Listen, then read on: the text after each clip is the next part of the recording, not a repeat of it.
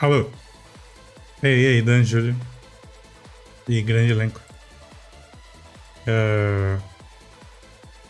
Eu. Eu não sei o que eu faço hoje. Mas a gente tem um vídeo de 3 horas sobre o Pirate Software pra assistir, então. É isso que eu vou fazer.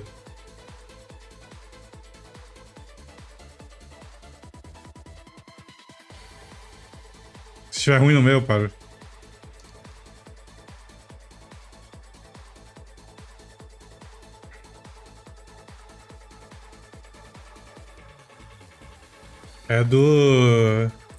É um vídeo de The King.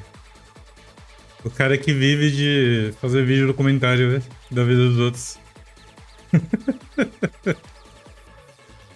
Um deles, né? Eu sei que tem 1 trilhão de canais assim no YouTube.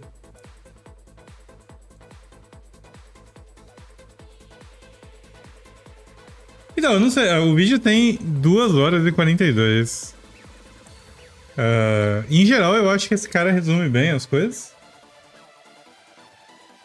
Mas. Tem que ver. A música Eraser não é One Gun. One Gun Midnight. É praticamente a mesma família, né? Ele resume, Ele resume. Ele tem. Tipo, eu vou dar uma olhada, vamos ver. Vamos ver como tá esse resumo dele aqui.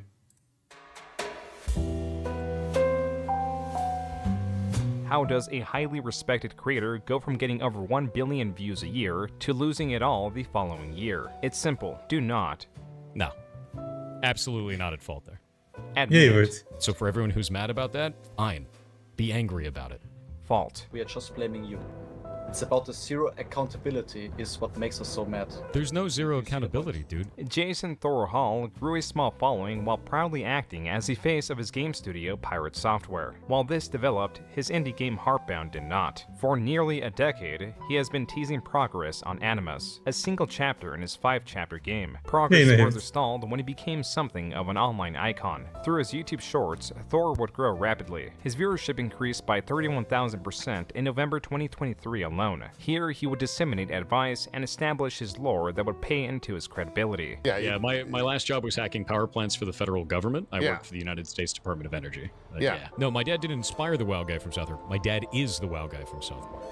I am a content creator specifically that is a game developer that has worked in this industry for 20 years. Pirate Software was massive, but not unstoppable. It was in January of 2025 that he, alongside hundreds of content creators, joined in a massive collaborative gaming venture in the MMO World of Warcraft, a game which he not Você tá falando mal da voz do The King? Você sabia que ele fazia vídeo de RuneScape? Ele é um grande fã de RuneScape?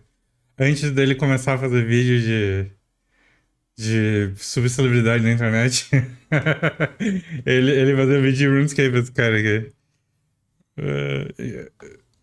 only helped developed, but was also supposedly an expert in. It was his failure here, but more so his failure to admit fault, that unraveled everything. Straight up, bro,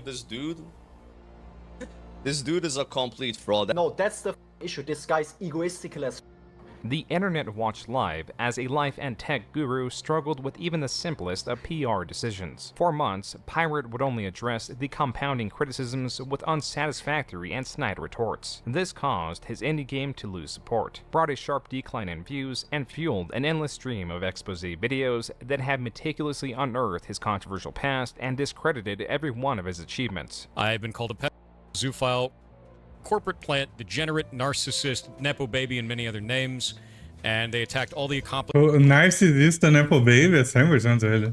accomplishments over my life, despite physical evidence to prove to the contrary. To get the fullest understanding, this video aims to capture all of Pirate Software, from its controversial history to present. Eu ainda acho insano a história desse cara, porque ele ficou um tempão na internet com a comunidade dele, fazendo dele ali, nunca estourou. Aí, do nada, tipo, o canal dele estoura de um jeito... Acho que eu nunca vi um canal crescer tão rápido. Pelo menos, tipo, não... Porque eu vivo numa bolha, eu vivo embaixo de uma pedra. Então, se a minha bolha não tá falando de alguém, eu provavelmente não vou nem saber quem é. Agora, esse sujeito, tipo, pô, compartilhava as merdas dos shorts dele, dos vídeos. É tudo culpa do Brasil, então. O povo maravilhado porque ele falava bem do Brasil, porque ele falava que você tinha que colocar preço regional pro teu jogo indie no Steam, vender no Brasil e blá blá blá. E o povo brasileiro online, carente do jeito que ele é, abraçou esse cara de um jeito bizarro. Mas foi só por isso que eu percebi que esse cara, o canal dele, eu nunca tinha visto um canal crescer tão rápido quanto o dele. No YouTube, Twitch, tudo. Foi tipo explosivo de um jeito bizonho, assim. E eu também nunca vi um canal cair tanto pra um cara que só devia ter falado, foi mal, tava doidão. Ups, desculpa. É tudo que ele precisava ter falado. É insano, velho. Day. Tem que ter o In ego muito 1987, no Jason céu, Thor velho. Hall was born, and 4 years later, a game studio integral to the story of Thor was founded. If Olha I aí. can't say no good about someone, then I'll say nothing at all. Silicon and Synapse, composed of 3 University of California graduates, worked to port video games, essentially translating them to work on other systems. This included a game based on Lord of the Rings and other high fantasy-themed games. Through their continued success, they developed their own original IPs. Joey Ray Hall, Thor's father, was a new hire and responsible for many things, but mostly the artwork. The studio then renamed itself Chaos Studios. As reported by PC Gamer, this was a decision made because, quote, people would often mistake silicon for silicone, thinking breast implants instead of electronics, unquote. As the studio saw continued success, its senior employees earned promotions. Joey Ray Hall, through his work as an artist, a 3D modeler, and a supervisor, would eventually create and lead the cinematic team. At this point, the company had rebranded as Blizzard. It had become famous for its high fantasy original IPs like Warcraft and Diablo. Hello, my friend. Also in the 1990s, they released science fiction RTS StarCraft. All of these games were rich in lore and strategy and were developed with care. Go, go, go. Let's move. While Blizzard was earning its status as an iconic game studio, there was trouble brewing for Thor and his family. Yeah, we had a moment. My dad and my mom split up when I was very young, right? And when they split up, we actually got the chance to like, which house do you want to live with from like the court? And I was like, chose my dad because my mom was very emotionally driven, and it just kind of freaked me out. Thor, now in high school and wrestling with the emotions of his parents' divorce, used art as an outlet. In high school, I became the leader of comic book club, so I started comic book club, but it wasn't like we're collecting comics, it was we're making them. And then that's actually when I made the comic that is Heartbound today, because I made it when I was like 16. In high school, I became the leader of comic book club, so I started comic book club, but it wasn't like we're collecting comics. And then that's actually when I made the comic that is Heartbound today. Eventually, Heartbound would take the form of Não a consegue video game. acreditar no que ele fala, For de now, what nenhuma Thor coisa que ele had fala. was the story Por mais and the banal que emotion seja. behind it. Yeah. And it's funny, people in chat are talking about The Tower, which is a chapter in our game Heartbound. And yeah, that's completely what that's about. It's all about, you know, my relationship with my mom growing up and everything like that. That's why I made that section of the game. It was kind of a cathartic thing for me to build that portion of the video game about that. I think for me, when I was young, it was, I guess, it felt like the norm. Like all people are going to be like this. So that's because you have very little perspective. This mean? Lying to you about things, gaslighting, saying things that happened that didn't happen, all kinds of stuff, right? And it's a really bad feeling. Thor, at around age 17, secured possibly his first job through the help of his father, who among hundreds of employees, was one of the elite. One of the first 10 employees of Blizzard before it was Blizzard. The relationship with Blizzard, I mean, obviously your dad worked there. Did he just, you know, help you get in the door initially? So he did back in 2004. So there was a bit of nepotism that happened there, which I don't like, right? So like I stayed there for about 6 months and I was terrible at the job. I was awful, 100%. And I left because it was like a lot of shame from that. It's like, I only got this job because of you. I'm not very good at it. This sucks, you know? So I left and I went freelance for about 5 years and I made stuff online. I actually built things in Second Life. Second Life, a multiplayer simulation released in 2003, was meant to capture a more mainstream audience seeking escapism. Second Life is not a game. It is a multi-user virtual environment. It doesn't have points or scores. It doesn't have winners or losers. Though Second Life, at its peak, did have over 1 million casual players, a more goal-driven, high-fantasy game would take the throne in terms of cultural impact and active user base. This was none other than World of Warcraft. This MMO, based on the Warcraft games, was a cultural phenomenon. The expansive worlds full of millions of active users birthed stories of great achievement and crippling addiction. So much so that even the television series South Park made an episode dedicated to it titled Make Love, Not Warcraft. Even the people, when we did this episode in conjunction with the people at Blizzard, the people who actually, produced the game. Who is this? And even they were like, boy, some of these people are losers that play this game all the time. Even the people who work for the company. Thor's father, Joey Ray Hall, was one of the people Blizzard sent over to make this happen. As such, he was given the honor of becoming the inspiration for He Who Has Not Life, the antagonist of the episode. While Joey Ray Hall had cemented himself as somewhat of a cultural icon, mostly within the company, Thor, as a freelance contractor for players of Second Life, had started his own journey. As funny as that is, did a whole ton of commissions, actually moved out, went off and lived on my own in Colorado, and like learned programming, learned how to do 3D modeling and texturing and like releasing things and living on my own off my own creations, everything like that. On May 7th, 2006, Thor began his journey on Second Life under the character Maldavius Victory.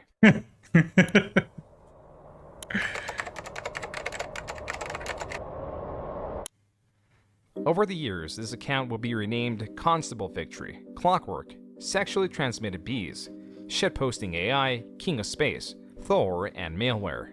In the space, Thor began relatively small and unknown. It was only 6 months after Thor was exposed to this world that he created his Fur Affinity account. Here, he would commission artwork like his furry avatar inspired by a ferret. Even his profile picture was commissioned, likely using him and a ferret as reference. Not only was Thor a fan of this artwork, but also according to Avastar, a Second Life magazine and a piece written by Bilbo Winkler, quote, "Funky furry Maldavius Victory owns Darksphere Creations as well as being a talented sculptor," unquote. In this interview, Thor, as Maldavius, states he helps tag griefers and that he himself owns his own hangout spot, a club known as Darksphere Creations, or DCS for short. This was built by him and a few other artisans. At some point, Darksphere Creations became more than a location. It became a company and an online store. As per this article on land sales in Second Life, quote, "He bought his own sim. DCS is a content business that was founded September 16, 2006, unquote. Thor, alongside an artist known as Wingless Emoto, would work to sell avatars. So like I had a business at the time, I was working freelance, I was working on things with another person.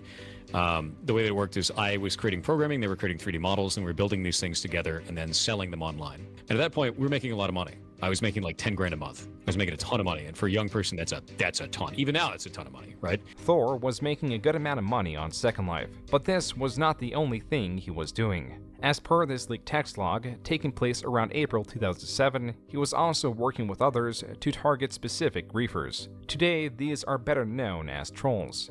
As Second Life was in essence many simulated worlds, these griefers could come in and spawn endless entities to crash a world, or just overload it with noise-causing entities.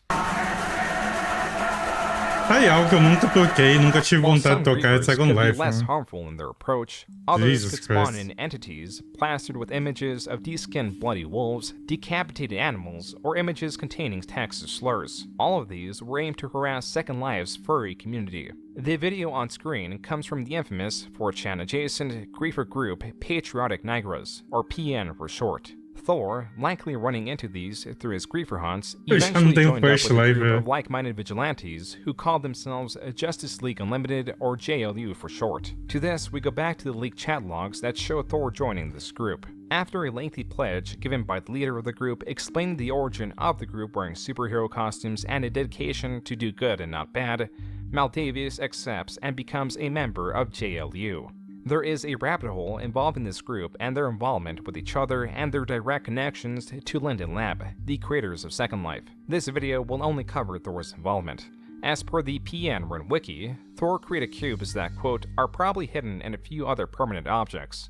If they see any objects rest in the sim with common projectiles, resers, etc. names, it would automatically attempt to orbit you. Isn't this technically griefing as well? This is pretty much useless as well, as long as you actually know they do this. See bypass, unquote. Não perdeu This muito, né? object of Thor's creation Basicamente ele tá falando activated when an item titled que o under Thor a suspicious fazia name like Orbiter, avatar weapon, furry nuke, para etc. Second was Life spawned in. They were effectively Tava ganhando $10 mil por mês tools, vendendo isso. but as PN discovered, Isso em they could be fucking bypassed by naming 2007. Reaper tools or their components object, as object is a standard name for items in Second Life. This was not the only attempt Thor made to counter this infamous group. He infiltrated them as well. Quote, I'm not even a furry if you didn't know. I make money selling furry avies. I make steampunk. See the robot in front? That's my normal avie. The cube on my hand is ele tá a cube mentindo, of ele é havoc, furry. my weapon of choice. Unquote. Thor then claims he crashes his own sims more than PN, implying he is a reputable griefer. However, the other participant is distrustful. Later in the conversation, they ask why Thor would go around in a furry avatar if he is not a furry. Thor responds, quote, because if you show yourself as a member of the group, that group trusts you. Same with JLU, PN, and the rest. I show myself as a quote-unquote member, and they buy my stuff. When I'm a robot, I sell less. Sneaky sneaky. Everyone knows I'm not a furry. Unquote. Thor did indeed grieve and or delete other simulations. One was of a client that he had a copyright dispute with, and the other was a simulation known as Woodbury University, a base of operations for PN. Though there exist stories that Thor righteously struck this sim, the owner has stated that the sim was set to be rebuilt anyway, so it was not an act of malice. It was only seen as such because the sim was soon removed by Linden Labs themselves. Even so, PN struck back by spreading word of Thor's infiltration, tracking device, and his docs. This includes his name, address, both home and cell phone number, and email. This could formally be found on the PN wiki. According to it, Thor tried to get this page removed, but did not succeed.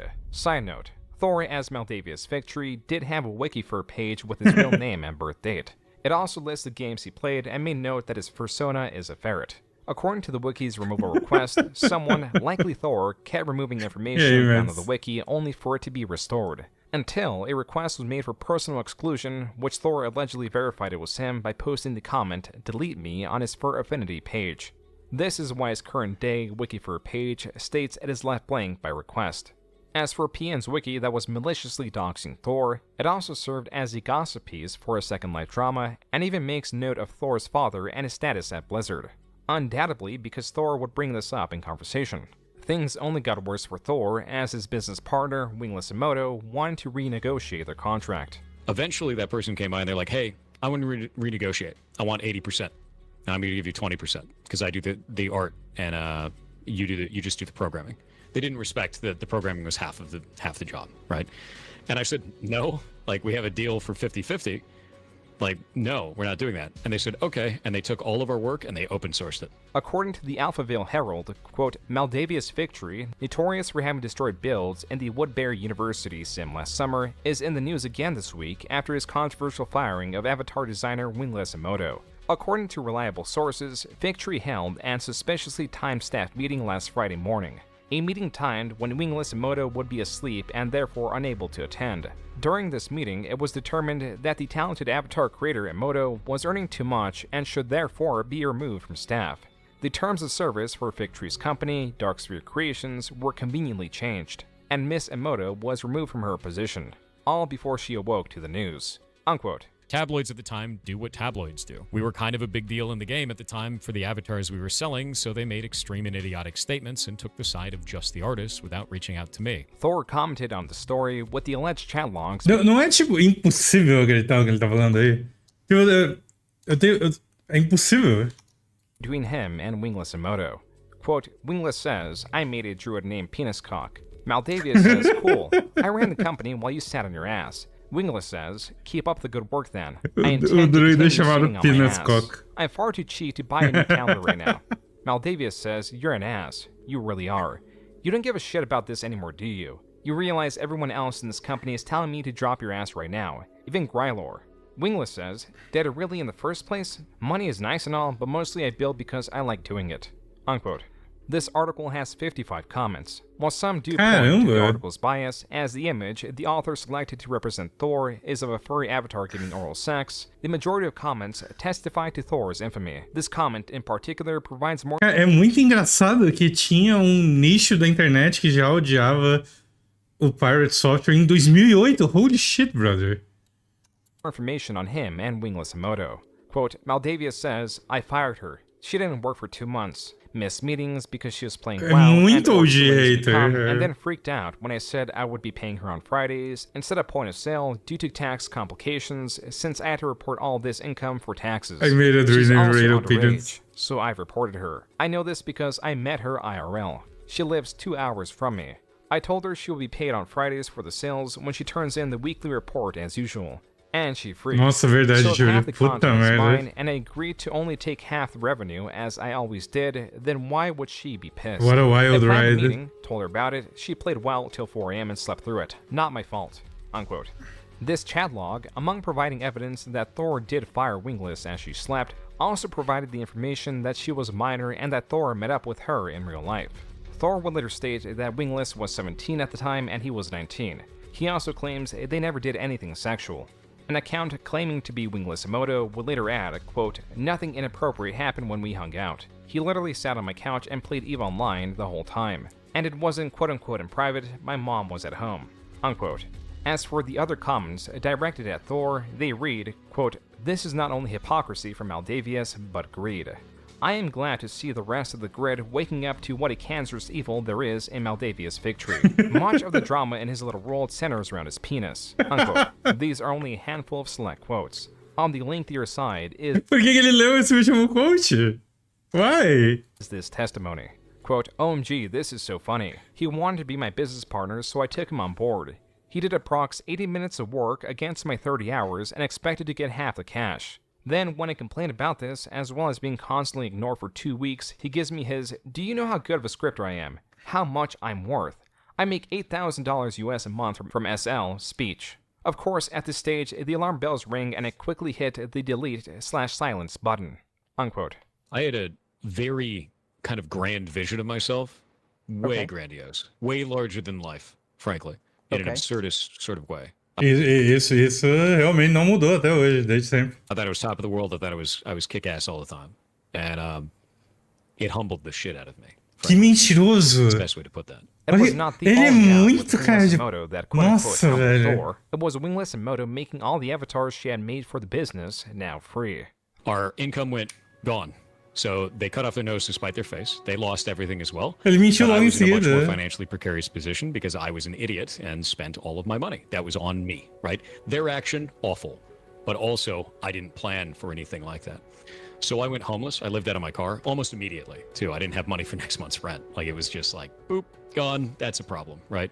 And I was on a month-to-month situation like that, which is already highly expensive. So I was out. And I learned throughout that process, it's like, I could blame them, but where's that going to get me? I'm going to get back in this exact same scenario. Thor goes on to claim that it was his time being homeless that made him self-reflect. What can I do better so that even if another person acts improperly and tries to abuse that sort of connection or what they have over me, that I will not be back here?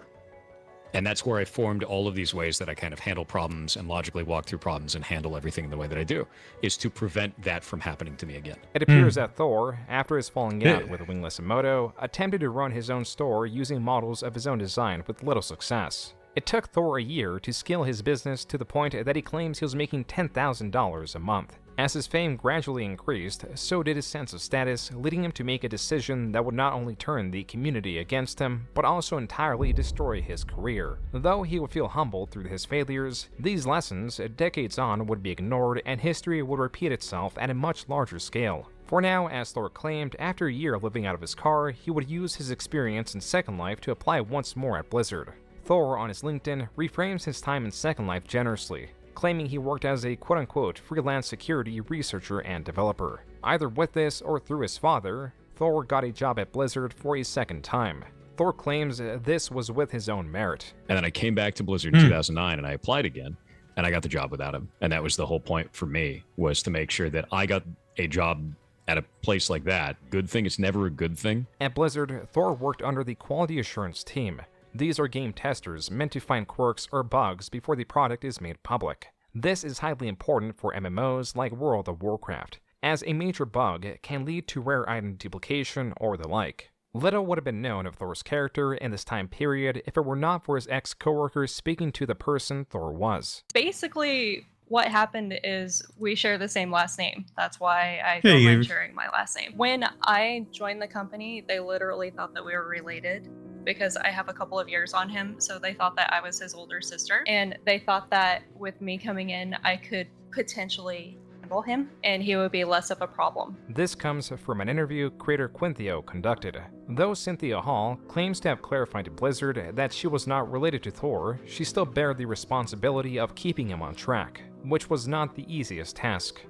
Whatever the task was for the day, it could just be spawning different monsters and testing their affixes to see how they perform. That easy. But he would just kind of create a character and idle in the client and read Reddit. That's literally what he did.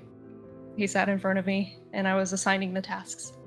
So not only did I see the work he was not doing, I saw what he was doing instead. Cynthia claims that even with the knowledge that Thor would slack off, there was little she could do because of who Thor was. He said, well, you could try to escalate it, but no one's going to do anything because I've tried to report it before. So I talked to my manager and I talked to one of the department heads. Like, I talked to the manager over the project. And I was essentially told that no one is going to do anything. It does not look good on your future at Blizzard if you mess with an executive's son, period. Isso aqui é muito engraçado porque esse cara, esse maluco, ele quer que a gente acredite que na segunda vez que ele mandou o currículo pra Blizzard, que recrutaram ele, contrataram ele por causa do currículo dele. Foi mérito 100% dele, foi isso que ele falou na outra entrevista, que não foi por causa do pai dele, só que o pai dele era um dos diretores executivos. E a chefe dele tá falando que ela não podia falar mal do moleque porque ia pegar mal, porque o pai dele é diretor executivo. Um dos. E ele quer que a gente acredite que na segunda vez que ele entrou na Blizzard foi 100% mérito dele, não tinha absolutamente nada a ver com o pai dele tá trabalhando lá. Tipo, ele chama a gente de burro, assim, de cara lavada de um jeito que é ridículo. Everybody knows who Jason is. If you write him up, if you fire him for misconduct or otherwise, people are gonna know you did it. They're not gonna know that anything was actually going on. They're just gonna know you were the guy that fired Joey Ray's son. And your career is pretty much toast because everybody in the games industry knows each other too. He was allowed to do whatever he wanted to do because nobody would course correct him. Olha isso. Cynthia, on the website Kiwi Farms, under the username Boing Boing, also wrote of what Thor would get away with. Quote, during a charity event on campus, he participated in a League of Legends tournament. He was profanely screaming at his teammates across the office about how shitty they were for not being able to buy to counter the other team. This was a casual charity event, not some actual ranked shit, and these were people he worked with on his team. I'm actually shocked he wasn't written up for this, but only one manager was present and locked in his office at the time. Unquote. Given no recourse, allegedly some of Thor's other coworkers saw it fit to troll him. But this guy is a master troll. This guy was also one of my best friends. Would print out a photo of Edward Cullen's face and tape it to the bottom of Pirate's mouse so that whenever he would come back to his desk, he would wiggle his mouse to try to wake his PC. And he just couldn't wake his PC. So he'd have to flip his mouse over and be greeted with Edward Cullen's face. And you could just hear him scream across the floor. Even with Thor's infamy, she found herself to be in a bind that required his help.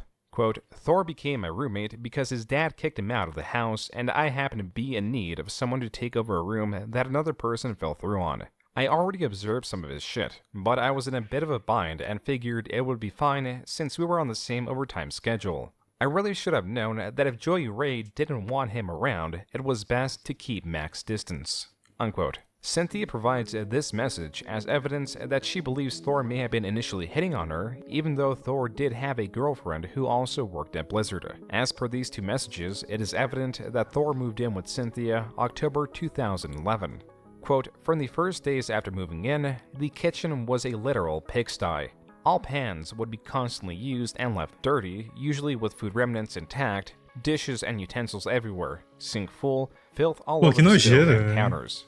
I also had a new patent leather chair that his quote-unquote totally non-destructive cat started scratching to hell the same day he moved in, and he only ever offered to tape up the chair. He even tried to gaslight me by insisting the chair was always scratched up. 0 pets touched that apartment before he moved in.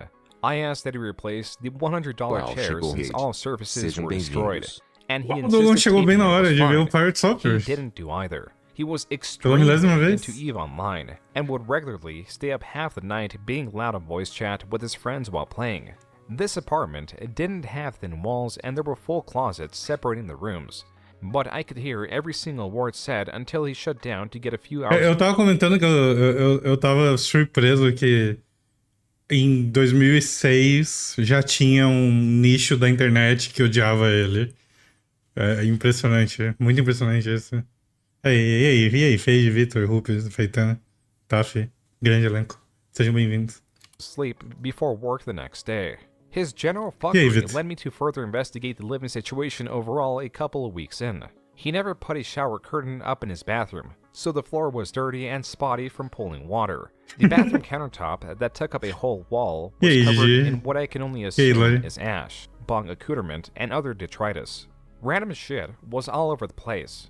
His bedroom door was left cracked open, so I looked inside. Again, shit everywhere. Trash, clothes, bags, and dishes everywhere. The fucking walls were smeared with, I don't fucking know, cum or snot or both. If this was only a month of damage, I couldn't afford to keep this guy around. Unquote. Using the damage Thor's cat caused as an excuse, Cynthia nudged Thor to move out. And as per the screenshot, he did on December 26th, meaning Cynthia only lasted around 2 months living with Thor. But even after he moved out, they would still remain co-workers. Quote, after he left the apartment, he continued being a shitter at work.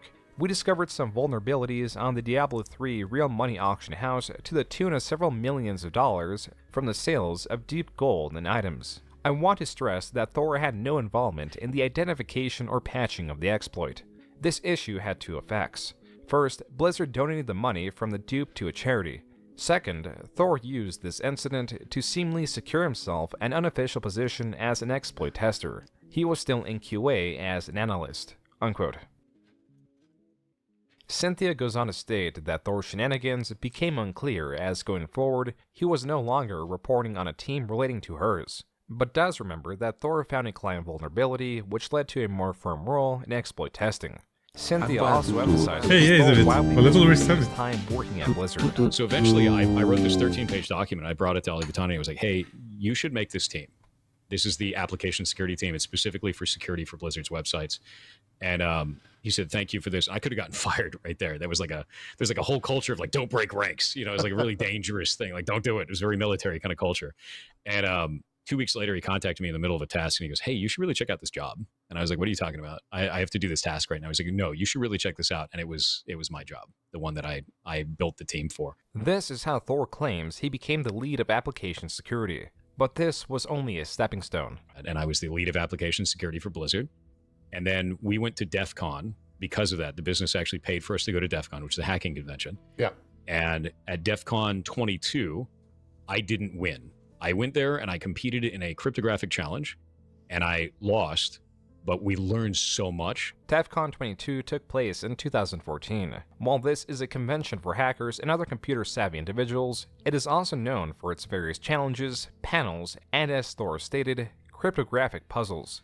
Essentially complex coded puzzles that have participants analyze whatever scan information is available to hopefully find a solution, which also requires participants to avoid the many red herrings. Though Thor did not win anything in DEF CON 22, his team, the Council of 9, did win the Black Badge Challenge for DEF CON the following year. So there's a part when we were about halfway through the challenge, you put a board outside of your room. We thought it was part of the challenge and it had 2 coordinates on it. We went to one of those coordinates and there was a LAN cable hanging from the ceiling that wasn't connected to anything at one end. That's all I'm gonna say about that. That was footage of him recalling the Black Badge Challenge. The coveted Black Badge grants the winners of the challenge free admission to future conventions. Under his Twitter account, Potato Sack, Thor would celebrate his victory. Quote, the wild derp in its natural habitat. Unquote. It was also this year that Thor claims he joined Blizzard's Red Team. As Blue Team, in terms of security, is the defensive team, Red Team is the one that tests the security by approaching it as a bad actor would. I'll tell you some of the stuff that I've done as Red Team, too. I've 3 a.m. in the rain, jumping over spiked fences, you know, putting a rug over the spiked fence to get over it. I've done dumpster diving to go find passwords that people have thrown out that they shouldn't throw out in big old galoshes, you know, big old rubber boots. I've broken in through ceilings. I've broken in through electronic doors. I've broken in using... While some of Thor's claims do not seem entirely realistic, É o nosso Solid Snake, né? there is video evidence of at least one of his feats. In this video, he breaks into a safe. Though Thor claims he got into this position through merit, his ex-coworker provides a different possibility. They're just going to let him do what he's going to do. And that's exactly what I was told. And that's exactly why Jason was allowed to form his tax team. Joey Ray Hall left Blizzard in 2014. One could assume that as Thor's father left, so would the protection Thor had from his presence. Yet even without it, Thor appeared to continue to get favorable roles. So I actually applied at Blizzard to go do what is called the side projects and side project committee. I was the first one that got approved. And I went and made a tiny arcade game. Despite Thor never working on developing games, as his job descriptions fall under security and game testing, and out of well over 2,000 Blizzard employees, it was Thor that was the first to be allowed into the Side Projects Committee, a program that allowed him to work on personal projects outside of work without a conflict of interest. On January 31st, 2016, Thor, under the username Pirate Software, tweeted, quote, "We will release official Pirate Software updates here." Unquote. This account and the Pirate Software website were not only made to advertise his upcoming food-themed game, but also his new game studio under the name Pirate Software. Thor claims he chose the name because it was funny in an ironic sense and not because he actually encourages the pirating of software. Then in February 2016, Thor left Blizzard and joined Amazon Game Studios as an automation engineer and also began focusing on his own company. The Pirate Software crew roster, excluding Thor, consisted of 3 people. 2 artists and a composer. This leaves Thor with the sole responsibilities of programming the games. These came down to 2 projects, both of which he worked on through Blizzard's Side Project Committee. On March 4th, in this Reddit AMA under the username Thorwitch, Thor claims he had sunk 1,100 hours into the development of an RPG. Separately, he was also working on an arcade shooter. The latter was announced as Champions of Breakfast the month prior. The former was only hinted at through this tweet. The username Thorwitch was also used for Thor's YouTube channel Thorwitch Plays. Though any videos on it now are now unlisted or set to private, the name does imply that there existed videos of Thor as a Let's Player. Back to the topic at hand, the goal was to get Champions of Breakfast on Steam through Steam Greenlight, a feature meant to fast-track the approval of indie games via the Steam community. An issue here was that the game had more users voting no they would not buy the game if it was available on Steam. Even so, on March 11th, the game was able to get enough support to be greenlit, and was released into early access on April 1st, with its full release listed as June 23rd, 2016. Likely to stir up publicity, Thor attempted to entice popular Let's Players and Let's Play groups with custom artwork to play his game. This included Markiplier, Jacksepticeye, Game Grumps, and Super Beer Bros. Even PewDiePie was a target. Though every attempt appears to have failed, even... Damn, ele fazia... Ele mandava uma artezinha personalizada para um monte de youtuber gigante junto com uma key do jogo. Olha aí. To entice popular Let's Players and Let's Play groups with custom artwork to play his game. This included Markiplier, Jacksepticeye, Game Grumps, and Super Beer Bros. Even PewDiePie was a target. Até o Though every attempt appears to have failed, even without the promotion, Champions of Breakfast had no raw positive reception. Thor as Maldavius was one of these positive reviewers. On Metacritic, he gave... Pô, por que ele fez review pro próprio jogo e deu 10? What? It a 10, the highest possible score. As Thor wrapped up Champions of Breakfast, work began on a new game, but not a new story. Heartbound was something Thor had been conceptualizing all the way back in high school. Quote, "For those of you waiting for Heartbound updates, your time is now. This has been a project of passion for me over the last year, and the main reason I chose to go indie in the first place." Unquote. Thor cites Secret of Mana, Illusions of Gaia, the Mother series, Secret of Evermore, Super Mario RPG as his core inspirations for the game. The biggest is likely Earthbound as it shares part of the name. As for the story, quote, "Lore is the main character of Heartbound, a troubled young teen living in a world rapidly being overtaken by a horrific curse, turning everyone he knows into creatures called Darksiders. These Darksiders retain all of the memories and ambitions of their host, but twisted into a terrible mockery of their former selves. To escape the growing darkness, Lore must travel to another world to fight back from there, slowly learning the truth and meaning behind all this in the process." Unquote. Though Thor does not say as much in this post, main character's parents are both based off Thor's real parents. Baron is Lore's talking dog. Lore, as is the player's motivation throughout, is to recover Baron after he is left in an uncertain state. In the beginning of the game, Baron's highly optimistic attitude helps counter Lore's pessimistic view of the world. In a way, Baron also helps counter the negligence of Lore's father and the abuse of his mother. Though as Lore ventures into different worlds, not of Earth, Lore interacts mostly with characters unfamiliar with him or the existence of Baron. There is a possibility Baron, the dog, is not even real.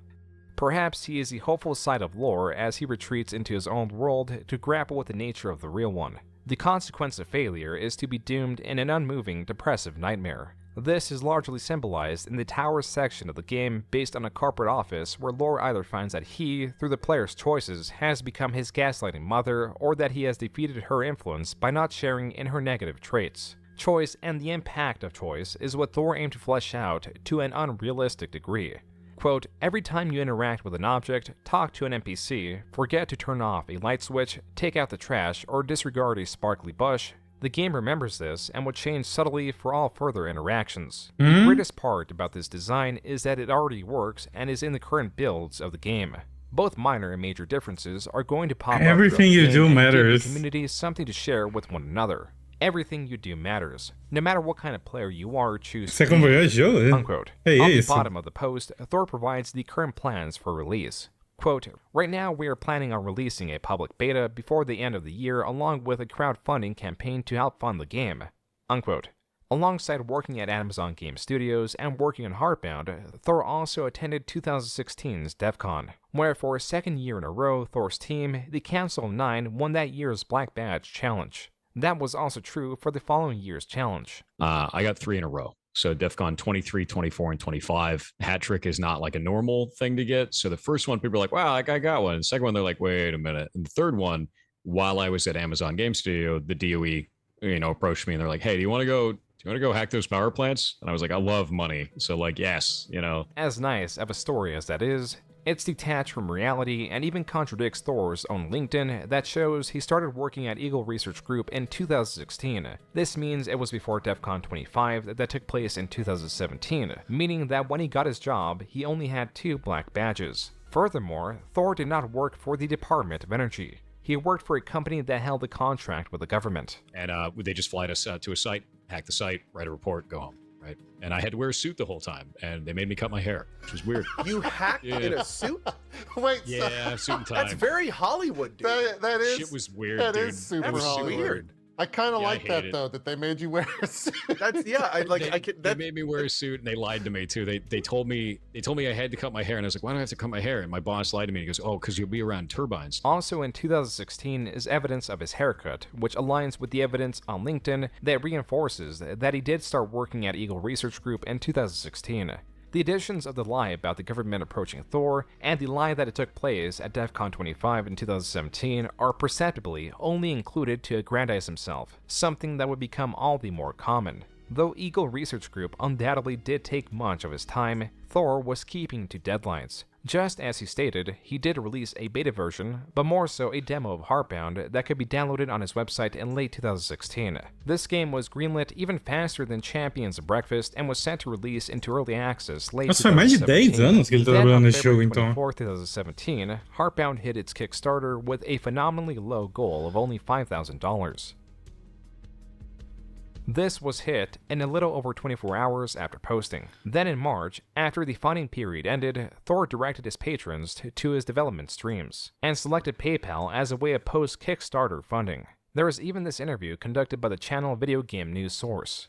So speaking of games, what do you have for us today? So we have Champions of Breakfast, which is a twin-stick shooter that we made in 24 days from concept to release on Steam. Blew up. It was really, really awesome. And that game is pretty difficult. So if you're into really hard arcade games... Meu Deus do céu, não parece a mesma pessoa. That's the kind of thing for you. And the other one is Heartbound, which is a more story-driven RPG. Thor was specifically working on 2 chapters of Heartbound. Você tem que entender Tower, antes da terceira which has a coisa. distinct red, black, and white color palette, and Chapter 3, Animus. This chapter is set mostly in an autumn forest home to various furries. Planned were 2 additional chapters, making it a 5-chapter game. This was set to release December 2017, not into early access, but fully finished. These chapters were entirely absent from the Heartbound demo, as only Chapter 1, which sets up the main character lore, his parents, and his dog, was accessible. By mid-2017, progress still remained steady, Thor claiming he was building a new environment in Heartbound every 6 to 8 hours. Quote, "This one was created from scratch and implemented in a single day of work." Unquote. Initially appearing as a strategy to include his fans on his game's development, Thor announced a Ele às vezes parece uma tiazona com esse cabelo. Monday, Wednesday. Eu acho o cabelo dele não é bom pro visual dele. Mas ele é meio feio. Eu não sei se eu acho ele feio porque, tipo, eu conheço a personalidade dele e ele fica mais feio, ou se ele é meio feio mesmo. Mas de qualquer modo, ele não devia usar esse cabelo longo, não fica bem com ele. Não fica bem nele, não. And Friday for 2 hours at a time. Somehow, he had the ability to fit these streams into a schedule full of dev work and his obligations at Eagle Research Group. By late 2017, this was all getting to be too então much. não ajuda. They wanted to increase my hours from 10 weeks of work a year flying around the country to 30 with the same pay. And I was like, dude, I'm not, like, that's more than half the year I wouldn't be at home. Like, what's the point of even, I just live out of hotels at that point, right? So Right. I quit and I was like, I'm going to take 2 weeks. Maybe I'll go back to Amazon because they were offering me a position for a lead security position to do security for their games. And it was still open. They did that when I was leaving and it was still open there. And I was like, I'm going to figure out what I want to do. And 2 days later, Jacksepticeye played our game Heartbound. And the community just blew up. And I was like, well... Top of the morning to you, ladies. My name is Jacksepticeye and welcome to a game called Heartbound. Cara, então a culpa da fama dele é esse cara. Damn, que terrível. Which I think is supposed to be a mix kind of Undertale and kind of Earthboundy, or at least emulating their styles in that type of game. A large Let's Player had finally played Heartbound. Jacksepticeye was one of the many that Thor tried to goad into playing his game, and though he only touched on the demo that was limited to Chapter 1, Jacksepticeye loved the direction. Você acha ele bonito? Você não precisa ficar triste porque a gente acha ele feio. Pode achar ele bonito. Eu não acho que o cabelo fica bem nele, eu acho ele feio. E aí, Jack? Expressing as much when he finished the demo. Oh, that was cool! Eu nunca tinha ouvido esse Jack Skeptic Guy aí. É a primeira vez que eu tô ouvindo a voz dele na minha vida. E eu não sabia que ele era tão irritante assim. Muito irritante. Holy shit. Eu achei que ele era um youtuber mais normal. Oh, that was really, really good. I didn't expect something like that from this. Olha isso. I didn't think it would be that good, but I really, really like it.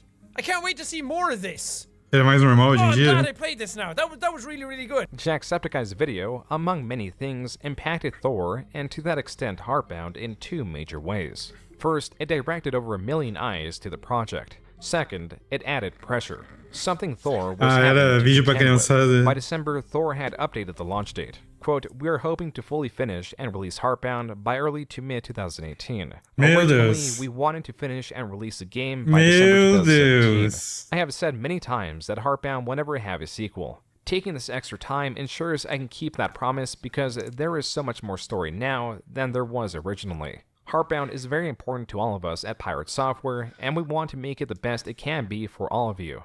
Unquote. February 2018 came, and the launch date was pushed back yet again.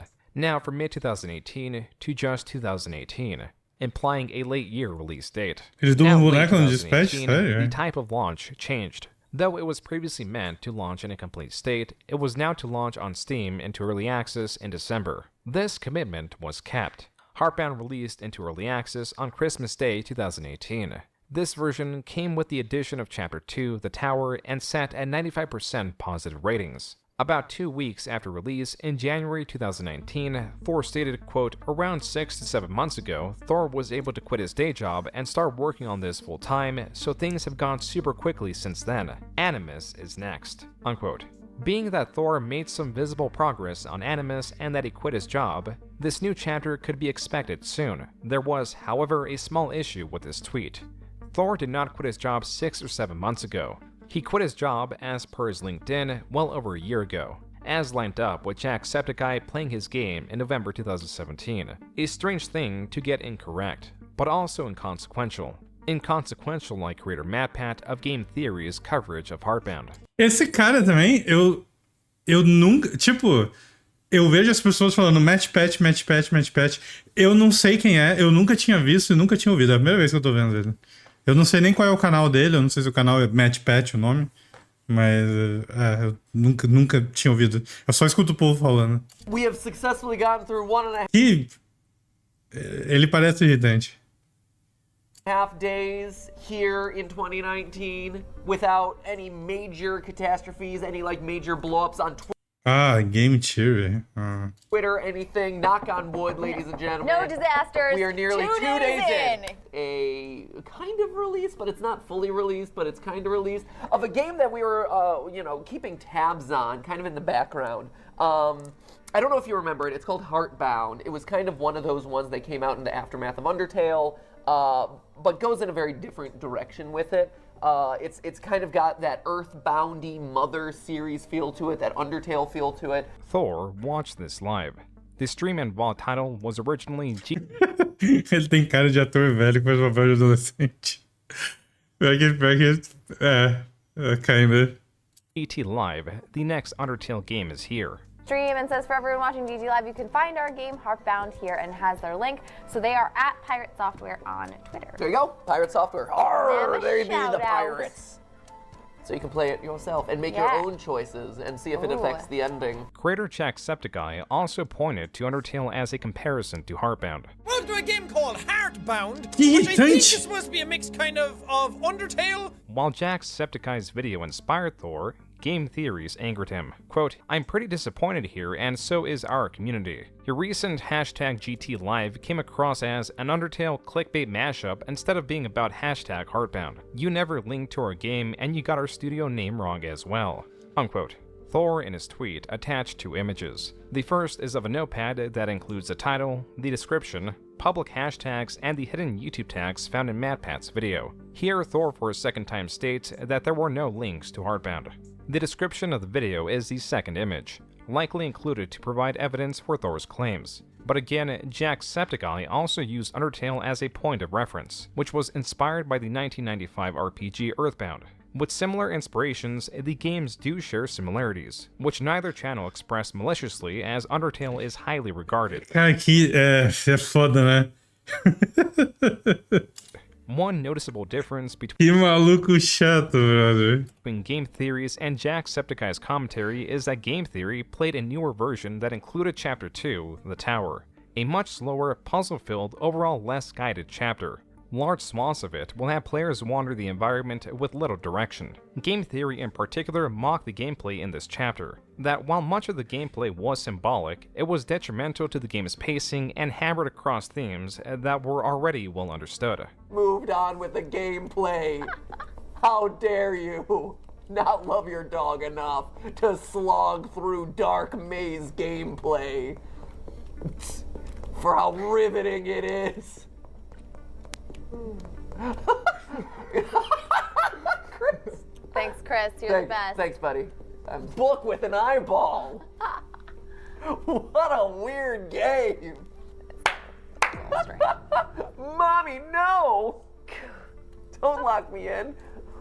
Reading is fundamental. Even with these comments, the coverage was overall positive. Yet, that did not stop Thor's tweets from gaining traction. This is when creator The Gamer from Mars covered this among some other strange comments MatPat had made in the past, like this one. I've actually never looked at porn ever, like. Further in the video, What the hell, mano? Esse cara é muito cringe. Thor's tweets and outrage around it is covered. Creator of the game wasn't too pleased with this stream, calling it out for a clickbait title that compared his game to Undertale, getting a name wrong, not giving what he felt was sufficient promotion, and a supposed misleading video tag. Needless to say, this criticism took off. So was this reaction justified? Well, in short, no. MatPat, in response to the outrage, stated he doesn't review the thumbnail, tags, description, etc. His employees do. But even so, he takes responsibility for their decisions. Even with that, he explains that the clickbait nature of some of the videos serve to both get the video to a wider audience and the small games he covers to that same audience. Furthermore, MatPat clarifies that Thor's game is great. Regarding the issue of linking... Então, o lance desse cara é que, tipo, tu disse que ele fazia teoria de joguinho e era basicamente um vídeo roteirizado, certo? E aí, quando ele começou a fazer esses let's play, ele dá pra ver que ele era arrombado, basicamente, porque aí não tem roteiro, né? Vai ter edição, vai ter corte, mas não tem roteiro, então o cara vai ser rude e ser meio escroto hora ou outra. Não tem jeito. É um bagulho que é difícil, cara. Ao vivo é ao vivo. Você vai ser rude inevitavelmente, mas tem gente que é mais... Algumas pessoas são mais cuzonas que outras, né? E acontece com mais frequência. Directly to the game in the description, he states it's not something that game theory does. This is when... E esperto é youtuber que vive de roteiro, vive de rede social, que é tudo ambiente controlado. Vídeo editado, roteiro editado, tudo bonitinho. Twitch, você pode ser a melhor pessoa do mundo, você vai enganar todo mundo. Você pode ser o que você quiser ali, você tá escrevendo. Tá ligado? Ao vivo aí já é outros 500. Aí é difícil.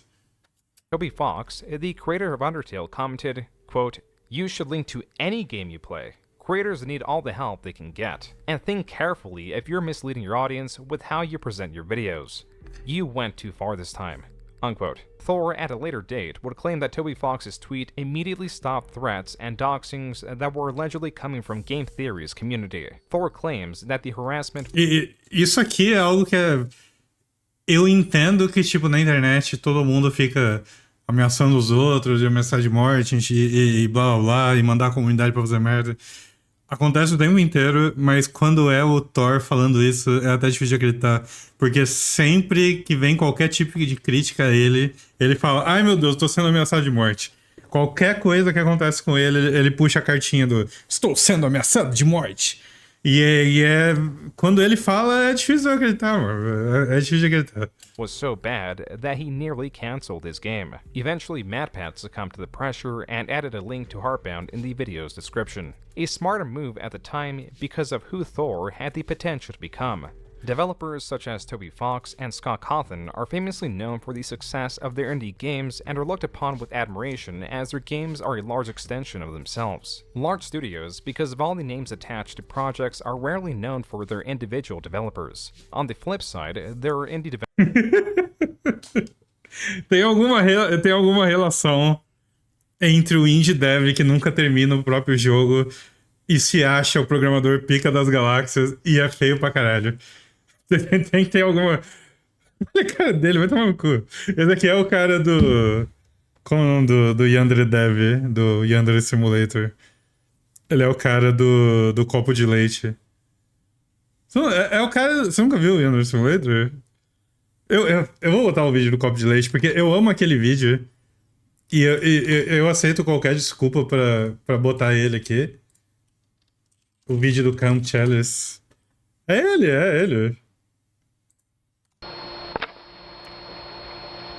I, Ether X, humbly submit a toast to Nicholas Alexander for successfully managing to pirate Warcraft 3 so that he may play Defense of the Ancients.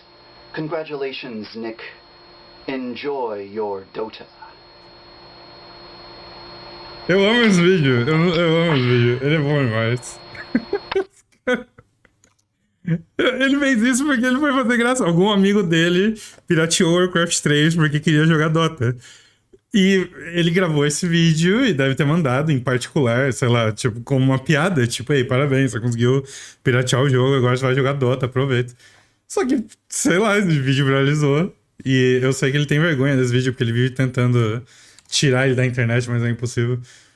Porque aí começou as piadas, né? Todo mundo falando do cálice de porra, que ele bebeu o cálice de porra. Porque ele fez, por algum motivo, o brinde foi num cálice de leite. Eu acho que ele não tinha qualquer outra coisa, não tinha água na casa dele pra botar na porra fazer o brinde. Developers who are praised for their unique or beloved games only for them to destroy their reputation. So much so that it even erodes interest in their game. This is the exact case of the Yandere dev, who was previously covered on this channel. This is why reputation is highly important as an indie developer, especially for those that made the choice to become public figures like Thor was doing. Every one of these purple squares represents a day that Thor streamed in 2019. Meu Deus do céu. Caralho, olha isso. Pô, ele streamava 14 horas, dia seguinte 13 horas, dia seguinte 10 horas, dia seguinte 11 horas. É uma máquina. The opacity is dependent on how long he streamed, meaning the darker the purple, the more hours he streamed that day. On average, Thor streamed 5 to 10 hours under science and technology and also the art category. Thor, as he claims, was streaming himself developing Heartbound. This interview, conducted by GameDeveloper.com, reads, quote, "The next step was proving to everyone who invested in our game that we are not going to run away with their money. Because that's a big problem for Kickstarter games. People go and throw money at a Kickstarter. Then the devs will disappear for 2 years, then come back and make something that wasn't up to par compared to what they promised in the Kickstarter. So we thought, what if we streamed it all?" Meu Deus!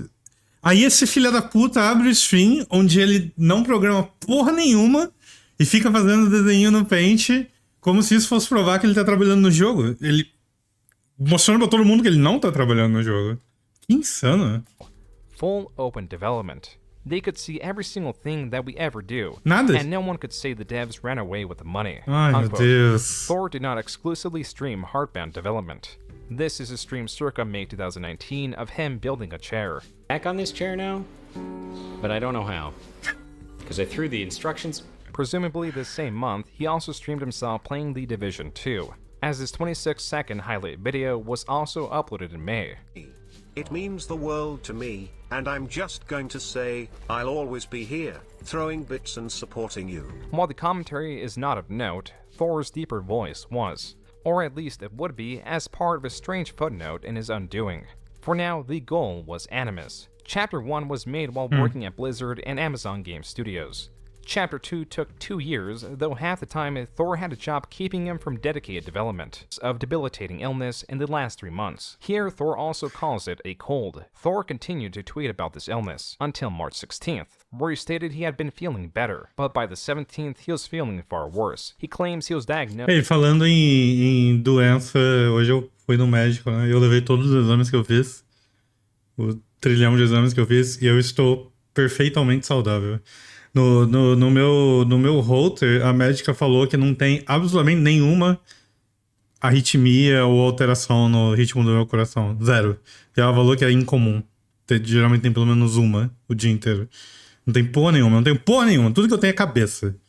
É só mind problems mesmo. É impressionante.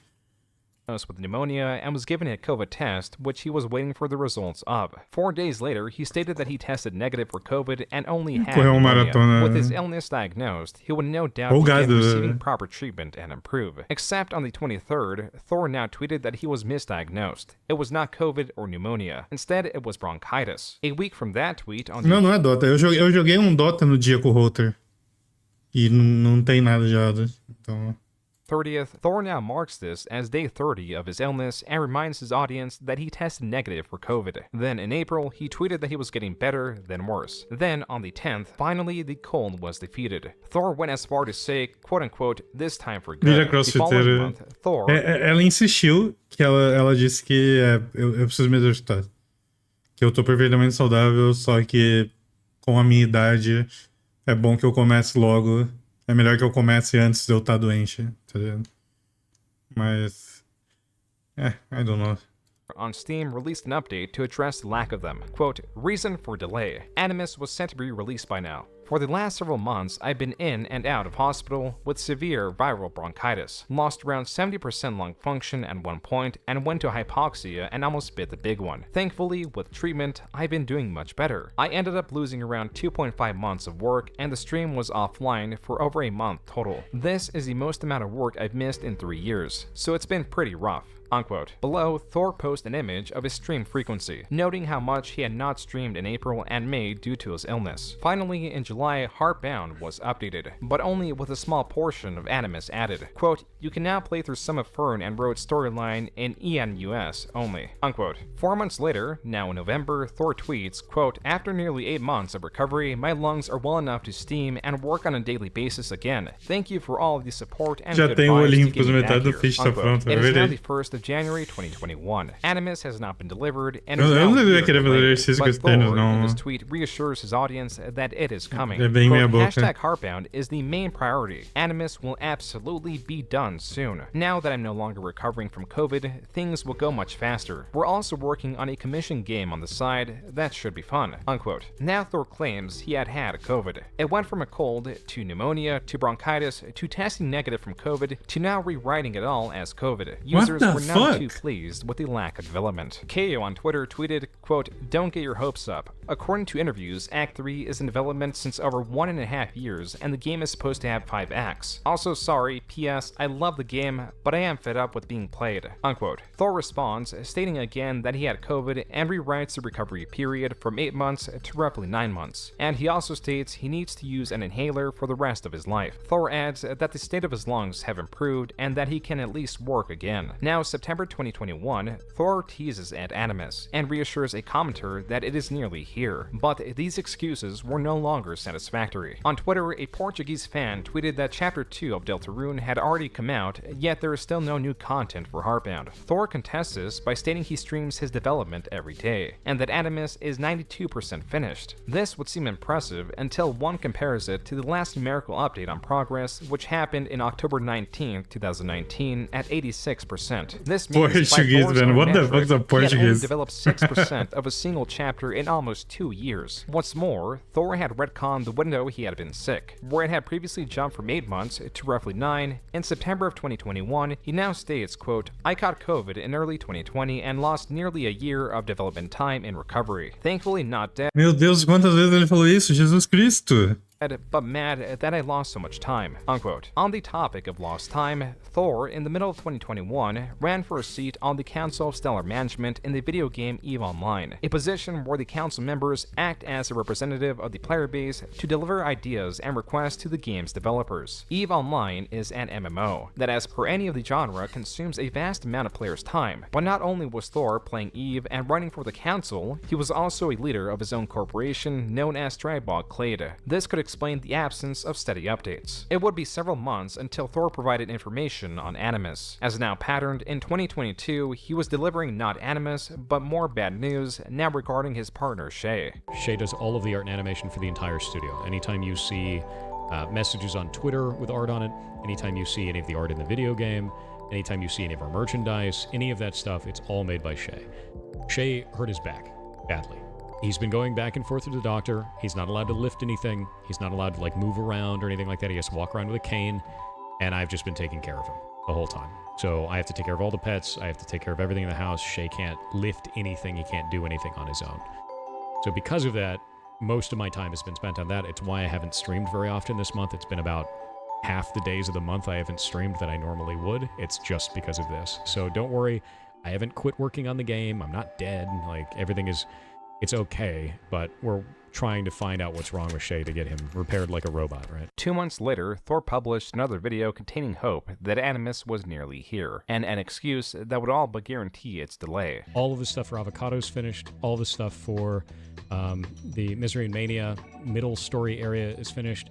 And, não, ele tá trabalhando. Olha essas janelas aí, mas that is the end of Animus. Tá trabalhando, tá trabalhando, certamente. Animus just has the final scene, and we're finished with it, and it's done. And we can move on to Jotunheim, which is about Vikings and combat and you know, conflict resolution and all that cool stuff. And that's the end of the primary chapters in Heartbound. And then it's just the end of the game. That's it. Então, o vídeo provavelmente vai explicar, mas basicamente ele tá na internet há muito tempo e ele já era infame em comunidades pequenas e nicho. Então, tipo, em 2006 ele tava no Second Life, ele tava no Fur Affinity, ele tava falando merda pros outros furry no Wiki. Aí depois teve Second Life, teve EVE Online, teve essas coisas. Aí teve ele e o youtuber e streamer fazendo o jogo e mandando e-mail pra youtuber gigante, por favor, joga o meu jogo e tal. E a fama dele, de verdade, veio depois, né? Que foi o lance do algoritmo do YouTube amar o canal dele. Que ele começou a fazer aqueles shorts e eu acho que ele mesmo assume que boa parte do que empurrou ele pra fama foi falar dos brasileiros, porque brasileiro é o povo mais carente da internet. Isso é cientificamente provado, by the way. Pesquisado, provado. Não é de verdade, eu tô só fazendo uma piada. Mas ele fez vários shorts sobre o jogo dele e um deles falava... Ele implorava para outros game devs indies localizarem o preço, como se não fizessem já, para vender o jogo no Steam. E aqueles shorts viralizaram um absurdo. E ele ficou super famoso.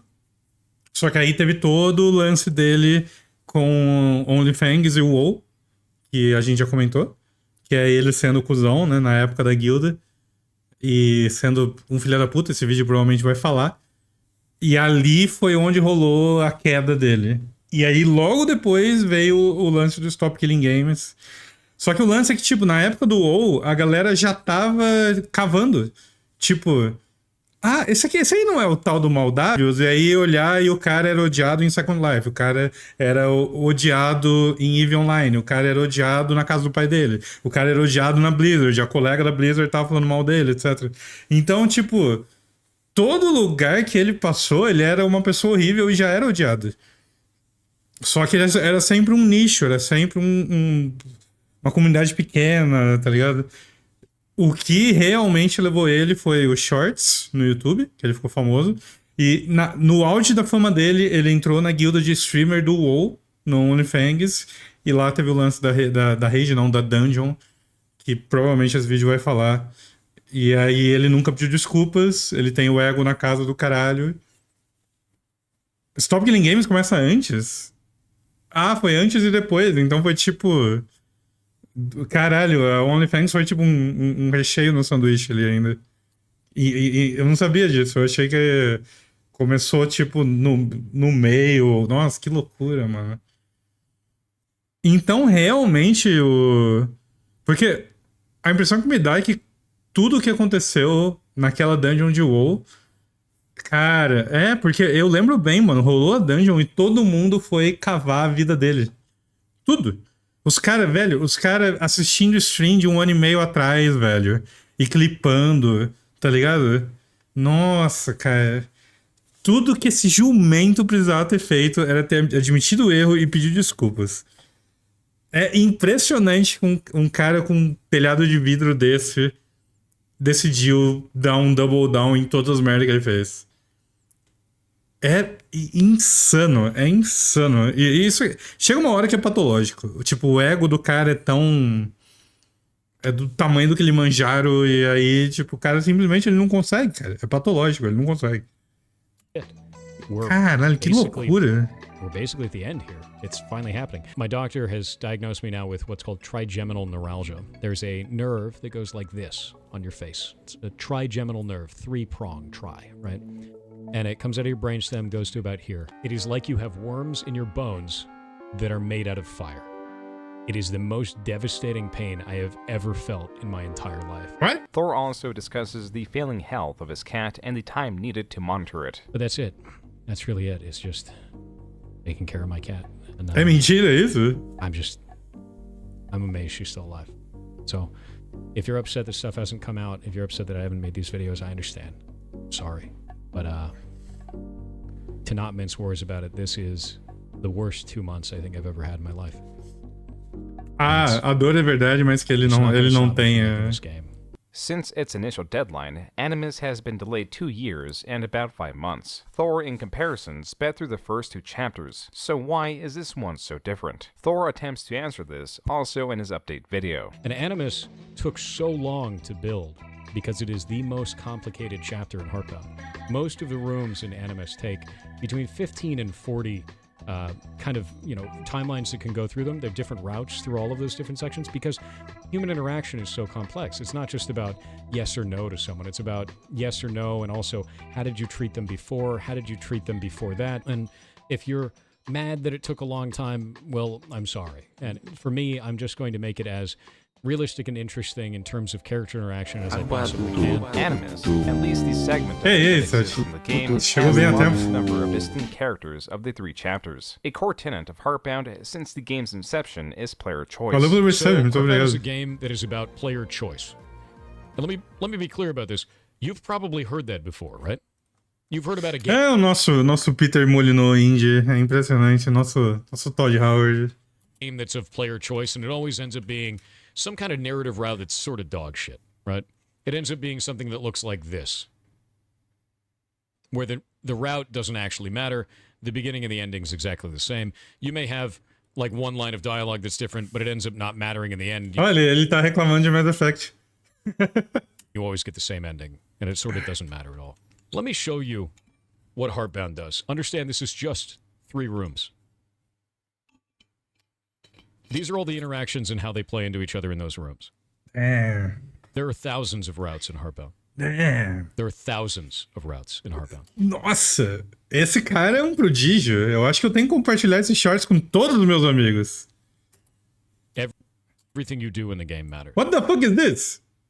Por que apareceu minhas recomendações aqui? O que tá acontecendo? Esse jump scare do Ben Simmons no meu vídeo? Que porra é essa? O que eu apertei?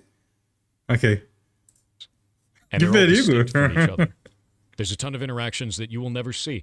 Anything you ever see me working on. Eu acho que eu apertei alguma tecla aqui, eu não sei qual foi. Spoilers in the chat, but there are many routes in there that no one's ever found. There are rooms that no one has ever seen.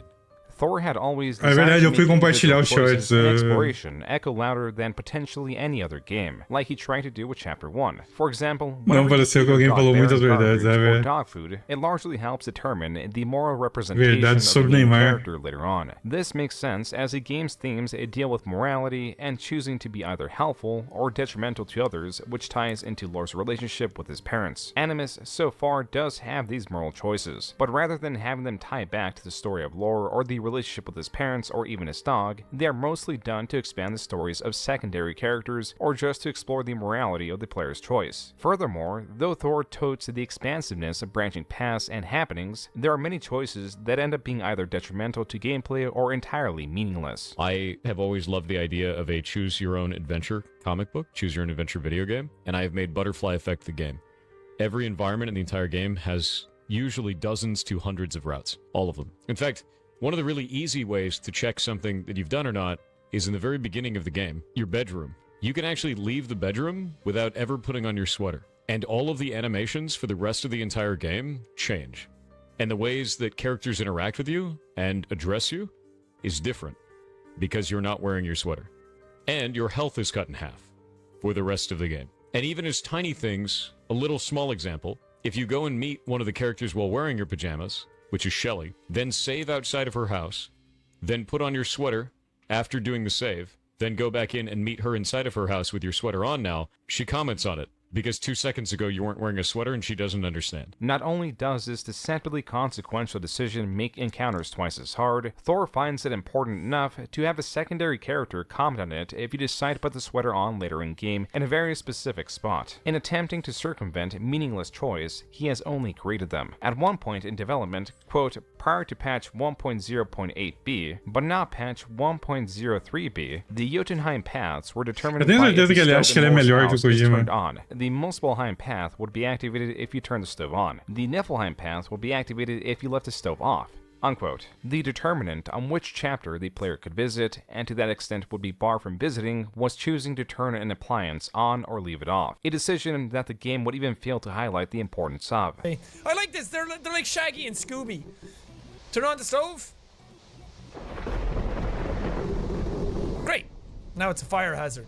What determines this path now is a value known as curiosity. On Reddit, a user expands on these values and emphasizes that these are only known because Thor talks about them. Quote, fear and curiosity are 2 hidden variables, both of which we only know because of the live streams. Curiosity is how many things you interact with. High curiosity the ride never ends, Charlotte. Act 4, rightmost portal, be Muspelheim, lava, while low curiosity will make Jotunheim be Niflheim, ice. Fear is quote-unquote evilness, increasing when you feed Baron the garbage, throw away the Viking feast, steal Binder's apple, etc. There are many ways to decrease fear, but the only one I know about is taking the dog figurine. There are probably more hidden variables we don't know about yet, but I'm sure once the game is released, we'll start learning about them from the data miners. Unquote. Though Thor emphasizes the importance of individual choice, he has still used simplified systems to calculate outcomes, such as with the karma system found in Fallout 3 that places Ele é rico, mas tipo, eu não sei, tipo, em algum ponto ele deve ter contratado mais gente por estúdio porque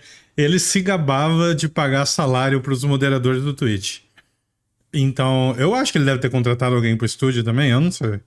O vídeo provavelmente vai falar. As either good or bad. It is this desire of complexity that Thor claims is delaying his game. What was meant to only be an element of Heartbound was now overshadowing everything else. What drew praise from Jacksepticeye was not the choice in the demo. It was the tonal themes and mystery of what happened to Baron or what Baron even represents. It was what Heartbound used to be when Thor initially conceptualized it as a comic. Not only is the novelty of choice delaying the game far beyond when it was meant to release, it is assuring that the game's community lacks in shared experiences and diminishes the game's ability to tell a crafted story, as it hands that off to a reflection of an endless list of choices that often have imperceivable weight. And that is Heartbound, and to that extent, Thor's core issue. He aims to make a game praised for its novelty, for its branching paths and routes resembling a puzzle rather than a story. While Thor's motivation for this change in focus is unclear, it could all be tied back to one of his inspirations. Not an inspiration listed on his initial post about the concept of Heartbound, rather an inspiration that he has shown himself to despise being compared to. Can you pinpoint where along your journey growing up that you decided that you wanted to pursue gaming professionally, or like game development professionally, or did it just sort of happen that way? So like I always kind of wanted to do that. I was always like, man, one day I'm going to do that. I'm working in AAA, and one day I'm going to go, leave AAA and do this. And then it was funny because Undertale came out, and I was like, what the hell am I waiting for? Right? Like if somebody can go make something like this and they can do it where there's flaws in it, there's like art flaws, there's like storyline, there's little pieces that are, it's an indie, right? And you see that and you're like, well, why am I not doing this? This is all possibly tied back to Undertale. Before the large-scale comparisons of Heartbound to Undertale... Ele tem uma raivinha de Undertale, aparentemente. Ele deve odiar o Toby Fox.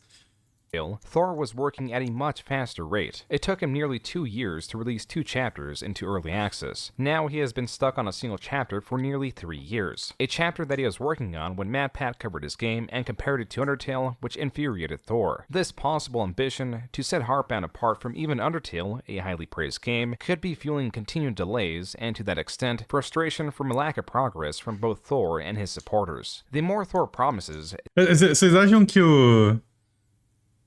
o Thor vê aquelas fotos do Toby Fox, tipo, jantando na casa do Sakurai e fica muito puto? Ele deve ficar muito puto. The higher potential to underdeliver. So, Heartbound is the most anticipated of 2022 for the Game Maker Awards, which is freaking rad. You guys are awesome. Next thing up for me is to go and release the rest of the Mossback storyline and then finish Animus off. And I am going to have that done probably in the next month or 2. Unless something horrible happens. Meu Deus. Gadget passed away. I've taken the last week and a half off, and just kind of dealing with it. I had her for 18 years, so it's a long time. Thor's cat had passed away, and Thor was taking time to mourn. By October, he announced he was back and ready to work to finish Animus. And when this stuff gets translated, right there, just these kind of... Deve ter morrido, gatinha velha. The next patch goes out. Then I do this stuff. And then the chapter's done. That's it. That's the end of Animus. 2 more months passed without Animus. On Twitter, Thor again hints at the release of the chapter, this time giving a visual Eu acho que nem ele ia mentir sobre isso. Eu acho que é muita cara de pau. Programming and 3 other scenes where programming was half finished. In a video released this same month, Thor again sets a deadline. So 2023 is the year, man. That's how I feel right now. It seems extremely likely, like very, very high likelihood that we will get all this done in this next year, which is crazy. And it feels weird, but we're there, man. This deadline was missed. Thor explains that he found too many bugs, which stole his attention. As you can see here, let's pull this over. A lot of this patch was bug fixes, massive amount. I needed to set up the stage for me to release content faster, so the last 2 to 3 months have been me just fixing things. Earlier in this video, Thor showed his visual content tracker. Comparing this to the tweet of the same tracker 2 months ago shows that he added 4 new, incomplete scenes between Picnic and Lost. Below Vapor Cave are also 4 other incomplete scenes. Animus has now been delayed 3 years since its initial deadline. If it was not clear that finishing this game was not his priority, the statements made in this video and the ones following it would demonstrate as much. I have another cool announcement. in the background, secretly, for a very long period of time, not really secretly, but people inside of the Discord know about this, we've been working on a custom Minecraft server. It's called Block Game, because it's funny to call it Block Game. But basically, this is an MMO, and we have hundreds of craftable items, hundreds of custom monsters, dungeons, like all kinds of stuff, different worlds, all kinds of stuff that's in there. And we've been having a lot of fun playing it. Besides attempting to create a literal MMO in Minecraft, Thor in April 2023 announces another time-consuming, albeit far better received initiative. It's twitch.tv/ferret software, so I managed to get ferret software, and the main channel is /pirate software, which is pretty good. But it's a 24/7 animal cam. You can go and watch them anytime, and that's it. That's it. You can just go see the ferrets. This was the start of what would blossom as an animal rescue for ferrets. While these in themselves could be a better excuse for up to delays, Thor will pull out his oldest excuse to not work on Heartbound. Quote, positive for COVID, system offline for a bit. Body aches, fever, and sludge everywhere. 1 to 3.2 fever. Heading to the ER. Back home, fever gone. I no longer have a sense of taste or smell. The lungus is gone. So my sense of smell. So I never lost my sense of smell. You know what I lost that was really weird? And it was caused by the happy hypoxia? I lost the temperature feeling of hot and cold. With this bout of illness, rather than extend the recovery period to a year, it was less than a month. Kind of a short one. I'm sorry I didn't get more stuff done, but that was a hell of a thing. That's the second time I've gotten COVID. The first time took 9 months to recover. This one took. Pô, eu não entendo por que ele ficava, tipo...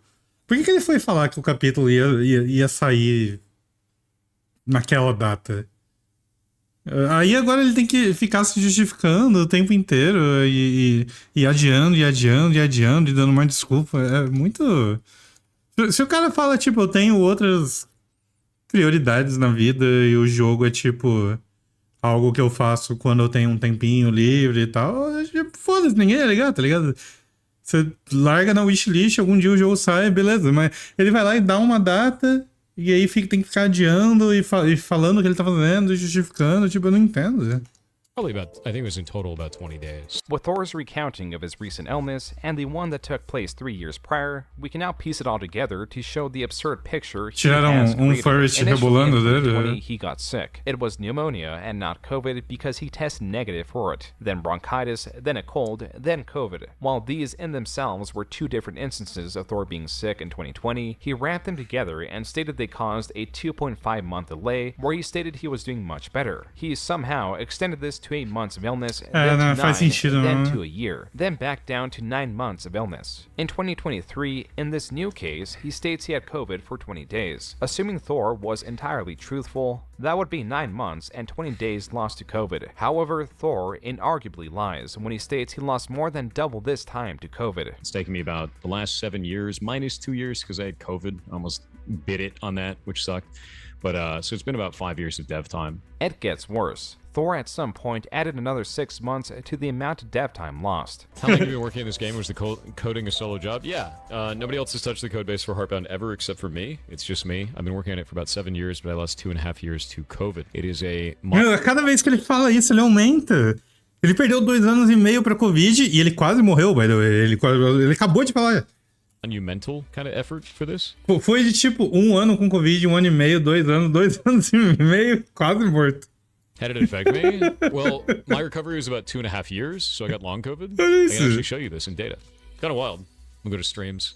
I used to stream 7 days a week back in the day. And right here is where I went to DreamHack in January 2020, and I got COVID. And you can see what happened to my stream schedule. There were like months where I just streamed like 3 days. You could actually watch it happen. And then like I finally recovered. Idade negativa, and then like we fixed the fungus problem, and then I was able to do stuff again, and everything was cool. And I've been able to do it ever since, and I've gone back to being able to stream. Yep. It's like you can see my recovery and data. Yeah. So like anybody that's like, it's not real or anything. Qual é desses zooms estranhos? Era ele que fazia isso? Pô, ele era muito consistente. O cara streamava todo dia por entre 8 e 14 horas, todo dia. Isso é insano, né? Mas eu achei engraçado porque ele falou que ele ia fazer isso no Kickstarter dele. Porque, tipo, ei, você sabe como é pagar um Kickstarter e o jogo não sair, right, fellas? Agora você vai ver eu programando meu próprio jogo todo dia. Só que eu não sei o que ele fazia nessas 10 horas de stream. Ele definitivamente não tava programando o jogo, se o jogo já tá 3 anos atrasado. Ele tava fazendo qualquer outra coisa. To recall that Thor claims he could not work efficiently during this time, but he could develop a ferret rescue, develop a Minecraft MMO server, and sink countless hours into EVE Online. Yet Thor kept this facade going. He continued to desire acontece, to né? appear as an active Burnout, developer. eu In tenho late outros 2023, interesses, Thor sei lá. sets and misses what is his third deadline for the release of Animus. What's more, he gives a deadline for the release of all of Heartbound. And then after that, Hall of Heartbound out by 2024. In December 2023, after exhausting his previous excuses for delays, he has deployed a new one. Quote, I wanted to get a content patch out this month. É tipo, eu não consigo culpar um cara que ele para o que ele tá fazendo pra fazer alguma outra coisa, sabe? Porque o burnout rola. Tipo, hora ou outra você vai querer parar de programar o jogo pra programar o servidor de Minecraft, ou fazer, editar um vídeo, ou fazer qualquer outra coisa. É normal, ninguém consegue ficar 100% focado em um projeto por sabe lá quantos anos. Só que do jeito que ele faz ali, de tipo, vou abrir o stream pra mostrar que eu tô trabalhando, e não trabalha, e fica empurrando data, e não sei o que, tipo, cansa mais ainda, porque aí outras pessoas vão começar a criticar também. E aí ele vai lá no Twitter, ele fica brigando com fã do jogo que tá esperando o negócio sair, o negócio não sai nunca, e quem pagou o Kickstarter tá achando que sofreu um golpe. A gente nem entrou no WoW ainda. But the community has increased over 50 times due to an explosion of our YouTube content. This took a lot of management and time to batten down the hatches and get everything organized. As a studio, we're way stronger now as a result, and there are so many of you here and enjoying the game that it's overwhelming. Thank you for everything, and I hope you enjoy what comes next. Unquote. Hello, everyone! I am super glad to be back with the one and only Pirate Software! He's taken over my shorts feed. There's just something about this guy that's like... He's agora vai entrar o Brasil. Pirate Software, who has recently blown up. He is somebody with an amazing resume. Hi, my name is Thor. I've been in the fart industry for 20 years. I worked for Fart Entertainment, Fart Game Studios, and the United States Department of Flatulence, and now I own my own studio called Pirate Fartware. Been in the gaming industry for 18 years. Used to work at Blizzard Entertainment. I'm a hacker. I've been a hacker for 20 years. I've been an offensive security specialist for 20 years, dude. Now I make games on the internet, and this is what I've done for the last 5 years. I just make games. I'm a fart developer, a farter, and a giant fart. Thor's channel from September 2023 to October of that year jumped 10 times in views. This was a jump from 29,000. Isso aqui é insano. Isso aqui é quando o algoritmo do YouTube ficou completamente apaixonado por ele, e os brasileiros pagaram pau pra ele. E isso aqui é absurdo o que aconteceu com esse cara. Eu nunca vi um canal crescendo tanto quanto o dele até hoje. Foi um bagulho surreal, assim, extremamente explosivo. To 300,000 views a month. This increase is only significant because of the jump in views. However, the jump from October to December of 2023 is unfathomably large. Olha this isso, is a cara. 76,000% jump in views. Pirate went from virtually having no following to surpassing 1 million YouTube subscribers. These were virtually all from YouTube Shorts, a format that was YouTube's answer to competitor TikTok's short-form content. And Thor was the king of it. Everyone was learning about Pirate Software, the game developer that uses MS Paint in his shorts. MS Paint is king. MS Paint is my favorite program ever. Within these shorts, Thor establishes his would-be credibility. He listed all the studios he worked at, spread the fame of his father, and made it clear that he is a game dev. This worked to make him appear as an authority figure on all subjects related to gaming, even something like World of Warcraft. Also, whoever said World of Warcraft, WoW is not difficult. And that's coming from someone who is a Mythic Raider. Ai, meu Deus, here it comes, here it comes. Dude, it's never been difficult at all. Here's how you beat WoW. Stop standing in fire, you dumbass. That's it. That's 100% it. Oh, look! Aqui é foreshadowing. O quão incrivelmente ruim ele é no jogo super fácil. E eu concordo com ele, o jogo é fácil, só que ele é ruim. There's a colored thing on the floor. I shouldn't stand in that. One important, particularly arrogant element of Thor's shorts is he'd sometimes put others down to put himself up. Thor, in being reductive in describing the difficulty of World of Warcraft, makes a statement that he is both good at the game and that deaths or failures in-game are superbly easy to avoid. Any failure means you're a bad player. In hindsight, some of these statements have glaring hypocrisy. I hate Mojang's mob votes. And the reason why is I put more content in a day into Block Game than they do in an entire year plus a mob vote, and they just throw the other couple of characters away. You could just do all 3 of those in a day of implementation. That shit is so freaking easy. How many people work at Mojang? Like, what the hell is that shit? That makes no goddamn sense to me. Make all 3 of them and shut up. Why don't you put in the modding API that you promised everybody like 10 years ago? Maybe do that shit. Lazy as shit. Insane. Insane at Mojang. The following is from a separate short. Dude, it's always one of the things where it's like really easy for people to be like, devs are lazy because this feature isn't in this video game. But like, no, that's not how that shit works. Like, every single game is a different framework. Every single game does things differently, and sometimes things are more or less difficult based on the way that they've architected that entirety of that game. So it's really hard to say like, oh, this is easy or that is easy. And usually to the layman, the person who's not working in those games, everything is easy because they've never done it before. And they're like, it's just a camera. My dude. I've spent like 3 months working on a camera before. Thor in these shorts was a guru. He was the voice of reason, yet also a scathing critic. There were so many fresh eyes on him, so many people admiring his backstory, and what appeared to be a passion for game design. He managed to convince millions of his success. He was a fraud hiding in plain sight. You guys have thrown so many subscriptions at the channel that we're now ranked 55 in the world. Thank you for everything. That is... Isso aqui é foreshadowing também, by the way. Ele... Porque aqui ele já tá falando que, tipo, oh meu Deus, eu passei número 55 em inscritos, e aí depois tem o lance dele falar que ele virou o cara com o maior número de inscritos e tal. Tem todo um negócio fraudulento rolando aí, e isso vai vir mais pra frente, o que é bem engraçado. Tem o Miskiff, né, que ele virou notícia na última semana, Critical Role, e o resto, eu não sei se eu conheço ninguém aqui, não. Incredibly humbling. There were questions asked about inconsistencies found in his... Você não sabia essa do sub, Gabe? Quando ele bateu o recorde de sub? Provavelmente o cara vai falar nesse vídeo, é engraçado. Content, but Thor always had an explanation, like why his voice changed. Went back to the doctor's like, hey, sometimes in your early 30s, your voice can change as a man, and it's effectively second puberty. This is what I used to sound like. That's what I used to look like to this 5 years ago. Wait for this. This is awful. My hot dogs are freshly picked. I'm gonna have to peel it.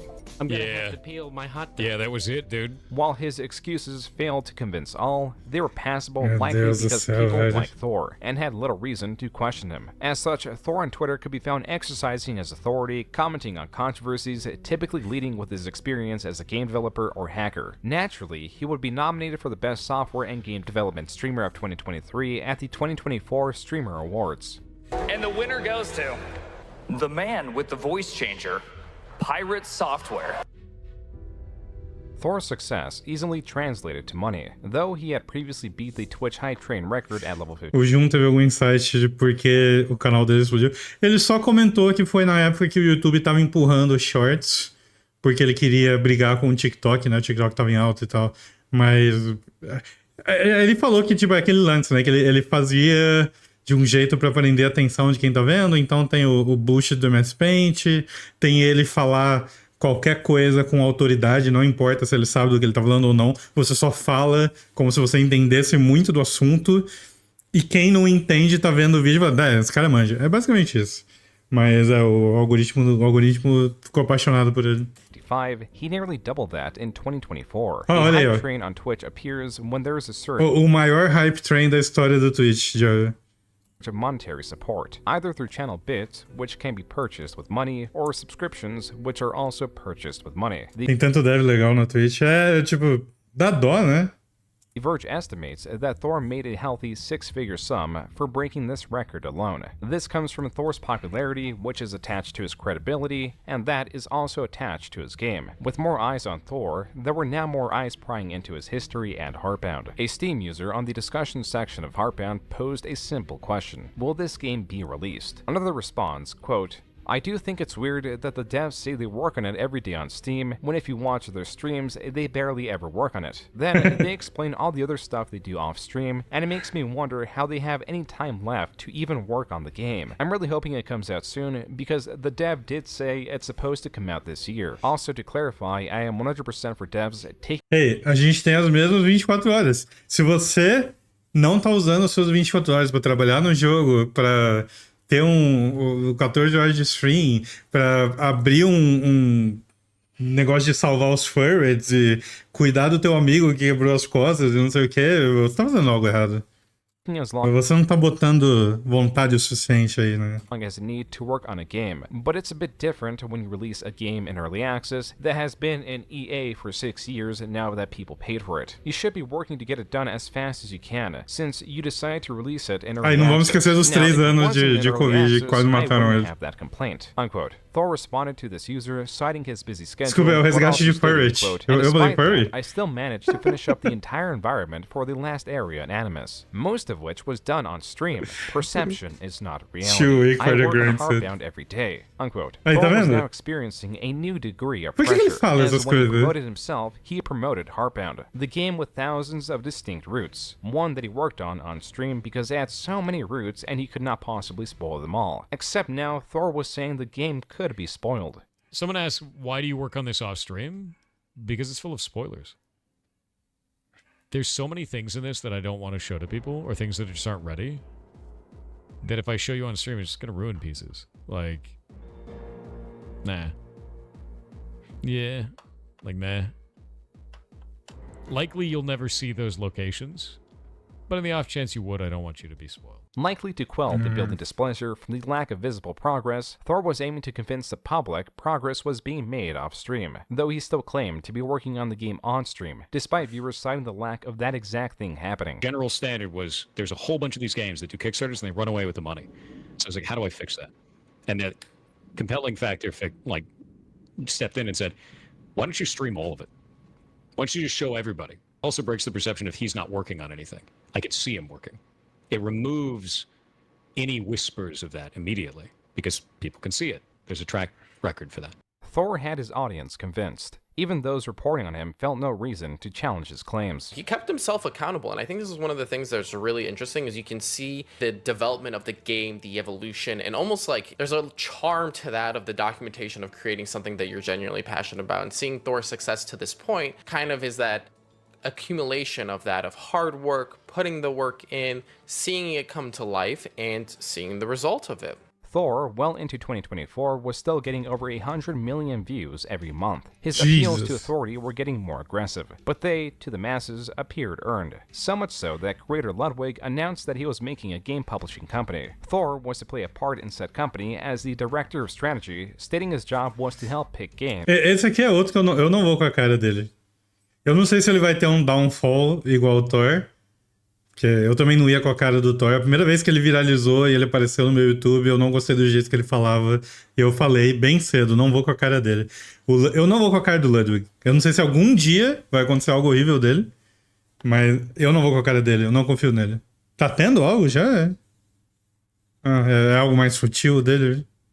And to protect developers during contract negotiations. Thor was unstoppable. In Ele é July, YouTuber, his esse YouTube channel Ludwig, reached streamer 2 as well. million subscribers. An article by Mashable also released this month. It covers Thor's tremendous growth, his game Heartbound, and even talks about his time at Blizzard. Quote, it helped that he was a Nepo baby since his dad, Joey Ray Hall, had spent over 2 decades at the industry titan since almost the very beginning, unquote. Though this article gives positive coverage on Thor, as it is largely about his achievements, Thor was not pleased with that one sentence. Olha Quote, isso. we had a brief interview at a convention recently, and you asked me many questions about my career, life, and community. This article starts by declaring me a quote-unquote Nepo baby, and then tries to walk it back for the rest. My father's career had nothing to do with mine outside of a 6-month game tester internship I had when I was 16 that went nowhere. I have spent 20 years... Como ele tem coragem de falar isso, tá ligado? Unquote.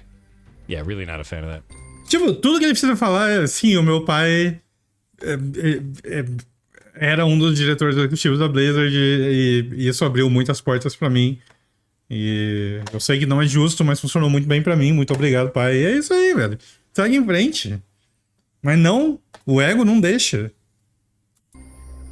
O cara é inseguro demais, velho. It's one of those things that I've been trying to fight my entire career. It's one of the things that I've had to argue with people in chat about. It's one of the things that we ban people for here. Olha isso, ele bane os caras. O cara entra no chat, chama ele de Nepo Baby e ele bane o cara, velho. Time people say shit like that because it's deeply disrespectful and it completely overwrites any of the things that I've done throughout my career as something that is somebody else's success, which they have not been in any possible respect. And it's just rude as fuck. So... What did he say? In the thing, he said it was, he called me a Nepo baby. In his article. No, that's dog shit behavior. Really gross. Thor has called himself a Nepo baby. He has admitted his first job at Blizzard was obtained from his father, but he takes issue with this with his second hiring, as he states he was hired under his own merit. Thor would use this clip of his father stating how an employee did not know his connection to Thor. I remember one time he had, his boss had come to me because he came to me to apologize that one of his people talked to me. And I'm like, what are you talking about? He goes, well, Thor came up and was talking to you, and I don't think that's appropriate and stuff like that. I'm like, okay. I go, just so you know, I'm going to keep talking to Thor when he comes and talks to me because he's my son. Then this is Thor in an interview recalling this same story, only adding a very important detail. QA was like, why are you talking to Joey Ray? Because I was talking to him in the quad in front of, like in the middle of campus at Blizzard. And I was like, that's my dad. And he goes, what? Just like freaked him out. I was like, yeah, that's him. I just never told you because it's not relevant to my job. That's kind of the point. So yeah, no one knew. And it was like, kind of like an open secret, I guess. The people who knew, but it didn't matter. And that was the whole idea behind it. Thor here clearly states people, perhaps not that employee, knew that he was an executive's son. This is something his ex-coworker Cynthia will later attest to, and how his protection allowed him to ostensibly do whatever he wanted. Not only did Thor tweet directly detesting the article and stream himself expressing the same thing, but also would desperately try to retract the Nepo baby claim through other means. He actually contacted the event that I had interviewed him at, and had the event reach out to me in an attempt to try to get the fact that I called him a Nepo baby taken out of the article. That has never happened before or since. That was from an interview of the article's author conducted by creator Chud Logic several months down the line. Happenings such as this serve to flesh out the worst parts of Thor, but they don't cause much disruption outside of the few people involved. That much cannot be said about Stop Killing Games. I'm not saying all multiplayer games should have private servers, at least while they're running. But once they're ready to shut down that central server, then they're the only option left. That was from a 2018 video from the channel Occurs Farms, run by Ross Scott, who has been posting on YouTube for nearly 2 decades. For several years, Ross, beyond his other content, such as Freeman's Mind, in where he writes and narrates the would-be inner thoughts of the Half-Life protagonist Gordon Freeman, has made videos covering dead games. Not so much dead in the sense of a diminished player base, but dead in the sense of entire inaccessibility. A frequent example is when a multiplayer game becomes unprofitable, so the developer pulls a plug on the dedicated servers. Eu também não conheci o Ross. A minha primeira introdução a ele foi esse drama todo. In 2024, Ubisoft killed the online component of the game The Crew, a racing game that is touted for its expansive map representing. É engraçado que o que realmente empurrou o lance foi The Crew. Eu acho que isso tudo deixa mais engraçado ainda, não sei porquê. Fucking The Crew, brother.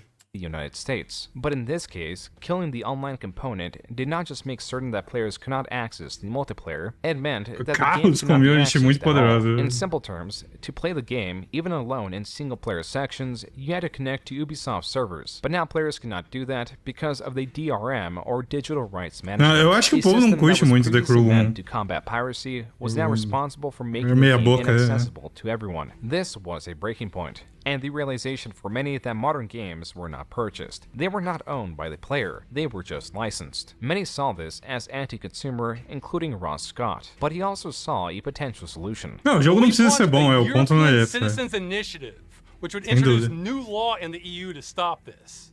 And if we get enough signatures, 1 million, yeah, I know, then there's a real chance this could pass into law. In short, Ross Scott, alongside other organizers, were using the Europeans' Citizens Initiative to hopefully set legal precedent to stop publishers from killing their games. But it needs at least 1 million signatures from Europeans, and from there the process begins to implement a realistic version of this into the law. Once this is set up in the EU, it is likely similar laws will be adopted in other countries. Ross Scott seeks game preservation for the sake of art preservation, and for consumer protection. He floats examples of what a finalized law could look like, but then states that the end goal is one thing. Publishers can continue doing eu gosto que esse slide deixa bem claro monte de coisa. It amazes me when some people say that's going o Pirate Software vai reclamar depois. The consumer. Hey, To lady. be fair, that's probably not most Europeans. The idea here is we're just trying to stop games from being destroyed. That's it. Pirate Software, learning of this initiative on August 1st, immediately took issue with it. The problem is this. I work in the games industry. I have for 20 years. This looks like Ele já começa... Ai, como esse cara é irritante, velho. A primeira... O início da frase já me irrita. É impressionante. a nightmare to me. It looks vaguely written as shit. So this would not require publishers to assume liability for the customer actions, except it would, because every single time that somebody would go off and create a private server, and that private server would have problems, do you know who gets tickets for it? The parent company that made the original game. Do you know how I know that? Because we got tens of thousands of tickets at Blizzard for private servers for World of Warcraft. This is the most uneducated take I have ever seen in games. The idea here Jesus is we're Christ. just trying to stop games from being destroyed. That's it. No games are being destroyed here. These are live service games. So we're taking as narrow an approach as possible that still solves the problem. A narrow as approach as possible. Let's destroy all live service games, be completely disingenuous about the reasoning behind it, and say that we're saving games. That's really narrow, right? Yeah, very good. Thor is being disingenuous with his coverage. Whether or not it is studios only selling licenses to their games, these games are becoming inaccessible. They are being killed in one way or another. Even Thor's example for... O Ross é feinho, mas eu acho que... O cabelo e a barba não ajuda. Tipo, dá pra deixar ele apresentável. Warcraft private servers does not hold up. In 2016, Blizzard sent a cease... É que ele tá com o visual calveludo e... a barba tá meio... Barba e bigode tão meio estranhos ainda. ...and desist to a popular private server running a much older but beloved version of the game, leading to the server's closure. Idoso rocker era. Refuse to add your own servers. You refuse to do it. So Nostalrius does it. Esse aqui é o som da Poppin? Que é isso? Esse aqui teve uma terceira por verdade. Que voz é essa? Leading to the server's closure. Tem Maraceli. Refuse to add your own servers. You refuse to do it. So Nostalrius does É um garotinho, it. olha Out of your só. way, and you got them shut down. It was your game. That was so good. That was Sodapoppin, one of the most famous, longest-running streamers who has made his name largely playing World of Warcraft. Nostalrius, in the end, demonstrated a desire for players for a classic iteration of the game to be made, one devoid of poorly received expansions and microtransactions. Since then, Blizzard has been running its classic servers since consumers made the desire Canon Event aquele ali.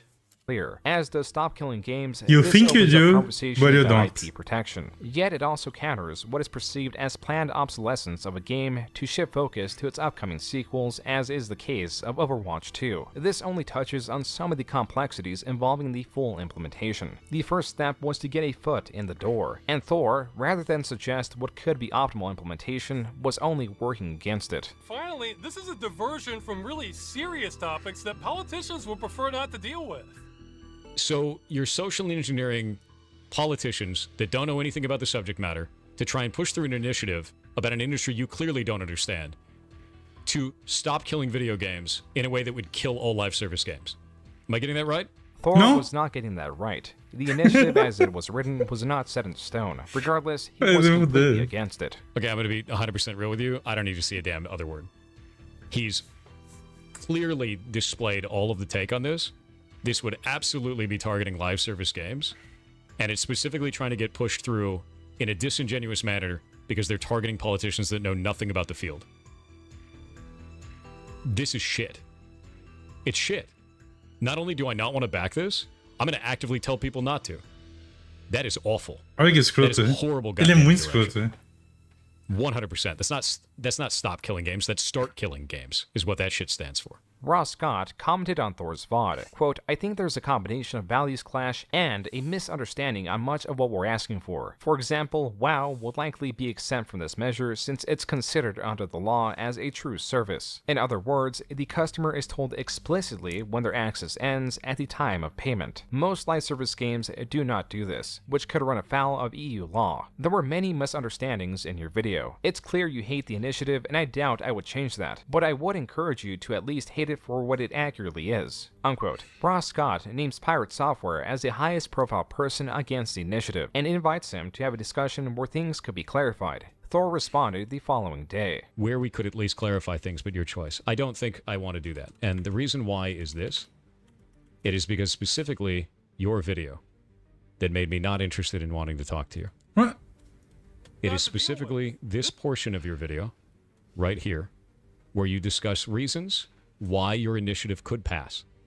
And your description of this, I find to be disgusting. So politicians are going to put this forward because it's an easy win, they don't understand the subject matter, and it's a diversion from more serious issues. I don't have any respect for that. And I don't have any reason to have a conversation with you because of this. Good luck. I can't align myself with a person that is... Eu não consigo entender como que esse cara tinha um following. Tipo, olha o jeito que ele fala pras pessoas. Vai tomar no cu, velho. Como tinha gente que gostava dele? Pelo amor de Deus. A galera do Shorts foram, tipo, gaslighted por esse maluco. É impressionante. Imagina quem tá assistindo esse stream enquanto ele tá agindo desse jeito e fala, não, ele tá sendo reasonable. Pô, é o contrário disso. Ele não tá. Nossa, cara. O Miskip era pior, não entendi como ele conseguiu falar. Olha, quando a gente para pra pensar nessa galera que é cuzona, assim, e que tem muita gente assistindo, a lista é longa, mas tem uns que é foda mesmo, puta, velho. Doing that. Então, mas é isso que o Fefs tá falando. É um senhor feudal recebendo um camponês fazendo uma petição porque roubaram uma vaca da fazenda. Ele é muito escroto. That's really gross, dude. Thor, as the largest voice in opposition of an initiative, is not engaging with it because of Ross Scott's cynical joke about politicians. Instead, Thor released not one, but 2 videos, uploaded on August 6th and August 7th, addressing Stop Killing Games. Damn. Naturally, Thor opens the first video with an appeal to authority. Hi, my name is Jason Thor Hall, also known as Pirate Software Online. I've been in the gaming industry for about 20 years. I used to work at Blizzard Entertainment, then Here it comes. Amazon Game Studios, and now I own my own studio, Pirate Software, by the same name, which is an indie studio, and I've been here for about 8 years now. So why did this start in the first place? What is the specific cases they've called out that are egregious? And they have one. It's The Crew. So action on The Crew. The video game The Crew, published by Ubisoft, was recently destroyed for all players and had a player base of at least 12 million people. First off, I don't like the idea in this that it has a player base of 12 million people. That is not how long-running games work. On March 31st, 2024, Ubisoft shut down the game's servers, rendering the game unplayable, which is normal for live service games. The only thing that I can see in here that could be a problem is if they post it as not an online-only experience. But everything that I found online shows that the game was always marketed as online only. This much is true. It is somewhat deceptive on Stop Killing Games to state that the crew's player base is 12 million. While it might have 12 million owners, this could be misinterpreted as the game having 12 million active users. Additionally, the game's box did state an online connection was required. If you're going to be buying an online-only game, that means it can only run when it's online. And if the servers need to shut down in the future, far in the future, it makes sense to me for the access to that game to be cut, if it's online only. If it's a single-player experience that has online-only functionality specifically just to shut down the game in the future, and the online-only doesn't actually add any gameplay functionality, I'd agree with you. That's a shitty business practice. Creator Whammy reported on the hidden offline mode. And as you can see, it clearly says play online and play offline. Sadly, we can't properly activate this boot selection menu yet because of the game's horrible DRM. The existence of a possibly full offline mode does defeat Thor's arguments. What helps counter Thor even better are his own words. Thor, when news of the crew shutdown first made headlines in 2023, had a far different opinion on the game and game preservation in general. VDazzle said, Thor, what's your thoughts on video game preservation and the fact the game industry doesn't want to really do it Ubisoft? Game preservation, I think, is very important. It's incredibly important.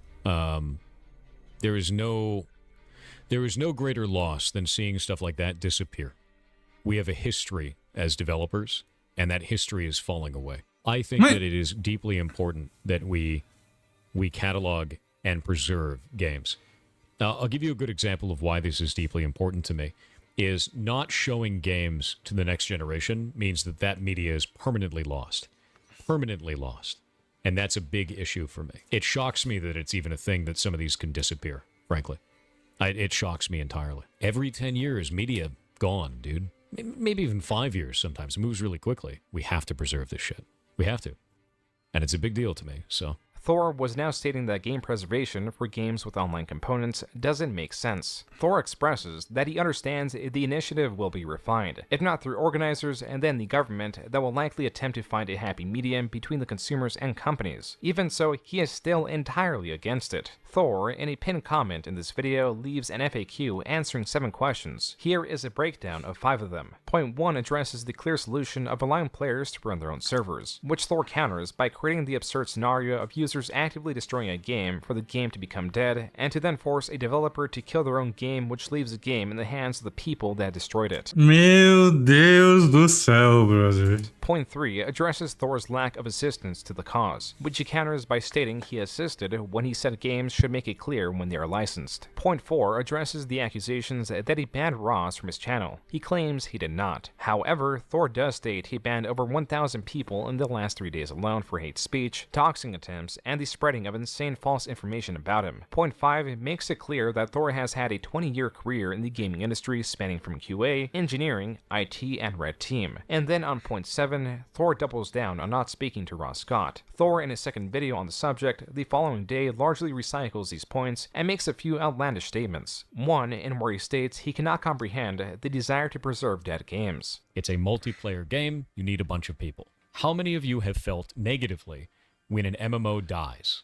Or when a live service game dies? Oh, dead game. There's only 5 people online, why would I play that? So why would you want to preserve a game in that state? That doesn't make any sense to me. You want to take down these live service games, put them up on a private server, and then play it with a couple of people. You're not bringing it back at its height. You're not taking a snapshot of what the game actually is. You're making it limp on in a way that doesn't make any sense. That's not preservation. There are hundreds, if not thousands, of these small communities playing obscure decade-old games. Thor's claims are becoming more and more baseless, and he is losing his authority. I should be able to be... Não, Ellen, como você tá falando que ele não conhece fã de MMO? Ele trabalhou na Blizzard durante 20 anos. Ele é um especialista em MMO, principalmente. Ele tá falando. Não é eu, não é você, não é Tsuna, Deatsu, Dogão. Ele trabalhou 20 anos na Blizzard. Talking about this. In fact, I should be talking about this. I am a content creator specifically that is a game developer that has worked in this industry for 20 years. This is my wheelhouse. I'm going to be gone for the next 4 days, so if you expect me to respond or anything like that and you think I'm ducking the issue or hiding in some way, I'm not. I'm just in Vegas because there's DEF CON going on, which is a hacking convention, and it's the first vacation I've had in 5 years. I can't wait to see my friends out there. This initiative and its complexities beyond the simple message meant that Thor made it through mostly unscathed. Even his friends were coming out in support of him and against the malicious comments Thor was claiming he was receiving. On August 10th, Ross Scott uploaded his own FAQ in video form, clarifying that Stop Killing Games is not retroactive, Tem alguém que você gosta dele? only new ones, and that can be made from the ground up, with the knowledge that one day they will have to operate in some form offline. To that, games only have to be reasonably playable. This video received a little over 100,000 views. This is only a fraction of what Thor's videos against the initiative received. Thor had the upper hand, but through this had unwittingly attracted a small group of detractors. Where Thor was getting hundreds of millions of views, these videos were often failing to break even 1,000. Modern day creators have learned ignoring drama tends to kill it. Thor attempted to both ignore the drama and, behind the scenes, kill it. 500 bits said subscribed after the SKG video. While I don't agree with all your... Neat. What?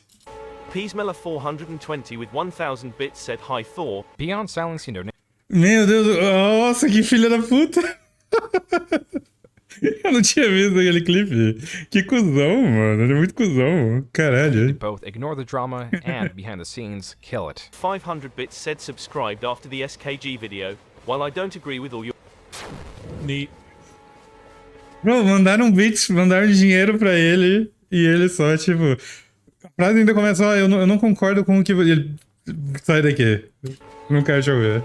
Peacemeller 420 with 1,000 bits said hi Thor. Beyond silencing donations, Thor also erased his VODs involving discussion about Stop Killing Games. Their initiative for that, and there were a number of posts in there that were people saying we should keep baiting him and attacking him because if we do that, he'll keep talking about it, then more people will sign the initiative. They were planning that shit. And olha que filho da puta, olha o que ele tá falando, cara. Those threads are still there. They're still up. People are still talking about that shit on there. So instead of that, I just deleted all the VODs where we were talking about it. I kept my videos up and I walked away. They can eat shit. While Thor could exercise some control over conversation through lack of dialogue on his side, there was little he could do for these videos exploring his past as Maldavia's victory. Mysteriously, one by one, these disappeared. Someone, or some group, had been reporting these to YouTube, and though their contents are not any worse than any typical video, they were all getting removed by YouTube for harassment and doxing. One creator, known as Dr. Copper, states that they confirmed with YouTube staff that Thor personally reported the channel. This creator also states that Thor had been doing this to other expose videos. The most prominent video, that unlike the others did get some traction at 98,000 views, was also removed while it sat at only 59% likes. These were already massively disliked videos, but Thor was still allegedly taking them down. What's more, Thor in his Discord addressed some of the claims found in this other video, which explores the Second Life trauma involving Wingless Moto and Thor visiting her when eu gosto muito do nome desse canal, esse. Totally a real channel. O Faz de Página, parece título do meu stream. she was a minor, stating that the claims of sexual activity were untrue and that the outlets that reported on him in Second Life were tabloids that made extreme and idiotic statements. Thor also posted the conversation he had with his creator, letting his Discord following know who was responsible. The author of this video also states Thor took down his video. In the midst of this, Thor tweeted, quote, "I moved and have been commuting 3 hours a day to stream for months now. It's why all my dev work slowed down. I just gained 18 hours a week back." Unquote. This was his new excuse for the lack of progress in Hardbound. Mesmo assim, sou grande fã. Obrigado por torcer pelo Fantástico. Because this was an April Fool's update. Not a real April Fool's update, as that would require dev work, but instead a list of joke patch notes that are known to be hated across the industry. This means for the entirety of this year, there were no additions to Hardbound. On the website, this user set out to answer one burning question. Quote, "How much does Thor actually work on Hardbound when streaming?" Thor had 13 streams this past month, totaling 164 hours of raw VODs. The shortest being 8.5 hours, with the longest being a full 24-hour stream. Of course, not all of them were spent working on Hardbound. That's expected. But how would you guess? How much? How little? Did he work most of the streams, or did he only muster single-digit hours? In 164 hours of video, and after spending 6 to 7 hours over 2 nights reviewing it, that I can never get back, I found that Thor spent 163 hours and 45 minutes not working on Hardbound, with only 15 minutes of actual quote-unquote attempts to work on it. This feels like a case of Yandere Dev 2.0. Isso aqui é generational talent de não trabalhar. Isso aqui é impressionante, isso aqui. Maybe even worse. I checked as thoroughly as I could. Thor genuinely only tried working on Hardbound for 15 minutes. Those 15 minutes weren't even coding. Just fucking around trying to get his game editor to work and answering his super chats. To say the least, that is not productive work. Not even getting into the editor or even explaining to his viewers what he even wanted to do. I only gave him those 15 minutes due to attempting to get your programs to work as quote-unquote billable hours. Not really work, but a technicality. Unquote. In September on Twitter, Thor was celebrating his growth, stating he now has a team of 16 people working under him, either employees with benefits or contractors receiving that of equivalent pay. The coming months will not be as kind to him as the last year was. This same month, Fearful Tears would release his first video ever, and it just so happened to be on Thor. While the previous videos on Thor took on a more aggressive or mocking theme, this video let the evidence largely speak for itself. The first half covers some of the history involving the lengthy delays of Hardbound, and the second half brought forward a new criticism. While I was writing this video, front in my head, and then one day I got a new YouTube recommended called Mr. Robot, and just seeing the thumbnail, I was like, he's talking about it again. Mr. Robot is a highly regarded show centered on a computer programmer and vigilante hacker. All right, so the reason I don't like Mr. Robot. This right here is my write-up for the DEF CON 22 badge challenge. Went viral as hell inside of the hacking community. And it was because I listed out everything that we did as a team and showed the world the brilliance of Lost. And now let's go to Mr. Robot's Twitter. Understand that this was the only place in the world that this was listed. Mr. Robot reposted this right here. That's that same string, but what did they leave off the end? His signature. This is the same as taking an artist and removing their signature from their piece of art. They made it public to millions of Mr. Robot fans. And those people went and found all of the breadcrumbs that led after this, which led to Lost's personal phone number. He got tens of thousands of calls from fans of Mr. Robot thinking Mr. Robot was running an ARG, and I stopped watching the show as a result. Thor, in 2016, tweeted 3 times under his Potato Sec account at Mr. Robot. What Fearful Tears proved is that nearly every one of Thor's claims in that video were false. To start, this cipher could be found on the DEF CON pamphlet, which can be found on DEF CON's official website. Thor lied about him being the only one to host this information. Being this was DEF CON 2022 in 2014, Thor did not even win this challenge. It was a different team. Furthermore, Lost, the creator of the challenge, appreciated the challenge being included in the show, even going as far as to thank one of the writers. By 2019, according to this write-up regarding his appearance on a panel, Lost had become a consultant for Mr. Robot. Thor was also indignant about the cipher because the solution is Lost's phone number, even though it was designed to be discovered, and Thor, in his own write-up, posted the number while the Mr. Robot Twitter only posted the cipher for it. There is hypocrisy here, but to fully grasp it, one needs the context of DEF CON, Mr. Robot, the puzzle creator Lost, and Thor's involvement in DEF CON. The same goes for understanding the significance in Thor not completing Animus, his excuses, his promises, and why Heartbound is the foundation of it all, and why its stagnated development is representative of Thor in more ways than one. Thor is shielded by his ability to hide behind complexity, to claim to be the one seeing a truer reality. It is the reason he received over 1 billion views in 2024 after all. That's why his fatal mistake was entering a level playing field of knowledge. His fatal mistake, of all things, was playing World of Warcraft. In 2023, Blizzard released classic hardcore servers. Servers based on the earlier versions of World of Warcraft, with the added twist that players get a single life. Death means starting an entirely new character.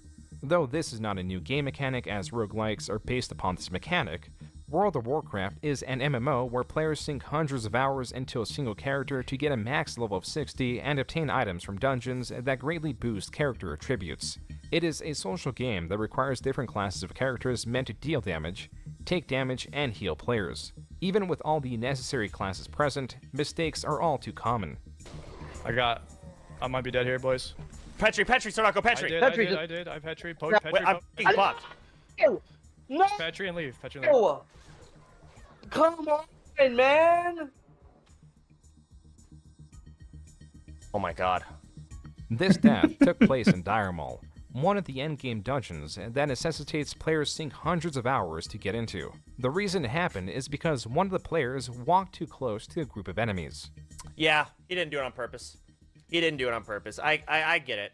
It was just a fuck up. Unlucky. Damn. I'll be honest, I am surprised that this is in range to pull. But yeah, you gotta hug that left wall there. Streamer Sodapoppin, in revising the footage, found that a mage was not hugging a left wall, meaning that the raid group had too many enemies to deal with. This is one of the more common ways for a raid party to lose control and for players to die. Sodapoppin, as he had built his career on World of Warcraft, was not just an authority figure in classic hardcore, he was leader of the guild Only Fangs. This is a group that includes creators of various sizes that understand from the outset that the guild is meant to provide entertainment. Whenever a creator makes a severe mistake, they must contend with a punishment, or at worst, be G-kicked, meaning kicked from the guild. Number 1, XQC is to roleplay walk through Stormwind, and then when he gets to Dowski, he must type a heartfelt apology. If he types anything like, "I would do it again," or anything like that, he will not be re-invited to the guild. It has to be an apology. It's all he has to do. It's so easy. It's an ego trim, and we're gonna do it. Dowski, my lord, my precious, I have failed you and all of the guild with my abhorrent behavior. This was in 2023. A year later, in November, OnlyFans Season 2 was set on fresh servers, where the entire player base starts at level 1. In virtually every way, this newer season was more expansive than the first. It had hundreds of creators joining. It divided the creators based on their in-game races, which also dictates their class. This also worked to have pseudo-sub-guilds, which created even further competition. Sodapoppin, for the majority of guild members, did not allow them to choose their classes, as it would make the challenge too easy for experienced players. And he even refined the punishments. Because the different races relied on a point system, and deaths would remove points, punishments could help reduce the loss of points. Thor was part of the season of OnlyFans, and jumped in the moment the servers opened. Oh, here we go. Is it working for you? Horde, Troll, What? Mage. Yeah, my character's getting in. Why is it working for you? Because I'm cool. Creators, whether new or experienced, knew that this was a celebration of Warcraft. Creator Miskiff recreated the basement of the famous South Park episode Make Love, Not Warcraft. Thor's relationship to this episode via his father was well known. This is why he was looked upon as one of the guild's experienced members. He worked at Blizzard. He is a game developer. Having him in your party is a sure sign of victory. What's more, Thor built a Frost Mage, one that specializes in ice spells meant to slow enemies in the event that too many enemies are pulled. In theory, Frost Mages are a boon. A god class. In practice, the fear of losing one's character can overpower the desire of fully assisting the escape of party members. Oh, we pulled. Oh, what the fuck? Big Holy pull. shit. We probably need to run, guys. Probably need to run. Holy shit. Yep, this is exactly Holy what I shit. was worried about. Holy shit. I dummy, just run out. I'm fucking No done! way. Oh my god, I'm dead too. Moon, the streamer and Frost Mage in that clip, was criticized for not doing enough to save his party members. Sodapoppin, in reviewing the clip, gave leeway to Moon, citing the party's collective mistakes and that Moon did make a few attempts to send out spells, but overall was operating at his level of experience. I'm not gonna blame the mages, man. Like, you can't expect these mages to save you out of these situations in our guild. They're not Zico. They're not Zaryu. They're scared. I think you should be more preventative rather than just like, we really f***ed up. I hope our mages can carry us out of here. Thor, in his breakdown of this, was far less generous. We've lost a lot of tanks, man. Yeah. Like, I've watched it. Like, Jay Beezy died the other day. That was rough. That was sad. As a mage player, that was sad to watch from two mages in a group. I'm gonna be honest. It made me physically unwell. Yeah. Yeah. It made me feel like I was a decent mage player, knowing that I probably would have done a lot more. Like, there were no sheeps going out, there were no blizzards going out. Apparently, he didn't have the spec for... Esse How You Doing que tá com ele, o Tauren Hunter, ele é muito gente boa. Ele fez um monte de dungeon comigo, mesmo quando ele não precisava, só pra me ajudar. Ele é bem legal esse cara. Blizzard for slows, but like that's exactly why I run that spec. Because like when shit goes sideways, you save lives, man. Thor, on his streams, was both speaking to his ability and the necessity to be humble. To admit fault... Certamente ele não faria algo do tipo. Yeah, I'm gonna be honest with you. Let me explain something to you, young guys. If she says that it's your fault that she died in the video game, it's your fault that she died in the video game. Even if it's not your fault that she died in the video game, it is your fault that she died in the video game. This has been a public service announcement for you. You say hell no, but it's true. Do you know why? Do you know why? Because that hill is too stupid to die on. It is now January. Meu Deus, como que esse cara pode falar isso? Como que ele pode falar negócio desse? 12th. Thor has joined a raiding group to O take on REAGE Barrett fazer Mall. isso. Early into this raid, issues arise Hey, and cara, too many enemies are pulled. Everything is pulled. He's coming, just... Oh, we got another one? Oh, fuck, just run out. Everyone, run now, jump down. I'm putting down target dummy, let's just run out of here.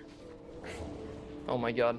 Thor, instead of walking alongside his party to deploy spells Message meant to slow cuspir pra enemies and cima. save his party members, has instead turned tail. Are you guys fine? Are you guys fine? I have a dummy. Put down another dummy. Up Can you ahead. do me again? Snip. I have a dummy. I have no more dummies. I have one. Oh, fuck. Dummy now? Nice dummy. We're coming to you. Even without the assistance of Thor, the party managed to recover and the raid continued, only for trouble to arise once more. Boss is coming too, watch out. Yeah, well, I got shield wall. God Run, damn run, it. run, Just run. Can you target dummy? O Mystic Raider. Ele é muito mentiroso, mano. Should I do it? Just kill the master. Yeah, target dummy. The boss, which should in most cases be avoided in this section of the raid, is now targeting the group. Thor's time to act is now. At the start of the chaos, Thor has 1808 mana. Thor also has a plugin meant to display his health at 1 to troll his viewers. As the party makes their escape, Thor uses the spell Blink. This is 400 mana gone to teleport forward. Thor then briefly turns around to cast a spell. Aussie, are you fine?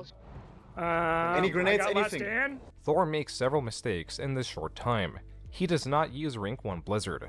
Instead, he uses Max Rank Blizzard, which is meant to be used more for the sake of damage. Tipo, nessa dungeon você quer desviar dos bosses que estão patrulhando, porque quando você chega no fim e você mata um último boss, você consegue falar com esses, os ogros que são os bosses do meio da dungeon e eles te buffam.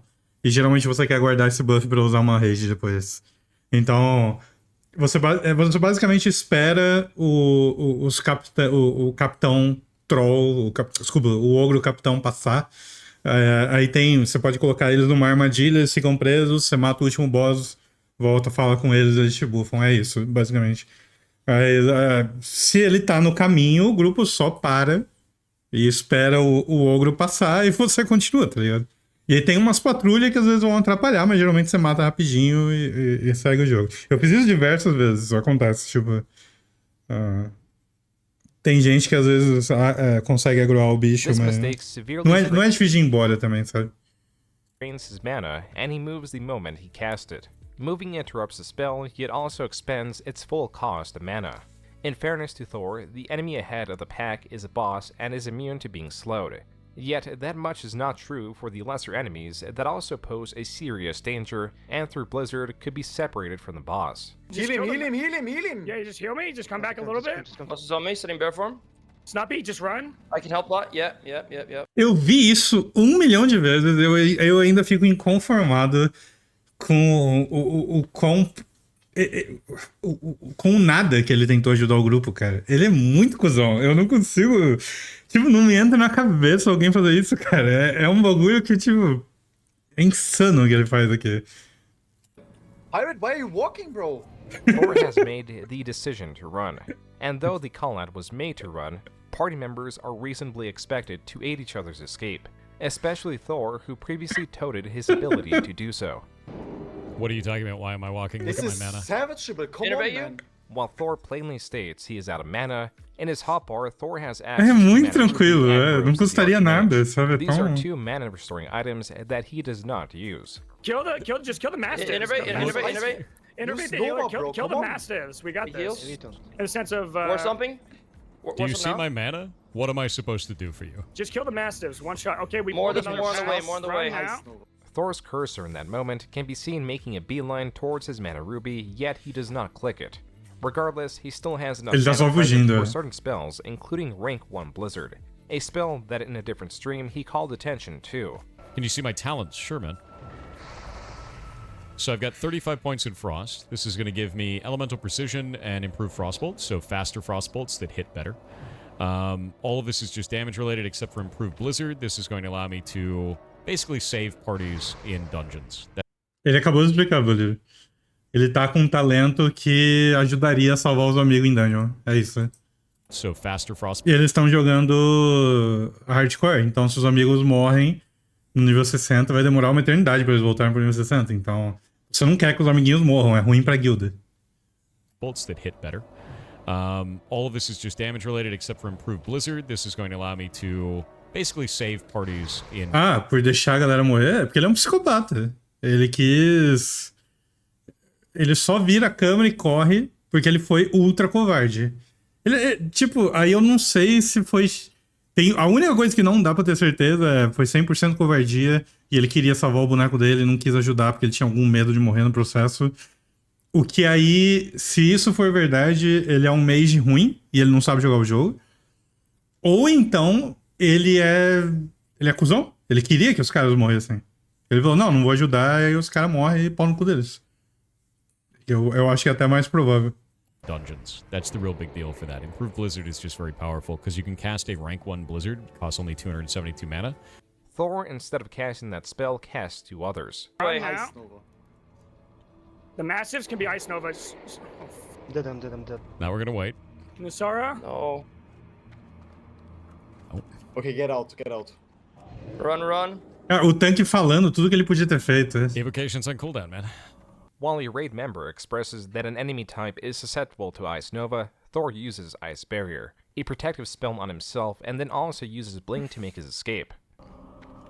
I can taunt last. How much mana is Ice Nova? There's no way that much mana. You have a boss in you called Run. This failure, spread among its members, got 2 players killed. Unlike Moon or many others whose failures were displayed, Thor showed no remorse. I ran, and I was out of mana. I don't know what the hell they were expecting, dude. That does not make any sense. No. They overpulled 2 polls and the boss. After the events, streamer Tyler1 speaks directly to Thor. Yo, what up? Yo, what's up, bro? Big drama today, Pirate. I'm hearing big drama, big things. I don't really play Mage, but from what I've gathered with everything, I think there was a world where you do more to help, but... Meu amigo Tyler1. It was a terrible poll. Calls made a run. Your hours are on the line. I don't know if you know these people too well, but you don't want to lose your character more than anybody else's. That's my understanding. Is that... you didn't want to die. Is that correct? Acho que a coisa mais engraçada pra mim naquela minha interação com o Tyler foi que ele queria muito que eu explicasse as coisas daquela dungeon. Só que era uma dungeon nível 21. Tipo, não tem nada pra explicar, a gente só atropela os bichos. Ele falava, o que eu faço aqui? Eu falei, bate nos bichos. Mas o que o bicho faz? Às vezes ele solta uma rede e te prende. Mas, tipo, os bichos não fazem nada, é uma dungeon low level. E ele meio querendo que eu explicasse alguma mecânica ali, mas não tinha nada pra explicar. Então, sim, não, eu achei engraçado ele perguntar, mas não tinha muito o que eu falar ali. Era bem besta aquela dungeon. Oh yeah, no, 100%. Nobody wants to die, right? Like this is ele queria puxar assunto, level 60, right? And of course I didn't want to die. And what I saw from that situation was there may be something more I can do here, but ele me chamava de Corey, tipo de Corey in the house. The risk is too high right now. About 6 minutes into the call, Yamato, a member of Thor's failed raiding party, jumps in. What, Yamato? What do you want, man? Let me say it again. He already said his piece. Pirate. Go on. Yeah, I want to speak to him because I didn't speak to him correctly. I said it again. We all did mistakes, bro. Like I didn't say we are just blaming you. It's about the zero accountability is what makes us so mad, Pirate. There's no zero accountability, dude. Everyone can do something better. But when you open up and you yell over another person like you were doing earlier, nah, I'm good. See ya. I'm not doing that shit again with him. Nah, he did it the first time. I'm not doing it a second one. Thor left the call, leaving Yamato to vent on Tyler1's stream. That's the issue. This guy's egoistical as look. Insane amounts of ego this guy has. Soda Poppin was among the many to review the footage of Thor abandoning his teammates. The derisive term of this is roaching out, as a cockroach, just as a bad teammate, would escape at the first signs of danger. Did not use his toolkit, did not use his mage properly whatsoever. I think I could name 5 mages 60 right now. Lakari, no one dies there, believe it or not. You overpulled and you weren't paying attention to where the boss was. That's not on me. Ooh. I saw about just take some blame, god damn it. Just a bit. I don't know if we could like, it's okay. Move back. Not faster, a big deal. But... This is kind of roachy. It is actually, it's probably the most roachy thing I've ever seen. Soda, as well as the wider Twitch user base, was experiencing the downfall of Thor and his reputation. The craziest thing is that Pirate I haven't heard is this. Supposed to be this voice of a person who's played WoW a really long time, who knows everything, and when it comes down to it, he panicked like a roach and did nothing for his group. Disgusting. And then he doesn't go back on it. He acts like it's the right decision. That dude. Holy ego. At least accept that you did the wrong thing and you killed your friends. Huh? This dude is a complete fraud. At least in the WoW space, I don't care if he worked for Blizzard. The guy probably made coffee for some devs. I don't even believe for a second he coded anything in this game. I don't like, dude. Nothing at all. All right, bro. Guy probably was interning there for a week. I'm not gonna believe a. Were people under the impression he's like some WoW like crazy good player? I was not under this impression. Were others under this impression? É porque ele fala que é, né? That's how he marketed himself. Customers, I don't know. He said so himself. I mean, I would have just disagreed. If I just looked at his screen and saw rank 1 Blizzard isn't keybound, Side note, Jokered, the creator Soda Poppin just reacted to, will later this month have his video on pirate software taken down for harassment and bullying. As it stood, Thor was losing credibility.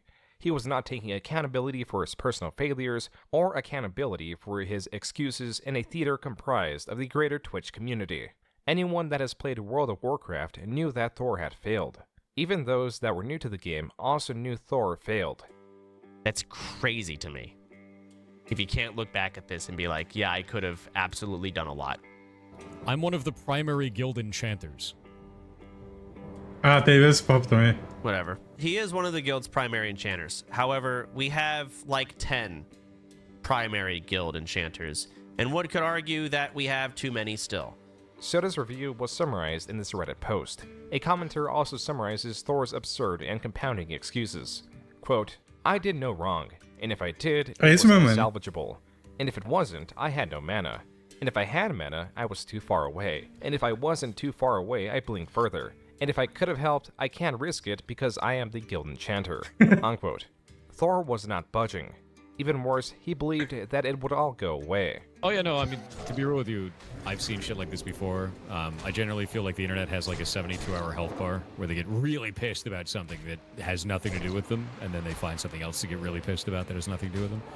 And like, mods are cleaning it up, rest of the community's in good spirits. Thor on Twitter on the 13th released his statement. This did not include an apology. The most he spoke on his failures was this section.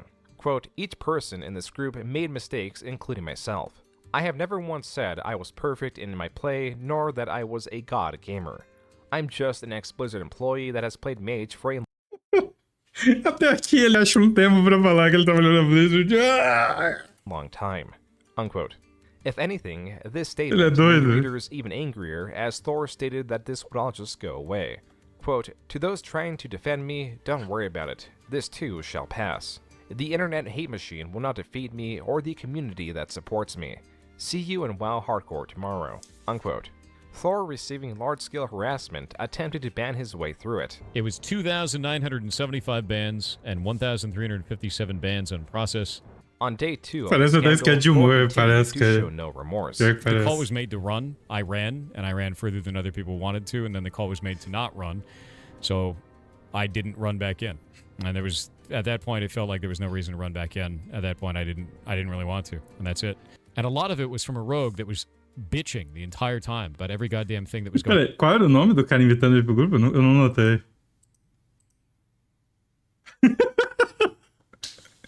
Roach invites you to a group. 75 bans and 1,357 bans on process. On day Isso não é nem barulho de barata, porra. Não é mosquito. 2 of the scandal, Thor continued to show no remorse. The call was made to run. I ran, and I ran further than other people wanted to, and then the call was made to not run. So I didn't run back in. And there was, at that point, it felt like there was no reason to run back in. At that point, I didn't really want to, and that's it. And a lot of it was from a rogue that was bitching the entire time about every goddamn thing that was going on, except for his own play. But O pior é que na época o povo falava que o fato dele estar usando esse chapéu irritava também, Júlio. Tipo, ele tem que tirar esse chapéu. Ele não merece usar esse chapéu. Ele não é o Gandalf. Ele não é um bom mage. Esse chapéu, ele tem que tirar o chapéu. Ele não merece o chapéu. The mage is the one at fault because the mage is the hero class and the mage has to do everything perfectly. Everyone in that played badly. We've been taking all of this. We've been documenting all of the content creators that are egging it on. Like, all of that shit is documented and reported. And that's it. Hope it was worth it. Thor was broadly venting his frustration towards other creators in the guild. What he fails to mention is he was also hypercritical of some members like Moon Moon. You know, look, as a smaller streamer myself, can you imagine the vitriol and hate I had to put up with in my Twitch chat after a much bigger creator on Twitch said that it made him physically ill to watch my gameplay? It was terrible. Vestido como idiota, pior muito, sim. Thor had a history of putting more than just Moon Moon down. O Moon parece o Brito Jr. Caralho, ele parece mesmo, né? Even those new to the game, ele é o cara desse emoji aqui, were not safe from Thor's lambasting. You basically have to evoke it to get your mana back for the next pull. Reminded me. Sorry, I don't play the game, so I forgot. If you remind me, I can help you out. Real quick. Yeah, it's too bad I'm the only mage in the party. You're right, Jen. If only someone else would cast Arcane. If only. Can't really keep wishing for things that just aren't here, though. That's true. That's true. Can't wish for the rogue. Can't wish for another mage to cast Arcane. Yeah. Brother, may I have some oats? Oh, since we have 2 mages, we could probably poly the ads. Wait, we have 2 mages. Oh, man. Yeah, I can poly. You're the only one casting Arcane. Esse vídeo, ele é muito babaca aqui, não é, mano? Nossa, o outro maluco é novo no jogo e ele fica tipo, se tivesse outro meio pra buffar o grupo além de mim, tipo, velho, só fala, cara. Tipo, nossa, é muito cuzão, cara, falar assim com um cara que é novo no jogo. É muito cuzão. Incredible. Oh, it's crazy. It's wild, right? Because he has like this high and mighty attitude like he's better than you when he's not. You remember he's like talking down to me in that dungeon in SM? You remember that? You guys remember that shit? Why do you play mage when you don't like support the team and make water and buff people? Bitch, I'm new. I fucking didn't realize the buff ran out, pussy. And then fucking fast forward 2 months later, this nigga doesn't even know how to press Frost Nova. Fuck yourself, bitch. Não, tipo, você é novo no jogo, Baliro. Tipo, por que alguém... Eu não consigo nem entender porque alguém no teu grupo, na tua guilda, jogador novo, por que você trataria alguém, tipo, sem o mínimo de paciência, tá ligado? A pessoa é nova. Você fala, tipo, a gente espera que você faça isso nesse momento. É só isso, tipo, as pessoas não são... muita pouca gente é bem burra, assim. Ou bem ruim em videogame. Tipo, ali, tudo que ele queria que o Lagari fizesse é, tipo, clicasse em um botão e buffasse quem tá sem o buff. É só isso. Tipo, é algo simples. É só você pedir. Falar, ajuda com um buff aqui também, porque eu gasto menos mana. É só isso.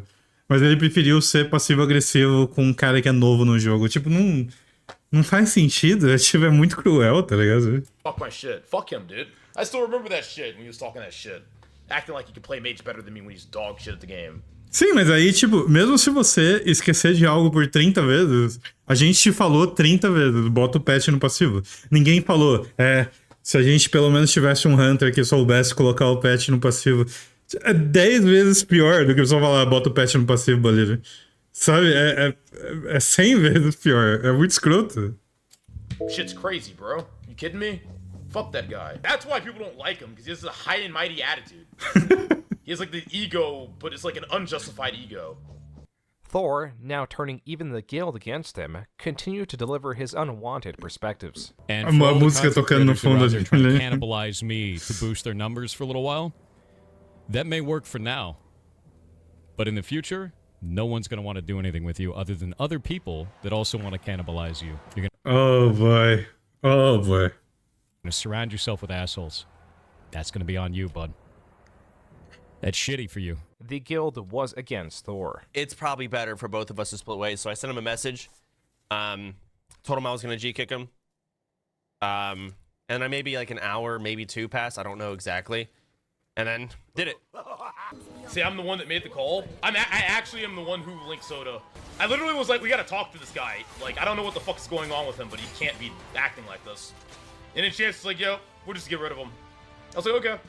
Silence! Everyone, yes, I made the decision to G-kick Pirate. I felt a large majority of people in the guild felt uncomfortable playing or being around him and all that drama that surrounded him at this point.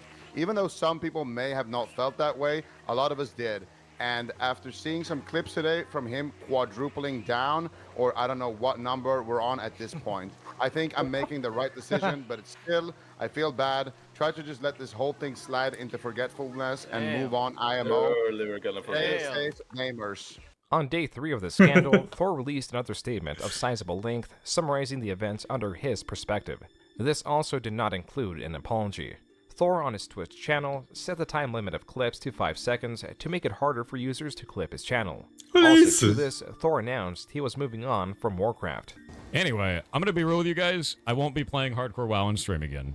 I don't give a shit about any of this stuff anymore. If you came here to like talk about it, or you want to do the thing, you think it's part of a soap opera or a bit. It's not part of a bit. I'm not gonna play, and I'm just gonna go do other stuff, and that's it. Yeah, I'm not gonna make my own guild. I'm not gonna do any of that shit. I'm out. Yeah, not interested. Thor's prediction that the internet would move on was not coming to fruition. Even as he tried to limit his clips, as he moved on from the game, conversation about him only increased. I watched his Animal Well playthrough. Yeah, I watched the whole thing. Let's have one of it. Monitor. And I liked the video. And I remember thinking in the video, I was like, damn, he's fucking good at puzzles, man. I was like, if I was doing this, I'd be fucking stuck. That's what I remember thinking. Okay? And then during this drama, I'm like reading some of the comments on this WoW drama, and somebody offhandedly mentioned that he faked it. That he like looked up a guide. That he like fucking was clearly like he says things that happen before he gets there. Quote, piggybacking on this to say I'm pretty sure it's my comment that Atriox saw, which is kinda crazy cause I didn't expect it to end up in a front page clip like this. I gotta say, it's pretty vindicating seeing people realize how bullshit he is. I do hope someone with more time can make a compilation of how he solves some of those Animal Well puzzles, as long as the VODs are available, lol. Because it's legit ridiculous, and super obvious especially towards the end of the game. One I remember is a specific puzzle that is impossible to solve it by yourself. It's designed to be solved by the entire community altogether, all with 50 different pieces of it. Pirate said he quote-unquote solved it off stream and it quote-unquote took 3 hours. He did not acknowledge the 50 people thing, but he made it seem like he put all those pieces of the puzzle together himself and it was super hard, when he clearly just drew the solution that other people had found. And if anything, it proves that he looked something up. Unquote. I've returned. I solved the puzzle off stream. I know. Horrible, isn't it? A singular puzzle. But the reason why is because it required 50 players to do it together. And there was no way that I was going to do that on stream. Because it took an enormous amount of time to draw an entire thing on a mural. It took me 3 hours to do it. And it required me to do a lot of research. Tipo, esse cara quer que você acredite que, tipo, ele solucionou o puzzle em 3 horas escrevendo coisa num quadro negro, como se ele fosse um físico fazendo conta. 3 horas. Tipo, vai tomar no cu, tá ligado? Tudo isso por quê? Tipo, por que ele só não admite? Tipo, eu vou ler a resposta, não tava com um saco, sei lá, grande merda. Shit, você usou um guia, Dogão? Find out what it was supposed to be. Even though Animal Well is a puzzle game with hints meant to deliver the puzzles, Thor reaches the answers without any of the necessary hints to get those answers. Like, he will be stuck somewhere, look at his phone, and then like 5 minutes later he'll be like, guys, wait a minute. He has a very specific way of doing it, like, wait a minute. Oh, come on. Wait a minute. Wait. Oh. Truth egg. We found the truth. Thor left a comment under his cut-down long play of Animal Well in response to the cheating allegations. In here he states that he played a significant amount of time off-stream, and chiefly states he played the game, quote-unquote... Tem muito bom que ele vai no banheiro e ele volta, tipo, uns 5 minutos depois e ele olha pro puzzle e fala, wait a minute. Do mesmo jeito. E ele resolve o puzzle. Tipo, ele faz uma pausa, diz que vai no banheiro por 5 minutos. Aí ele volta e não dá nem 1 minuto quando ele olha pra tela e fala, wait a minute. E aí ele consegue resolver o puzzle. É muito bom, mano. Quote cooperatively with chat. Thor, in his long play, contradicts this comment. The 5-code lock is super brute forcible. In this house, we solve puzzles. And we don't look up the answers. Because where the hell's the fun in that, bud? Yeah, people have no idea how to play puzzle games these days. I agree with that. I don't understand the idea of looking up the answers to puzzle games. Olha isso! Por que ele faz essas coisas? You need to not do that. Ele sempre cava o próprio buraco, ele sempre gosta de ir pra cima. Por que ele faz isso? Para de fazer isso, não me deixa nervoso demais. Like, you are robbing yourself of the entire point of the game. At that point, you might as well play an idle game, because you're not doing anything. Many viewers now took note of Thor stating, aha! Wait a minute. Alright. There's gotta be some way to do this. Wing games. This is a one-animal puzzle that is entirely unrealistic to solve alone. It is a bonus, multi-step puzzle meant for those seeking a true challenge. Completing steps of the puzzle delivers symbols, which turn out to be a map and the solution to the puzzle. Is this a map? Is this a map? Okay. No, wow. I actually hadn't seen this before. I didn't realize he just like got the map hunch here already. He has 3 lines and instantly got, oh, it's a map. Streamer Albino emphasizes the absurdity of Thor getting to the right answer with the wrong equation. The likelihood of someone solving the wingdings puzzle, or not only finding the wingdings, which is really hard, but also finding out how to, like, assemble... Holy shit, agora ele tem um quadro da Neko Arc ali atrás, velho. Eu não tinha visto. Ela tá igual a Mona Lisa ali, vai tomar no cu. Olha a porra do quadro. Eu não tinha notado. them to get to the final stage of the Lá, puzzle. criatura. It's insane. Albino does a just over hour-long breakdown of Thor's Muito playthrough, bom. and where he highlights how Thor never obtained all the necessary pieces of the map, or even hints to get the map pieces, yet came to the correct answer out of happenstance. I think I know why he skipped this one, because he didn't do it, right? Because this is one of the puzzle pieces that he skipped towards the end here. Was like, oh, we're gonna fill in the blanks, right? And what you're supposed to do is you're supposed to, hear me out, eat 100 of these red little fruits into the final. Yep, there's the code. When you eat 100 in a row without taking damage. I was like, nah, I'm not gonna skip that one.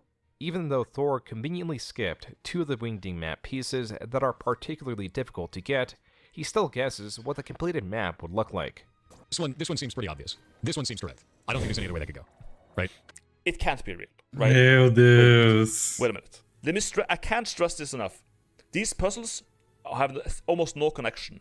He does them all back to back, figures them out immediately. Before he's done with the wingdings, he somehow picks the random poster in the background.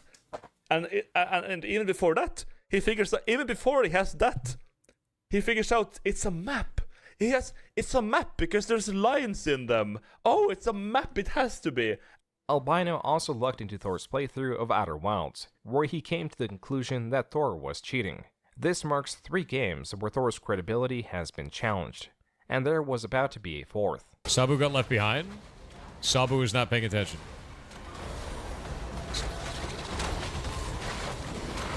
Sabu. God damn it, guys. Oh, no, who pulled the ocular?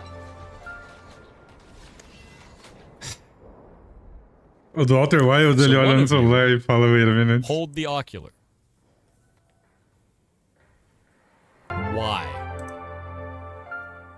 Now half the raid is dead. Was there a reason for that? Thor was playing MMO Ashes of Creation, something that he had been playing since 2024. In that raid, a player tagged an ocular, a very dangerous enemy, and Thor was set on figuring out who did it. God damn it. Oh, I swear to God, I'm gonna go back in the video and find out who pulled that damn thing and kick him out of the raid. That is insane shit. You have to be better than that. What do you mean it's Kronos? It's not Kronos. Somebody tab targeted and hit those damn ads. One of you attacked an Oculus and just wiped the whole party. For no reason. This is basic shit. We are not pulling those Oculuses because they kill the raid. We're pulling only the humanoids that are dropping the actual gear. Basic. I've been talking about this the whole time. If you want to run endgame content, you cannot do this. Legitimately. Because you're wasting everybody's time by doing Olha como ele fala, velho. So stop it. There's no reason for that. When I say the whole group is moving forward, that means you are not pulling shit from behind us. This is very, very basic. I'm not even being a dick about this. You just wiped everyone in the party and we lost tons of loot and Ele ainda tá com stuff. chapéu, é verdade. It's not necessary. Thor pulled it in a clip? Link.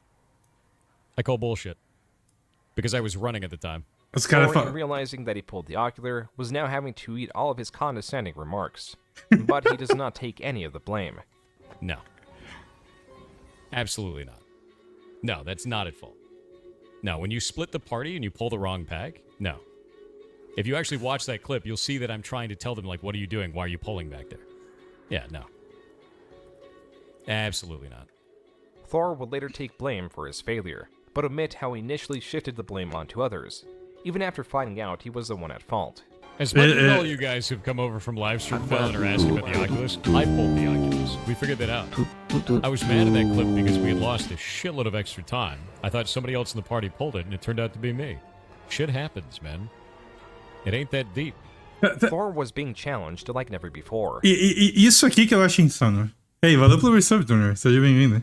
Tipo, na hora que ele...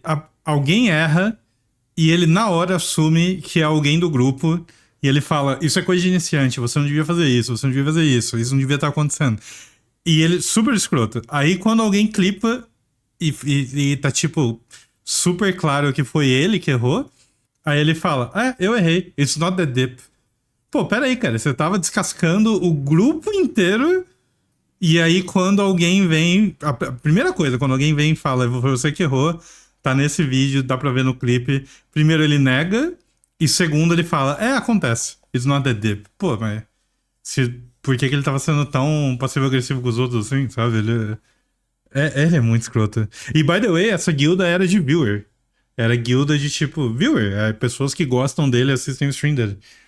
Ele não tava falando assim com random, ele tava falando com viewer ainda, que eu acho que é pior. É pior ainda.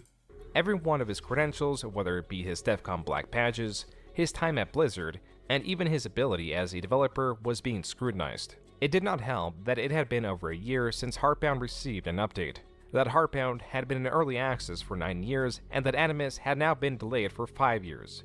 Thor, in response, stated he was going to provide monthly updates. This new monthly update process probably is going to fix that sort of, like, narrative on that, because it's not correct. Yeah. That'll fix a lot of stuff, I think. So we're just going to release a new update every month. And there is going to be a bunch of broken shit in the updates, because it's not a complete build. With millions watching, Thor would now need to adhere to his promises. Missing or delaying even a single update now could be met with extreme scrutiny. When do you plan to finish development? My hope is to finish it as quickly as possible. To be honest with you, with the monthly builds now coming up, I have a restriction on me where I have to produce content for you every month, and I can't just keep pushing it off because I'm busy with everything else that it takes to run a business. This forces my hand to make sure that I have to stay accountable to you guys and release new content for the game.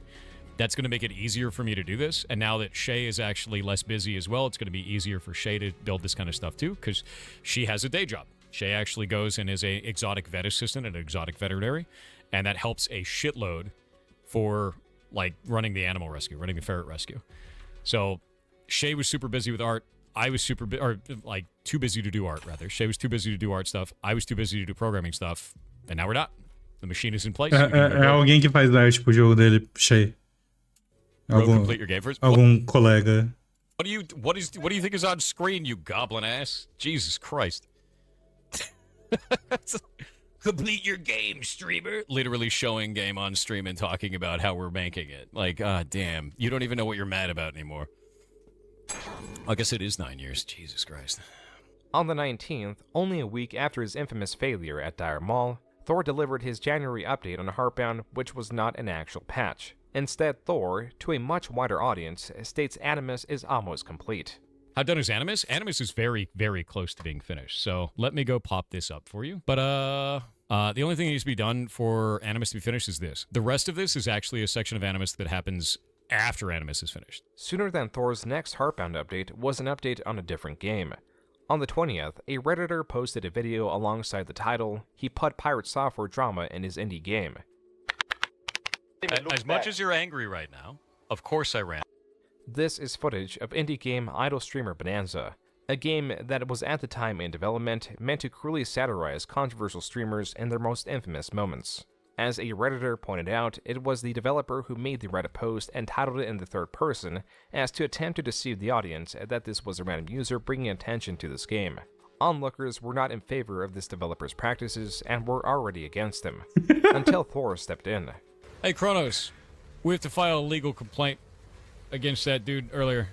I'm gonna pause this for a moment. There was a dude earlier today that went onto Reddit and said that he was using my voice in a video game, showed a bunch of videos of it, and then put that game up on Steam.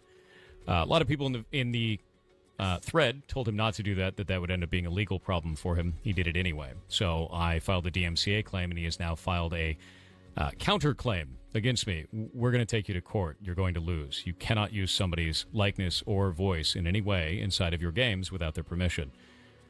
It's a really stupid thing to do. Incredibly so. So I'm going to send this over to Kronos now because he is a lawyer in copyright law. That is his job. Welcome to the Finding Out timeline, bud. Meu Deus, como ele é chato. Show that my voice was going to be in it. That's it. I think voice is copyrighted. Até quando ele tá certo, ele é chato. That's where you're wrong. And that's where a copyright lawyer would know more than you, which is Kronos.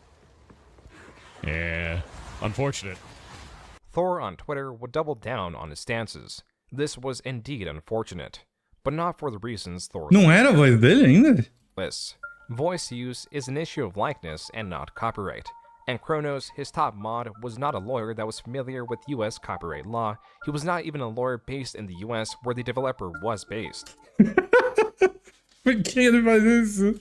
He was a lawyer in the UK.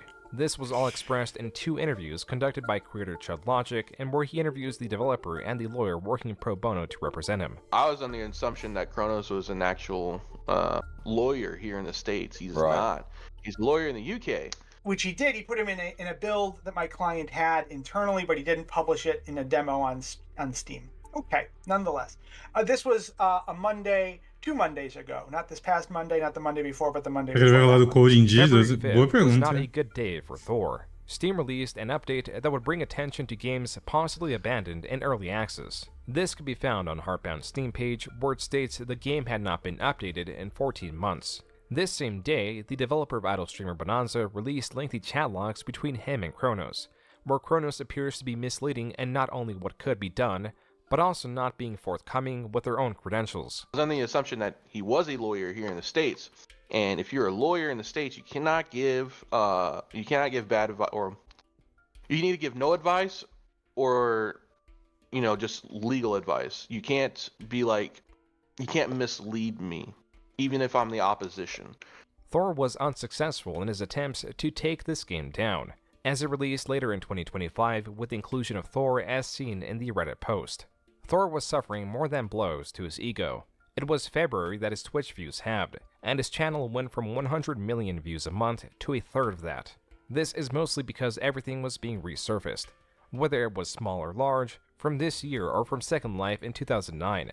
The nepotism, Darksphere creations, his time at Blizzard, his DEFCON badges, Heartbound, the lack of updates to Heartbound, his lies about Mr. Robot, his voice randomly deepening, his opposition to stop killing games, the videos he had allegedly removed through YouTube's report feature, and of course his blunder in World of Warcraft. And on February 20th, he responded, but only to a handful of criticisms and only with half-truths. Take for example his explanation on what happened in Ashes of Creation.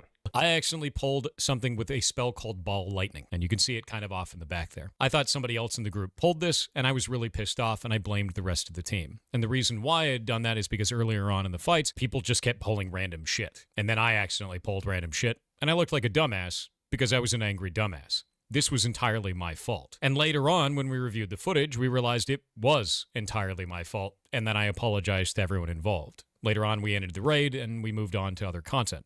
Thor fails to mention how he shifted blame initially, and blamed other party members even after finding out that he was at fault. In this same video, he accidentally reveals he lied about his updates to Heartbound.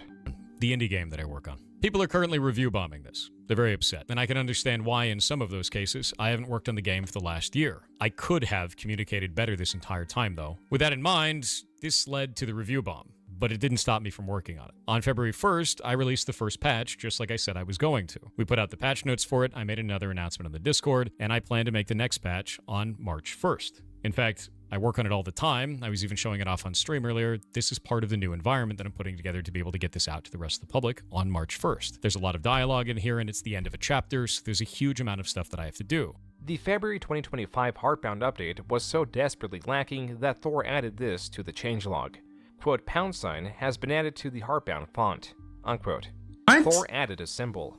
This makes up 1/5 of the change logs that also include, quote, a quit button has been added to the menu with an are you sure option. Meu Deus! Unquote. Thor also stated that he did not work on the game for the last year. Nossa, isso aqui parece eu no ensino médio, querendo encher linguiça em falar qualquer coisa que eu fazia.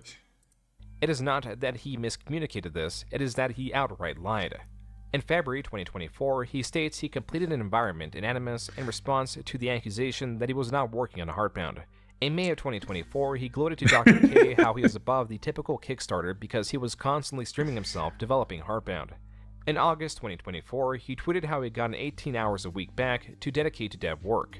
In October 2024, he flat out stated that he had completed an entire side story for Animus. Thor lied in all these situations, just as he was lying in February about it being a miscommunication. Thor is a liar and was being treated like one.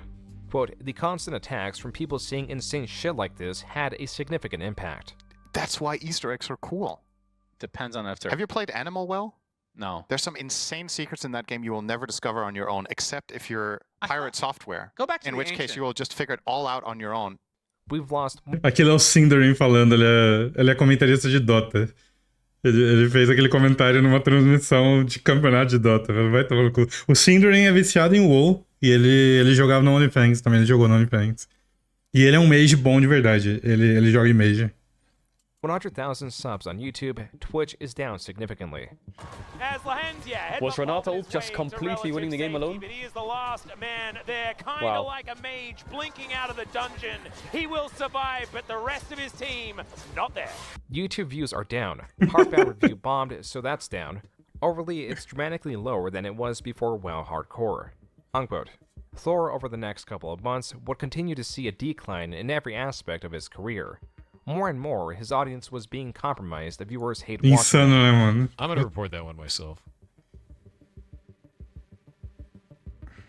Yeah, that guy's a fucking piece of shit. Who got reported? Wanna wait to see how long it takes Twitch to ban this person permanently. Who got reported for what? We'll find out how long it takes for them to get banned permanently from Twitch. I'll let you know. What do they say? They said that Ghost died of So they're trying to mix the World of Warcraft drama shit and say that one of the ferrets that died at our rescue, because she died of a very rare cancer, died of being out of mana.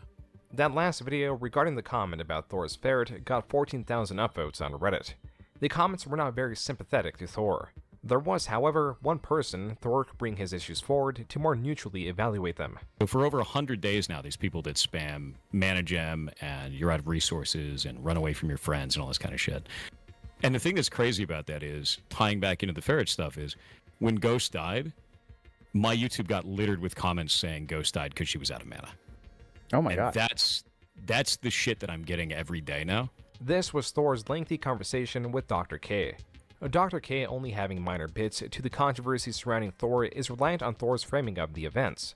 To this, Thor does an unsatisfactory job. He does admit fault for some blunders involving his raid in World of Warcraft, but entirely omits the arduous fallout, which is... Eu gosto muito que esse evento foi no dia do meu aniversário ali. Mental Health, May 25. Is the core of the issue. Dr. K picks up on this. So I think that this is where things get like if you're open to talking about this, like I think it could be helpful. Because I think there's two things that can be true at the same time. One is that the amount of hate that you've received is not acceptable. That, I think, is true. Like, in this moment, I believe that to be true. Like, that's not okay. And the way that you are describing the story and the response that you got, there's a big gap there that I think does not... So even if it's unfair, it seems like there's something missing to evoke. So what I'm getting is that you struck a nerve. You really pissed a lot of people off. And running away in a hardcore wipe, like a hardcore raid that is wiping, I do not think is the nerve that you struck. Does that make sense? No, it was the fact that I was smug on the way out. This segment of the conversation captures the 3 hours of conversation. It is Dr. K using various approaches to have Thor's reality match up with his opposition, but there is such a powerful barrier Thor has placed that he cannot see through it or over it. He even admits as such. The tricky thing about this is that you're not wrong. So I would agree with every single one of the statements that you've made. But I think that it's a defense mechanism for that. 100%. A defense mechanism meaning what? No, it's a defense mechanism on my end. And the reason why I did that is because it's gone on too long. And it's gotten to that point where it's hard for me to have a response that is not an emotional response. Like, we talked about this before, is like, whenever I feel like I'm having an emotional response, I just stop and I walk away for a moment, come back to it. But with this, I'm getting back into that old habit of like, I need to deflect this, I need to diffuse this. This is kind of a wall in front of this. I don't even want to, you know, and you just kind of put it up there and walk away from the scenario. And that's literally what that is, which is, here's my evidence, take it or leave it. I never said that I was. But you'll see there's a number of people that are in there that are getting like banned for this shit right now. Is like, they come in and they're like, did you know that he worked at Blizzard for 7 years? Like, yeah, that was my career. And I'm proud of that. So of course I'm going to talk about that because it gives context to talk about other things around the games industry, which is what we do on the stream. Yeah. So I think sometimes the things that I talk about in regards to those types of things is misconstrued as arrogance or boasting, when in reality, I'm just trying to give context. So that is the problem right there. So I want you to listen to this phrase. Sure. This gets misconstrued as arrogance, but in reality, it's this. Yeah. That is the most arrogant statement on the planet, bro. Like, tell me I'm wrong. Okay. I don't see it that way, but all right. Right? So, oh, yeah. So, you don't see it that way. You're wrong. No. Right? I'm right. So, you're subjectively, you're thinking. Mas voltou bem na parte que você gosta. You're wrong. Like, I'm objective and you're subjective. No. This is not the way it's perceived. This is really the way it is. Thor has built himself up on his achievements. With viewers seriously or mockingly diminishing them, they strike at Thor's ego. So while his true downfall started in World of Warcraft, it has been propelled by his memification. Yet he has had very serious impact, particularly on stop-killing games that in late June was predicted to now fail. Now, I said I'm approaching this like a time traveler because with the trajectory we're on, these are both going to fail. So I figure, why wait until they actually do to tell people? Both the petitions end in July. Okay, I really don't want to do this next part, but it's become a liability for the campaign for me not to.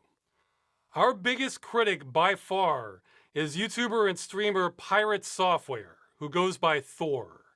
If your only exposure to Stop Killing Games has been this video, then you've been misinformed. This video is by someone who does not understand the campaign, has been trying to stop it, and has been making up what it is about. This video came out right as we were building momentum, then except for one boost in Germany, the signatures started drying up like clockwork. Ross Scott's video dissects Thor's claims one by one and proves how much he misrepresented the campaign. Conversa inteira, uai, você vê na cara do Dr. K piscando muito grande dos anarcistas, mas ele não vai falar claramente. Na época eu lembro que eu perguntei eu fiquei curioso, eu conversei com o Mads, que eu falei que, tipo, tratar um narcisista, tipo, você psicólogo, e o seu paciente tem sei lá, não sei nem se dá pra chamar de transtorno, mas ele é narcisista nesse nível, assim, tipo, deve ser uma merda, cara. Eu não sei, tipo, nossa, deve ser bizarro. Desvio de personalidade, mas aquele vídeo do Dr. K é desconfortável. Tipo, vários vídeos dele são desconfortáveis, porque ele basicamente tá fazendo uma consulta de psicólogo, por mais que ele fale que não é, meio que é. Então, eu acho meio desconfortável até de assistir, só pelo fato de parece que você não devia estar ouvindo ali, você é um fucking voyeur, ou voyeur, eu não sei como fala, mas você não devia estar ali ouvindo aquilo, já é estranho por natureza. Agora, ver ele conversando com o Pirate é complicado, né? Seu pai é assim, mano, eu não sei nem como deve ser ter um parente narcisista desse jeito, porque eu, tipo, num nível muito, muito primordial da minha personalidade, eu não vou com a cara de gente que é muito egocêntrico ou muito narcisista. Eu não gosto de gente assim. Tipo, eu preciso de alguns minutos ou alguns segundos com uma pessoa desse jeito pra eu perceber que, tipo, eu não suporto gente com esse tipo de transtorno. Eu não vou com a cara. Eu nem consigo imaginar o que é ter um parente, assim, alguém que você tem que conviver diariamente. Curiosamente, tem uns trechos do pai do Thor falando sobre ele, que eu lembro que na época revoltou o povo, porque era o pai do Thor falando que o filho não liga pra ele há sei lá quantos anos, ou comentando de alguma vez que o Thor tratou ele mal e a galera ficando, damn, deve ser foda ter um filho narcisista, tá ligado? É complicado. From lying about what it was trying to do, to framing it beyond the worst way possible to denounce it. The worst part was that Thor's coverage, as far as Ross Scott can tell, truly had a negative reaction among supporters and possibly caused the predicted death of the campaign. But Ross Scott may have been too quick on this because, as he stated, there was still a month left to get signatures. And this was about to reveal something incredible. It was going to prove that people hate Thor. É verdade, perguntam, né, se ele batia no Thor e ele fala, não, mas se bobear eu devia ter batido. Porra. Internet é um negócio muito doido, né? Não vou... Nossa, o cara falando, sabe lá, no stream dele, sabe lá quantas pessoas que ele, se pá, devia ter batido no filho. Tem clipe do pai do Thor falando isso, tipo... É bem estranho, é super awkward. More than they ever cared about stop killing games. Naturally, Thor did his part and responded to Ross Scott with a lengthy tweet. Quote, I put out 2 videos disagreeing with your initiative 10 months ago and I haven't talked about it since. Now your initiative has failed and you're blaming me for 33 minutes of the hour-long video covering it. Your community is out in force, shitting up our streams and socials with hate messages, threats, and snide comments. Ele é sempre a vítima, ele é muito escroto. I'm fine talking to people that are level-headed about this and can have a conversation, but to be real, dude, every time you've been involved, your orbiters turn shit toxic instantly and it sets me off. Your community is fucking rabid and it's shit to deal with for anyone on the other side of the argument. I still disagree with your movement for all the reasons I stated. That's unlikely to change at this point. I am more than fine with that. Stay frosty." Unquote. A day later, there was an uptick in signatures, but it was far from the desired growth. Thor on the 25th tweeted again, delivering a similar message. Ross Scott did not have much to add. He only contested Thor's point of him not taking his videos down in relation to stop killing games. Thor refuted this by stating that Twitch auto-deletes VODs, and triples down on this by blaming the disappearance in YouTube VODs as an error on YouTube's side. Quote, that broken state causes them to be a black screen, and they cannot be recovered unless you reach out to YouTube for a 720p version, if they have it. Any video set to 1155 has deleted all content beyond it. Notice how many are missing due to this issue because I stream at a minimum of 12 hours a day, 5 days a week. Unquote. This is all very nice, but it is also a complete lie. As a reminder, Thor a year prior plainly stated that he took these videos down. I just deleted all the VODs where we were talking about it. I kept my videos up and I walked away. They can eat shit. A Twitter user even found this Discord message of Thor expressing this very thing. On the 25th, the signatures jumped by 40,000. Every day came with tens of thousands of new signatures. Then on July 1st, Jacksepticeye, the creator responsible for inspiring Thor... Holy shit, esse é o cara que tava gritando de cabelo verde no começo do vídeo? Fucking time skip, velho. Olha essa porra, nem parece a mesma pessoa. to quit his job for Heartbound, promoted the initiative and had this to say. Someone like Pirate Software has gone out and done a horrible video on it, misrepresenting what it is, giving a ton of misinformation and actually kind of killing the initiative from the get-go. Faz muito tempo que a gente tá vendo esse vídeo. And then just being very egotistical about it, not saying sorry and really opening up to it and being like, shit, my bad, and then fixing any of the things that he said were wrong about it. PewDiePie also jumped in and created a community post in support of the initiative. This and other large creators speaking on the initiative brought in hundreds of thousands of signatures, and around July 4th, the initiative passed. This was truly a day of celebration, but not for Thor, as viewers had shown their disdain for him. Trying to say that our rescue is an animal horde. I've been called a pedophile, zoophile, rapist, corporate plant, degenerate, narcissist, nepo baby, and many other names. And they attacked all the accomplishments over my life, despite physical evidence to prove to the contrary. And they also went after every job I ever held, trying to say that I never worked them, or if I did work them, that I never deserved them. So I'm going to be honest with you. I hope that your initiative gets everything you asked for, but nothing you wanted. And I'll leave it there. From here, Thor made the choice to step down from his position at Desde quando eu que ele fala com o Nepo Still Baby, part of então, Off-Brand? mano. Nope, I stepped down. People were attacking the games that we worked on because they don't Pega like me, ele de and I jeito, don't é. want that to happen to any of them. Also in early June. Sim, não, eu acho que ele se ofende mais, o povo chamando ele de Nepo Baby, de qualquer outra coisa que ele colocou ali. Qualquer outra barbaridade ali. É bizarro. June, Thor spoke about his time at Blizzard, but not in the typical sense. I think the biggest problem, man, is like, I'm 37 years old. I have had a whole career of doing stuff. And people go, that's impossible. I have never done anything. And it's like, then go do something. Like, do anything. Like, God, dude. What kind of dev work did you do at Blizzard? I didn't do any dev work at Blizzard. I've never said that I did. The internet has done some weird shit where they said, like, oh, he said he's a dev for 20 years at Blizzard. It's like, no, I was a dev when I was freelance. And then I was doing freelance work the whole time I was at Blizzard. And I was also working at Blizzard because I was allowed to. So now Thor was not a developer at Blizzard, a company praised for their game development. He was no longer the director of strategy of off-brand games, he was hardly an indie game developer, and certainly not a tech guru. The question then is, what is he? Though the answer can come in various forms, a proper label is lolcow, a creator that has long burned any goodwill with their audience and lives on to be milk for comedic moments. He was now being compared to the infamous Yandere Dev. Vai se fuder isso aqui.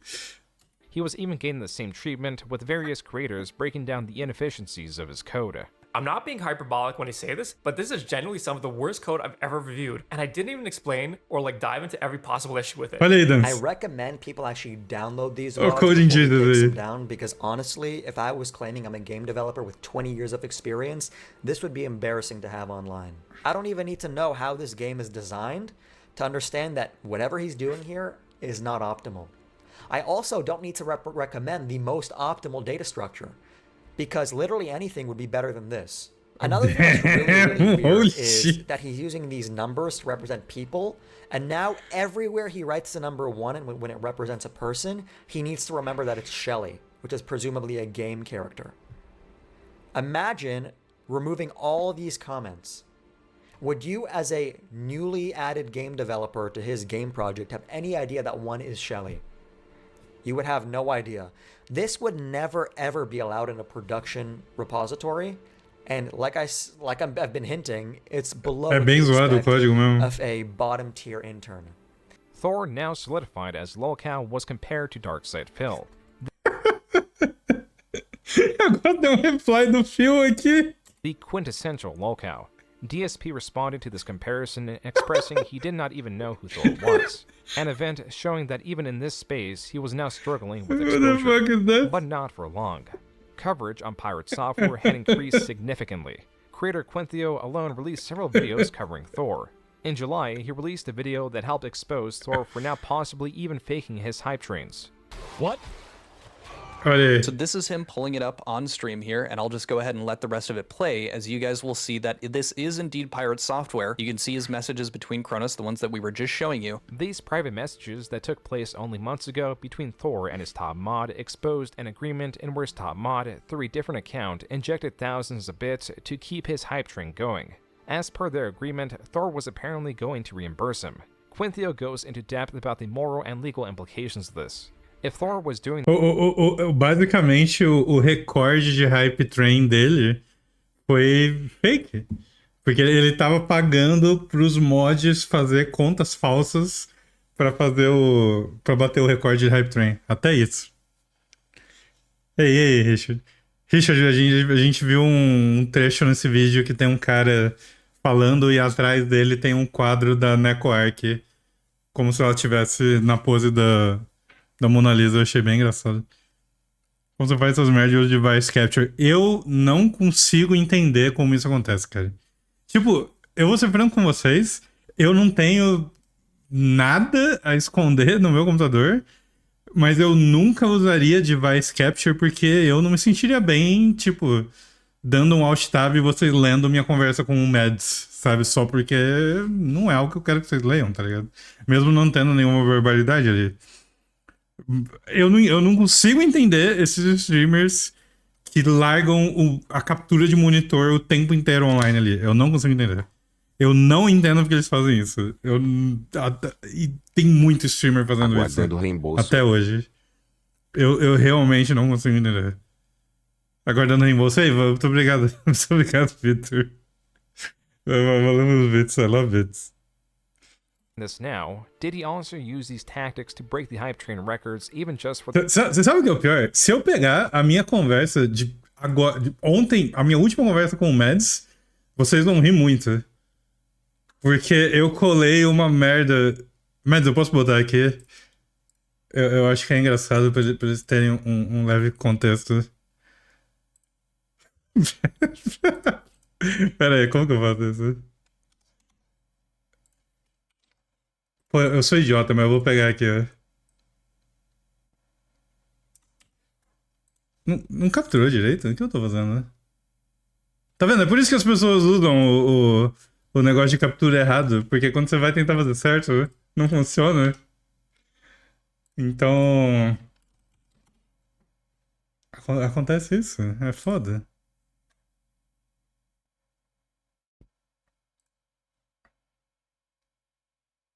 Não, eu vou tirar uma print. E isso aqui é a minha conversa com o Mads de ontem. Porque eu tava assistindo um stream de Mario 64 e tinha um cara spamando essa merda. O Folha vai gostar disso aqui. O pior é que eu mandei pra ele e eu nem tinha me ligado que era porra do coelho do Mario. Eu achei que era, sei lá, uma coelha furry random, assim. Eu fiquei tipo, que porra é essa, velho? Mas o chat desse streamer, eles passam a madrugada inteira mandando esse tipo de ASCII art de Coomer. E eu dou risada o tempo inteiro. É um chat muito besta dele, é de um streamer chamado Leon. Eu acho... Tipo, parece ser um povo bem jovem e bobo, mas eu dou risada com aquele chat. for the sake of the achievement. Or perhaps to inject money right as the hype train was going to die, as to extend it to encourage viewers to donate further. Não, é a coelha do Mario 64, pô. É o coelhinho do Mario 64. Eu não sei se, tipo, ali originalmente a imagem é pra ser outra coelha, mas eles mandaram como se fosse o Mips, né? Ah, ok, é a coelha do Zootopia. Would you fuck Mips? Hey, Lucas, valeu pela versão, mano. Whatever the case, it did not look good. Still, this was nothing new when put next to what Thor was now being accused of. On July 25th, Lyric Wolf, a former sexual partner of Thor, who had his own grievances with him, and posted his full furry sexual erotic roleplay messages with Thor. Essa frase extremamente cursed. Eu vou até deixar aqui de novo pra vocês ouvirem, porque ela é impressionante.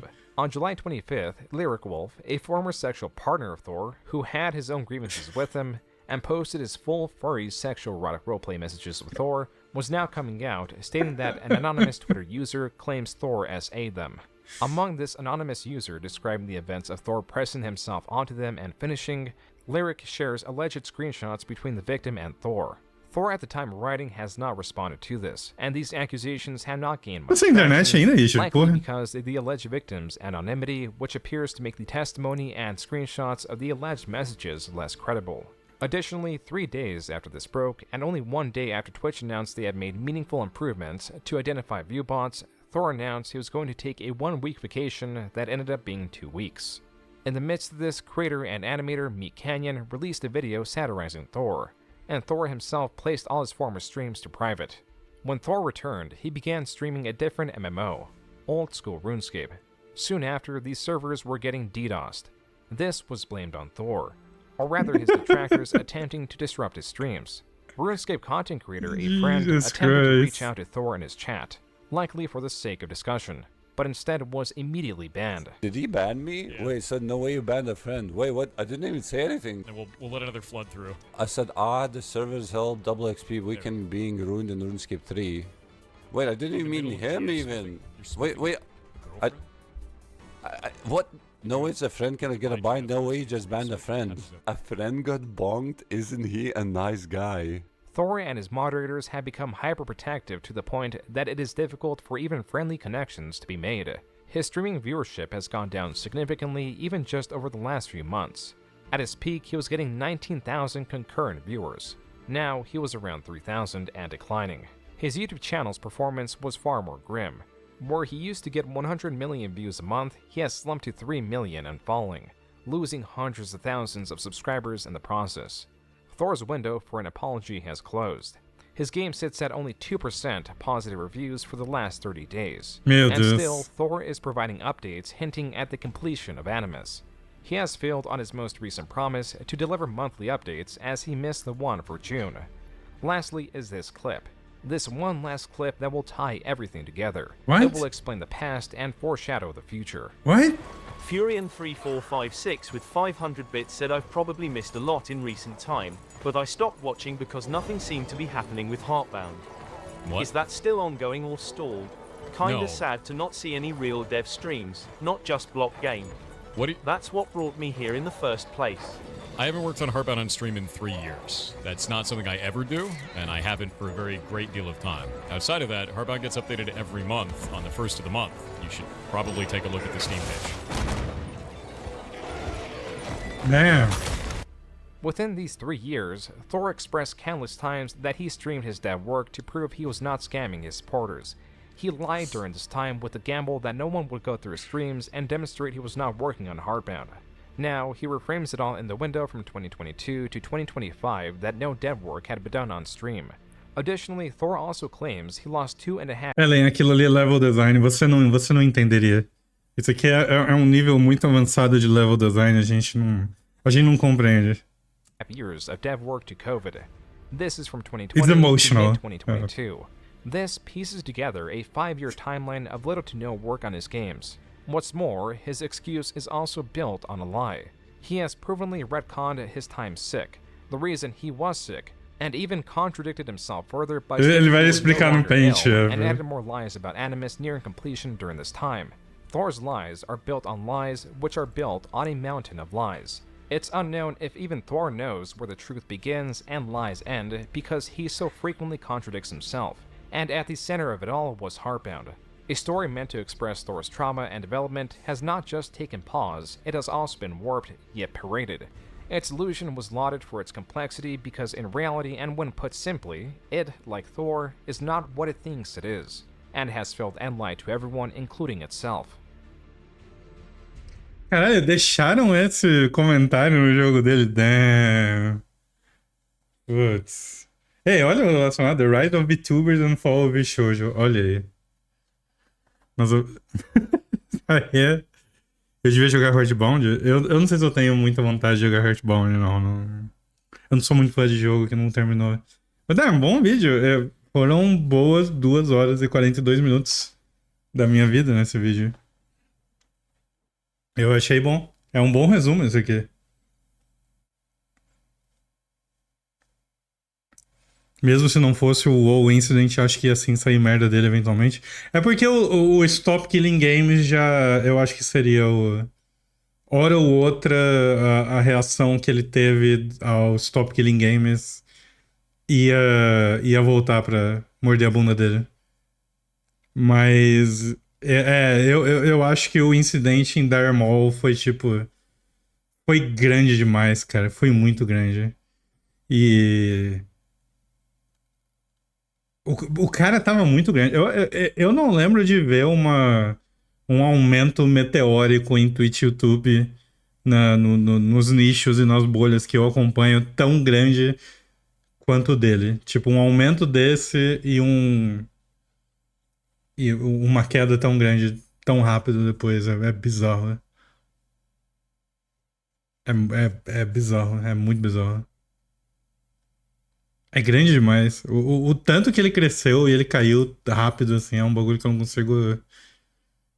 Vocês lembram de algum outro caso de alguém que subiu e caiu tão rápido, assim, na internet? Porque o dele foi muito rápido.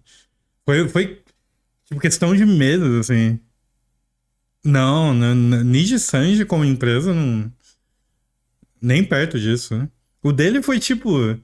De um mês pro outro ele explodiu e depois de Dire Maul ali o negócio foi... Não, eu acho que nada chegou... Subiu, caiu tão rápido quanto ele. Foi muito rápido. Eu nunca vi um negócio desse em YouTube ou Twitch. Foi muito, muito rápido. Até agora eu não entendi a reação dele com o Stop Killing Games.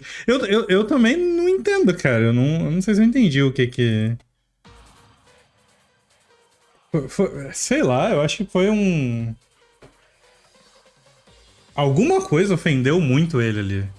Eu não sei se ele é o tipo de pessoa que ele acha que hora ou outra ele ia fazer um jogo online e ele acha que ia afetar negativamente a empresa dele.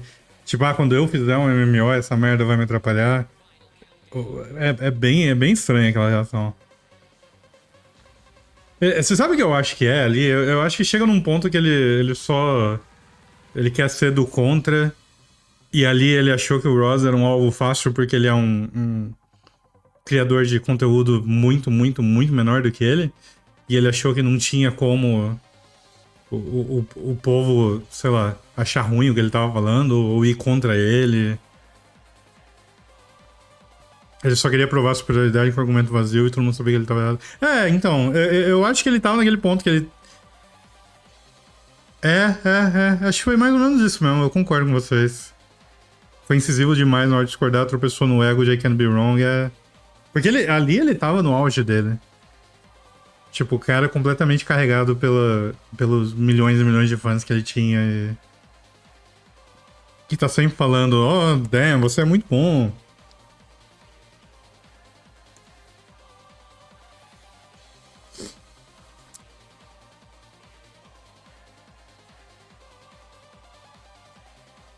Enfim. Foi um bom vídeo. Valeu, Dan. Boa noite aí.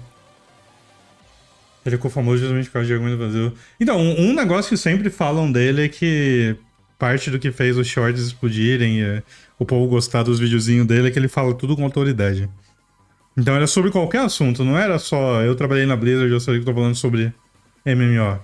Era qualquer coisa. Ele ia falar de programação, ele é hacker.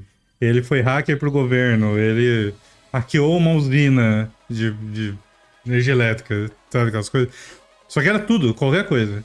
Qualquer short sobre qualquer assunto, ele fala com uma autoridade que se você não entende do assunto que ele tá falando, você vai achar que, tipo, damn, esse cara sabe do que ele tá falando, porque parece que ele sabe mesmo. Ei, boa noite também, Fez. Bom descanso. Tá? Bom vídeo, eu gostei de assistir. Essa aqui é parecida a Downfall Arcadum. Deixa eu ver se...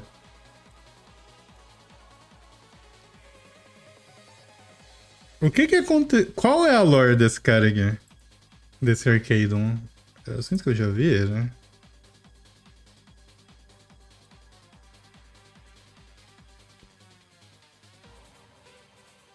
Meu Deus.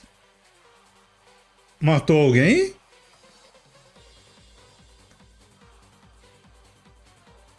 Nossa senhora. Ah, não, bom, pô, aí, esse aqui, o negócio é... Mas, ó, ele teve um crescimento bem grande ali, porque, ó, ele ficou... 2017, uns 3 anos com uns 200 average viewers. Aí aqui de 2020 pra 2000, um ano e meio, mais ou menos um ano e meio, rolou um skyrocket aqui pra 5 mil de média. E aí, de repente, o cara foi pra 100, 50, 30, 15, perdendo follower. Nossa, cara. Mas que doido. Você sabe o que me parece isso aqui, olhando puramente os gráficos, sem saber da pessoa nem nada?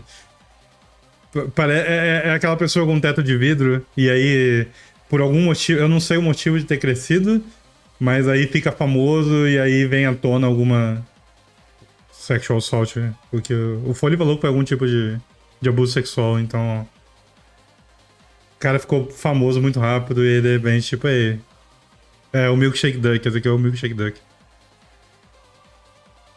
Doideira esse aqui. Como tá um Mesquife? Vamos ver? A gente pode ver nesse site mesmo aqui. Mesquife.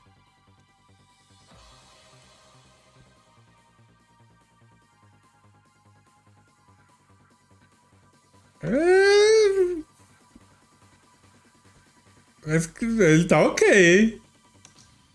Tá caindo. Ó, tem uns números aqui, tipo... Perdendo follower pra alguém que só ganhava. Não é normal, né? Mas os números estão caindo. Ah, é muito recente, é verdade.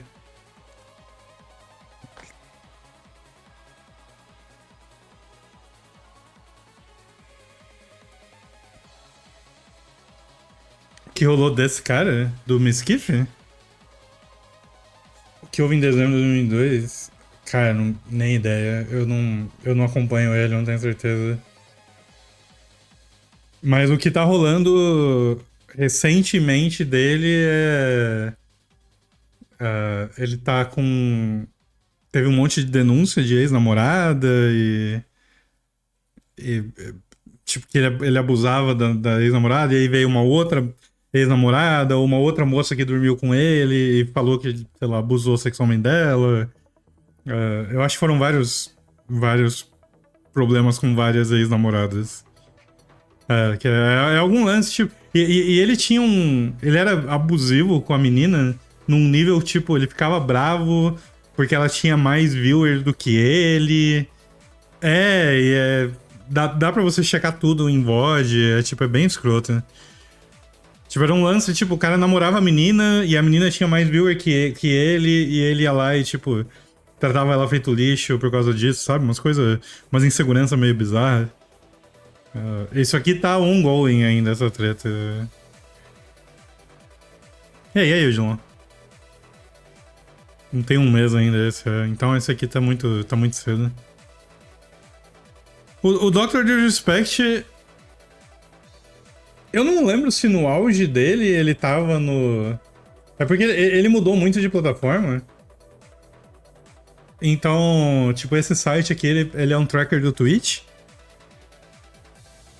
Então, como ele mudou muito de plataforma, não dá nem pra ver, porque ele foi banido do Twitch meio que no auge ainda. Aí ele foi pra YouTube, sei lá onde ele tá agora. Então aqui, se você vai olhar os gráficos do Twitch em si...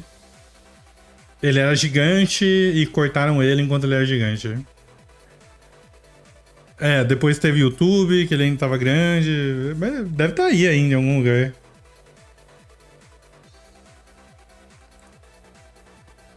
Good morning, chat. Today I'm very happy. Meu Deus. It is over for Miskiff. 1h10. É do cara do quadro da Necor, que realmente, ó. O vídeo que Baliro linkou ali, vocês devem ver. Eu não vou ver agora, mas a gente pode deixar pra ver outro dia. He's a Rumble streamer, nossa senhora. Você vai comprar todo o hardware do gaming? Caralho, você vai comprar o videogame do gaming? Parece da hora aquilo, mano. Mas eu tenho um computador, eu sei que eu não preciso daquilo, mas eu achei bem legal.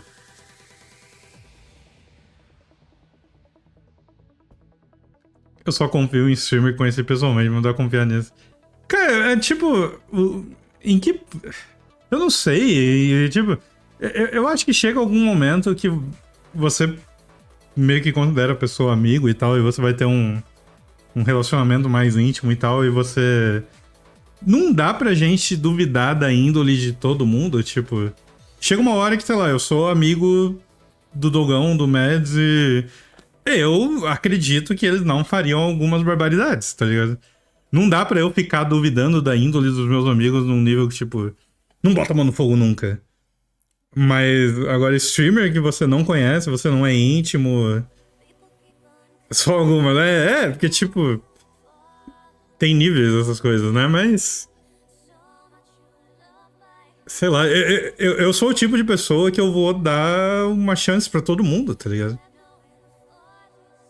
Agora, gente que você só conhece pela internet, você não é amigo, não é íntimo, você só... Tipo, sei lá, escuta um podcast... Tipo, não dá pra você ficar pintando um quadro da pessoa como se ela fosse um exemplo de vida. Tipo, você não conhece, tá ligado? Tipo... sei lá, é estranho, né? O nosso cérebro de macaco não lida direito com essas coisas, né? A gente passa o dia inteiro ouvindo um streamer ou um youtuber e você meio que... Porque você vai confiar no que ela tá falando, a pessoa fala que tipo, eu tenho ética, eu não faço isso, eu faço aquilo. Você meio que confia, sabe? Você não vai ficar duvidando também. Tem gente na internet que se revelar alguma coisa ou outra, eu não vou achar tão surpreendente. Tem um ou outro que eu ficaria meio triste. Acho que vale pra todo mundo, né? Botei tempero demais na pipoca, bebi 2 litros de água. É foda, né? Não dá pra viver com medo, como diria o Demolidor na Marvel Comics. Então, exatamente. Né?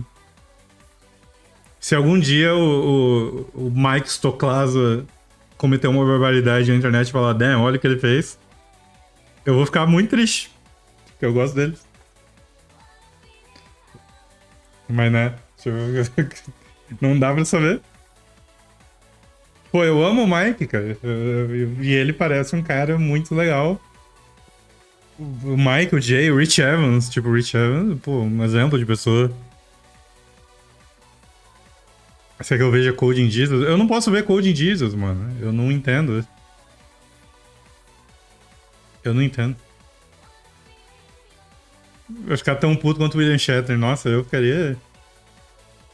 Assim, se você me perguntar, tipo, eu acho que Mike Stoklasa, o Jay ou o Rich Evans, algum dia vai vazar alguma coisa que eles fizeram algo terrível. Tipo, eu acho que não, porque eles parecem pessoas éticas, até certo ponto.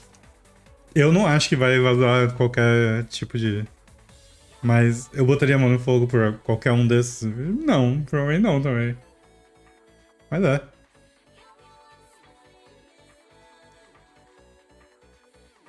Traz o Tsune e o Arthur pro uma call pra eles ver o Code in Jesus comigo.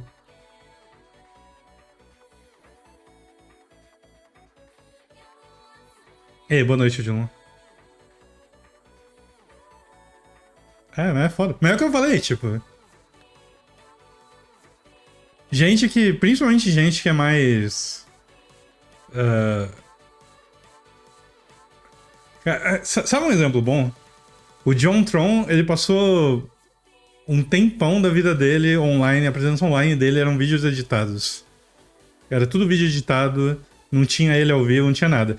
A única vez, ou uma das poucas vezes que ele foi fazer algo ao vivo, ele resolveu sentar pra ir num debate com aquele idiota daquele Destiny, que é outro cara escroto, e ele falou um monte de barbaridade e meio que destruiu a carreira dele, até certo ponto, porque ele era grande demais, né? O cara tá bem de vida e tal, mas... Tá ligado? Tipo, a única vez que ele foi ser ele mesmo, ele falou algo que ele não devia ter falado. E meio que é isso. Tipo, acabou, tá ligado?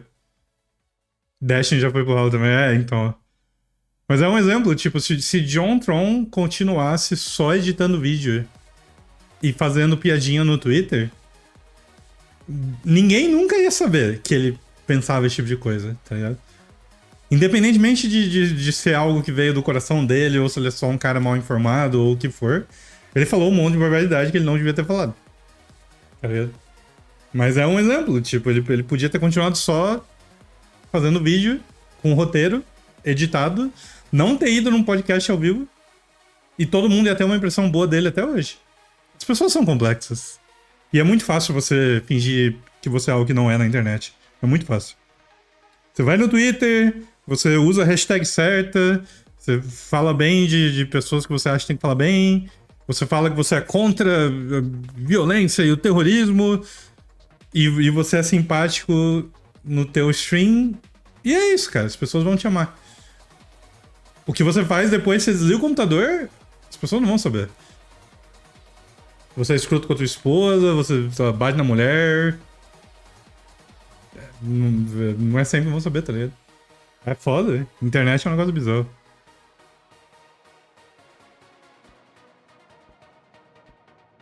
Tem que ficar quieto mesmo, né? Eu sou contra a violência e terrorismo. Larry, eu vou falar aqui que eu sou 100% contra a violência e terrorismo. E eu acho que é isso. Eu acho que eu tenho que make a stand aqui e falar que eu sou contra o terrorismo, que é isso aí. Até louco, nossa. Bold statement.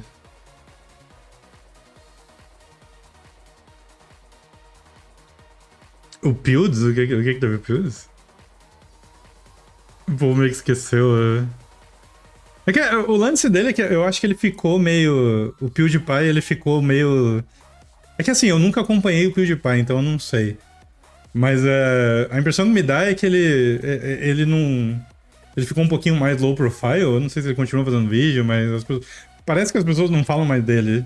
Tipo, acho que quando... Chega uma hora que o cara só deixa o assunto morrer. É algo que o Pirate Software não conseguiu fazer direito. Então, o cara só, tipo, tá rico já, tá ligado? Ele fica na dele ali e é isso. A polêmica não vai ficar requentando o tempo inteiro. Se o cara fica rebatendo e igual o Pirate Software fez por um tempão, aí o negócio fica em voga, né? É melhor manter uma distância segura por vários motivos, tanto para os streamers quanto o público, quanto o streamer. Mas é duas vias. Eu já falei sobre isso aqui, que tinha uma... De vez em quando eu ainda penso, tipo, pá... E aquele viewer que desapareceu? Ou eu fico pensando, será que eu fui grosso com alguém? Coisa assim, mas... Não é bom eu pensar nesse tipo de coisa também, tá ligado?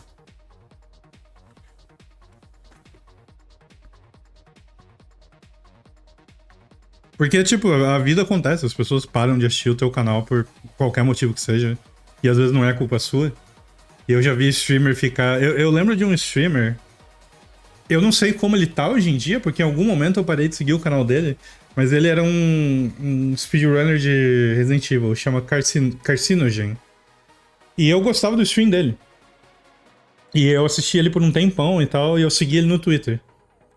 E eu percebi que ele era bem seguro com algumas coisas relacionadas ao canal dele, o que eu entendo totalmente. Porque quando você tem um canal na internet, você começa a ficar meio doido com o número. Hora ou outra você vai endoidar com o número. Porque chega um momento que você percebe que você está colocando tempo demais, investindo tempo demais em algo que não está dando retorno. E às vezes é só culpa do algoritmo e não da tua competência. Só que você vê os números caindo e você fica pensando, tipo, o que eu tô fazendo de errado? Será que eu devia estar streamando outra coisa? Eu tô chato? O que tá acontecendo? É normal. Só que o Carce, ele endoidou completamente, velho. E se aí colocasse, o Carce deixou de apresentar uma coisa. Então, caras, vocês lembram de, tipo... Porque eu lembro de seguir ele no Twitter, e ele ia no Twitter e ele fazia, tipo...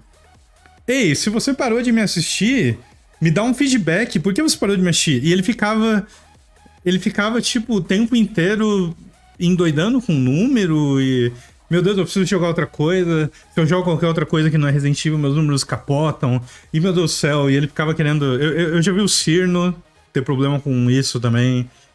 Ele ia no Twitter e falava, galera, por que vocês pararam de me assistir? Me explica aqui, eu quero entender. E, tipo, galera indo lá falar com ele, cara, não é nada pessoal, eu só tô fazendo outras coisas. Tá ligado? Que é geralmente a resposta padrão. Mas eu vi o Kirsi, o Carce endoidando, assim, um negócio que eu olhava assim e falei, damn, toda vez que eu achar que eu tô chegando perto desse nível, eu tenho que botar a mão na consciência e falar, ok, eu não posso ficar desse jeito. Porque ele tava bem doidado. Ele tretou com um Bok? Sério? Eu não sabia disso. Ele tá melhor hoje em dia? Que bom. Nossa, ele teve uma época ali que eu falei, velho, eu vou dar um follow porque não... Ele tava bem maluco, né? Completamente maluco, né? Outro que eu lembro tem doidado é o Toboscos. Tem um vídeo dele do Jun sobre ele. Sério? O Piltz se aposentou. O John Tron mesmo, ele... Sei lá, ele fazia os vídeos dele, lançava ali, agora ele teve um filho, ele tá meio sumido na internet também. Não tem porquê ele... Tipo, sei lá, você abre qualquer outro negócio, larga um pouco a internet, cuida do teu filho, cuida da tua família e é isso, tá ligado?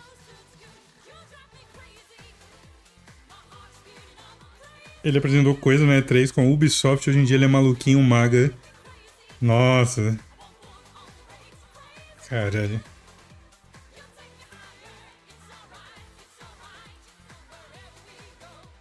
Vai dar. É fácil ficar doido nesse meio. É bem fácil. Às vezes tem que dar uma Tem que se lembrar de não ficar doido. Porque número... Algoritmo deixa todo mundo maluco. Isso aí é algo que eu já acho que todo mundo percebeu já. É horrível. Ter que depender de algoritmo. É uma merda. Lembrar de não ficar doido, é. A gente tem exemplo brasileiro. Acho que tem vários exemplos parecidos desse aí.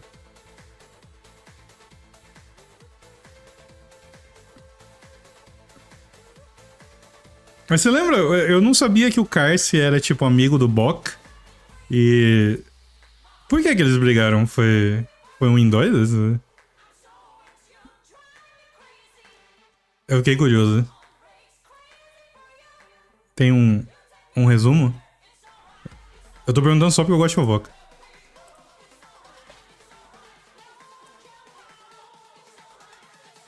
Ah, então... Ok. Então foi isso mesmo. Ele culpava o Bok por roubar viewer dele. Era exatamente isso. Eu lembro desses tweets. E eu lembro de ter lido os tweets e eu falei, ok, essa é a minha gota d'água. Esse cara tá completamente lelé. Era isso mesmo. O Bok ia jogar Resident Evil, né? Foi um filme absurdo, caralho. Agora que você falou... Agora que vocês falaram, acendeu uma velhinha na minha cabeça. Foi isso mesmo. Eu lembro, ele marcou o Bok e o caralho, né? Foi tipo... Nossa, que... Damn, isso aí é um indóidas bem grande.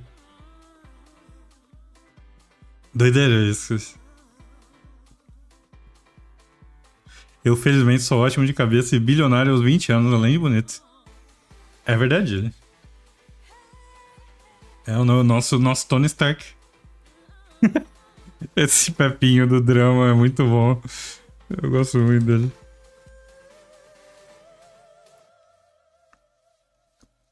Deve ter muita gente se perdendo igual, só não chega a postar. É, não é. Mas é o ideal, né? Tipo, mesmo se você tá ficando doido, você não pode mostrar que tá endoidando. É foda. Você não quer mostrar fraqueza, demonstrar fraqueza na internet também, não faz bem. Pô, eu vou dar uma olhada nesse vídeo do Jun do Tobuscus aí, deixa eu ver. Será que é um vídeo que eu já vi? Eu tô achando que eu não vi, não. Vamos ver o que tem aqui. É novo?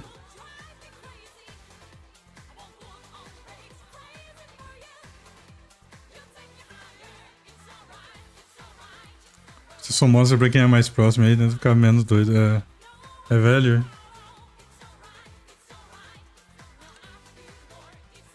Ah, aqui. A New Rock Bottom. The Story of Tobuscus. Toby Turner. Tá entre o vídeo do Pro Jared e o vídeo do Nostalgia Critic. Ele tá entre gigantes aqui. O vídeo desse cara. Nightmare Blunt Rotation. Foda. Toda essa celebridade de YouTube gringo que eu conheço por vídeo dele. Então, cara, eu também. Ou é vídeo desse cara ou do Frederick Newson lá, que tem a versão do vídeo de GSP do Wings of Redemption dele, que é muito bom também. A única certeza é que vai ter um cameo do Kingstar. O Kingstar, nesses vídeos, é muito engraçado, porque ele realmente parece tem um cameo dele em todos esses vídeos. Em algum momento você vê o Kingstar em todos os vídeos. O cara é um... Eu não sei nem como descrever ele. Ele é uma barata mesmo, mano. É tipo o GSP. Mas o GSP tá meio que no canto dele, né? O Kim tava envolvido em drama de tudo quanto é canto da internet, é bizarro, né? Deixar esse canal no reprodutor automático e dormir pra acordar a pessoa que foi atropelada por tanta negatividade. Então, tem muitos desses vídeos são pesados, né? Porque às vezes o cara fez algo tipo muito mais sério do que só ser egocêntrico, né? Então tem vários aqui que é tipo uns crimes bárbaros e tal. Mas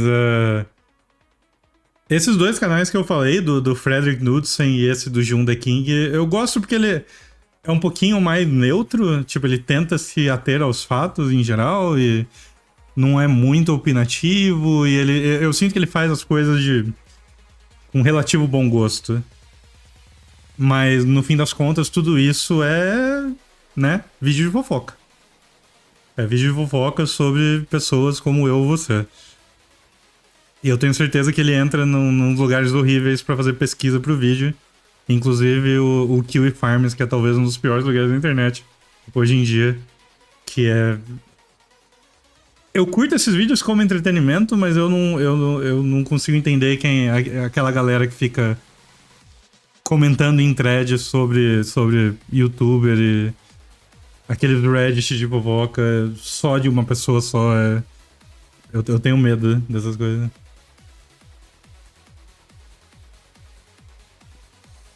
O do Jun foi que a gente viu de GSP. Eu acho que a gente viu ou Down the Rabbit Hole do GSP, ou do Jun, ou os dois.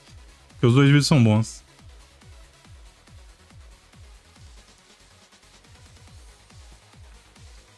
Eu vi o do Jun sobre Game Grumps.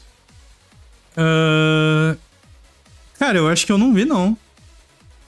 Podemos ver amanhã, quer? Será que eu vi esse vídeo? Talvez eu não tenha visto.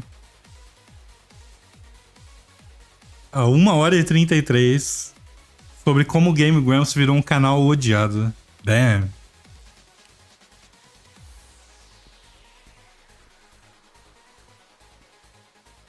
The Game Grumps é um bom exemplo, porque tem um subreddit que é só os caras falando sobre críticas mais ácidas ao canal. Chama Rant Grumps. Eu não sei o quão ativo ele tá hoje em dia, mas é um subreddit antigo já. Metade do vídeo é sobre esse subreddit.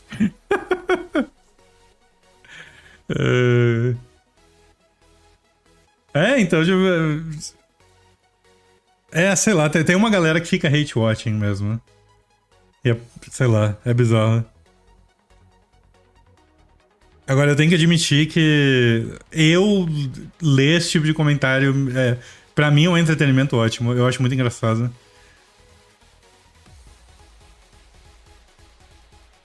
Mas eu também não... Eu não tenho nenhum sentimento muito forte a Game Grumps, então eu consigo, sei lá, ver como um espectador meio neutro. O Eagle Raptor ficava brigando com a gente direto. Caralho. Pô, deve ser um bagulho muito estranho você ter um subreddit inteiro de gente que passa o dia inteiro falando mal de ti, te criticando por qualquer coisa que você faz. Mas, nossa, eu sinto que se tivesse algo assim sobre mim, eu ia fazer de tudo pra nunca nem chegar perto de um negócio desse, né? Eu acho que é uma linha que você não quer cruzar, de jeito nenhum. Aquilo ali não tem como ser saudável pra ninguém. Eu não conhecia Jun The King, ele tem muito vídeo de gente que eu já odiava faz anos. É porque ele pega essas celebridades de internet que, sei lá, tiveram alguma queda, tipo, sei lá, gente polêmica, e ele faz esses documentários, então... Eu acho que o primeiro vídeo que eu vi dele foi ou do Wings of Redemption, ou o vídeo que ele fez do Ice Poseidon, que... acho que foi um dos primeiros que ele fez, porque ele fazia vídeo de RuneScape, e aí ele fez um vídeo do Ice Poseidon, e aí acho que deu muito view, e ele percebeu que ele podia só fazer vídeo. E aí tem um vídeo muito engraçado dele que ele fez do Low Tier God também, que é ótimo. Tipo, o vídeo em si eu não lembro se é ótimo, mas é um vídeo relativamente pequeno sobre o Low Tier God. E que eu lembro que ele subiu aquele vídeo e aí, tipo, um ano depois ele falou: o meu Cyberstalker needs to be stopped. E é um follow-up do vídeo de 2h30 do Low Tier God stalkeando ele e falando pra ele derrubar os vídeos. E é muito engraçado. Tipo, ele fez um vídeo de meia hora sobre o Low Tier God e o Low Tier God ficou 2 anos enchendo o saco dele. Num nível que ele teve que fazer um outro vídeo e, sei lá, chamar a polícia e... Eu acho muito bom.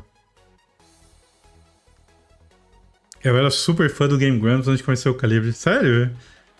Eu gostava muito de Eagle Raptor e eu gosto muito de John Tron antigo também. E eu achava Game Grumps ok, mas eu não era super fã de Game Grumps nem nada, e eu só meio que acompanhava de longe.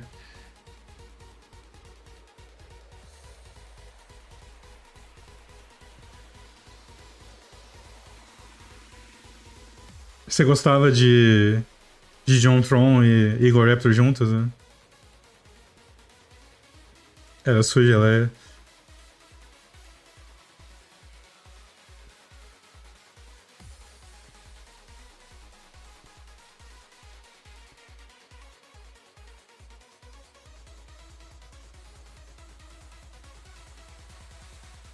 Gringo de games, eu só via Game Trailers. Pra mim é engraçado porque eu não... Eu acho que eu nunca acompanhei praticamente nenhum canal nacional de YouTube. Então, desde que eu me conheço por gente, eu só vejo vídeos de gringos. E aí o YouTube só me manda vídeo de gringos. Então, pra mim, tipo, essas subcelebridades mais genéricas, assim, tem vários que eu não conhecia. E aí eu vejo esses vídeos e eu tipo, ok, que bizarro esse cara. Mas canal brasileiro eu não sei nada de nada, não acompanho nada. Beleza aí, Edmota, é foda, né?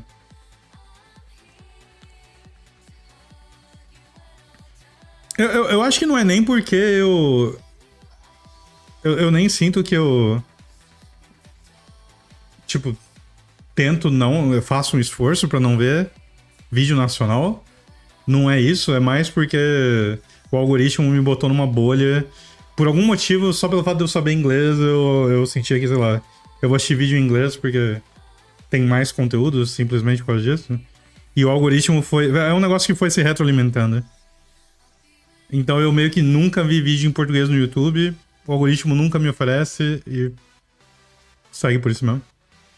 Recomendar teu canal. Qual é o nome do teu canal novo aí, mano? Faz uma propaganda dele aí, eu vou seguir ele aqui. Eu vi você falando que você fez um canal sobre física.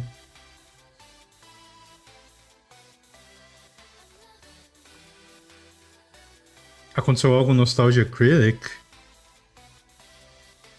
Tem um monte de rolo, mas eu não manjo. Eu nunca parei pra ver muito. Do Nostalgia Critic, um vídeo que eu gosto muito, que não é dele, é aquele vídeo do Dan Olson lá, ou Dan Olson, não sei o nome dele. Que é ele falando do review do Nostalgia Critic do The Wall. E eu dou risada daquela merda o tempo inteiro. Se eu assistir aquele vídeo, agora eu dou risada. Porque é insano esse review. Tipo, insano nível, deviam prender o Nostalgia Critic no... Sei lá, velho, de chamar a carrocinha pra aquele cara. O pior review da internet. Aquilo ali é tipo... Devia ser estudado aquilo.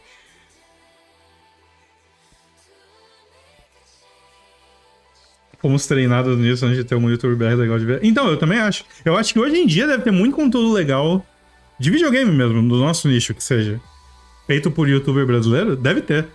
Eu só não vejo nenhum, porque eu tô assistindo conteúdo em inglês desde 2009, sei lá, 2000, sei lá quando. De quando é o YouTube? Essa altura, 2004, né? O 4chan é 2004? De quando é o YouTube?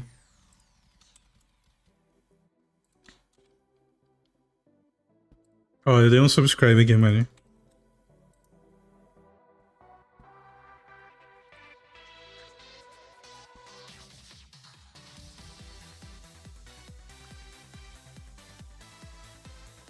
Ah, você via conteúdo brasileiro e depois você trocou...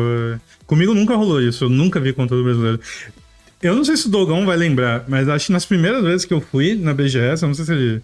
Em alguma dessas vezes ele tava por perto. Acho que a primeira vez que eu fui na BGS, eu fiquei chocado, porque, tipo, sei lá... Passava o Denilson ou o Silvio Luiz, ou alguma celebridade brasileira genérica, assim, andando pela BGS... E tinha uns caras atrás, uns repórteres e tal, meio que é isso, mas nada demais. Aí de repente passava, sei lá, um youtuber X de Minecraft com uma multidão de criancinha atrás. Eu falava, velho, que porra é essa? E aí me falava, é o youtuber não sei quem do Minecraft. E eu tipo, é? E tipo umas 50 criancinhas andando atrás. E eu nunca tinha ouvido falar da pessoa. Foi quando o Selbit causou problema. Então, tipo, Venom Extreme, Selbit, Guilherme Gamer, aquele cara da máscara, o Monark. Todos esses nomes eram nomes que eu nunca tinha ouvido falar na minha vida e foi me apresentado em alguma BGS. Porque, sei lá, o cara passou com uma multidão de crianças. Resident Evil, essas coisas aí. Eu nunca tinha ouvido falar de nenhum desses. Nenhum desses. Nunca. Eu nem sabia que era algo. E eu aprendi em BGS, vendo multidão atrás desses caras. É bizarro. Meu primeiro evento de anime eu fui por causa do Guilherme Game. Caralho, olha como é envolvido o Danço com essas coisas. Olha que bonitinho.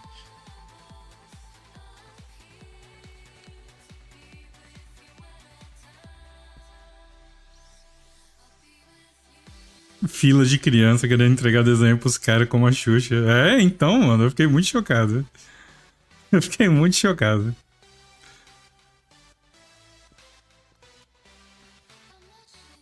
Dá pra eu ver... Eu acho um negócio legal de ver, pegar minha conta antiga do YouTube e olhar todos os canais que eu sou inscrito por data. Deve dar pra fazer isso, né?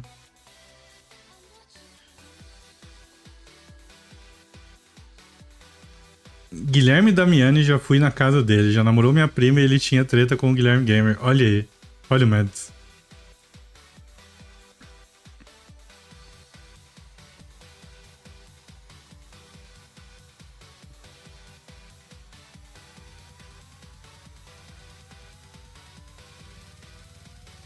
Damiani, o filho da puta, veio pela merda do Camille, caralho.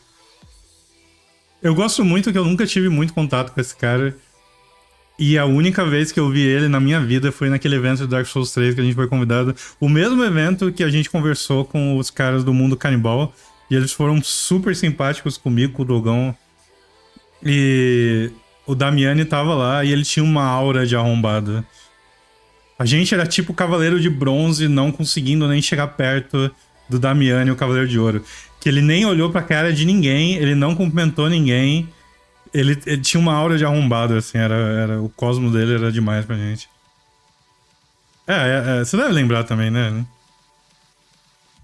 O Dogon teve a mesma impressão dele. Quando vocês desceram, ele ficou falando dos carros que ele ia comprar. Então, e foi um choque pra mim, porque era tipo... Os caras do mundo canibal, acho que eles eram mais famosos que todo mundo que tava ali. Tipo, até em sei lá, alcance... não nicho, porque a Norme assistia Mundo Canibal e Partoba e por mais tempo, E eu lembro que eles foram super simpáticos com a gente. Tipo, ele perguntou do nosso canal e a gente falou que a gente fazia vídeo de Dark Souls e ele falou, pô, a gente ama Dark Souls, eu tive esse problema assim assado pra matar tal boss, ele ficou batendo papo com a gente. Sabe? Super humilde mesmo, um cara humilde. Eles estavam legitimamente interessados no jogo. Super down to earth, assim. E aí o outro moleque ali, eu não vi ele batendo papo com ninguém ali. Ele tava com o tourist dele, não cumprimentou ninguém, não olhou na cara de ninguém, ele tava só... Ele é muito igual a um conhecido meu, tem o mesmo jeito de arrombado. Damiani falou merda do Chester na época da morte dele. Cara, eu não consigo entender esse ímpeto que algumas... celebridades de internet tem de tipo, morre uma pessoa querida e a primeira coisa que o cara faz é ele ir lá e falar mal do cara que morreu, que um monte de gente gosta. Eu não consigo entender quem faz isso. Eu não consigo entender. Mesmo quando a pessoa tem motivos pra ser criticada, assim, é um negócio meio... Eu nunca vou esquecer do que o Rick Sampaio fez quando o Miura morreu, que foi um negócio que eu achei, tipo, muito zoado, muito insensível. Esse aí foi um negócio que eu lembro que eu li o que ele falou e eu falei, não é possível, cara. Mas eu não sabia desse lance do Chester também. Do Damiani falando do Chester, eu não sabia disso. Que cuzão. Principalmente quando é suicídio, assim, né? Pô, meu Deus, deixa as pessoas...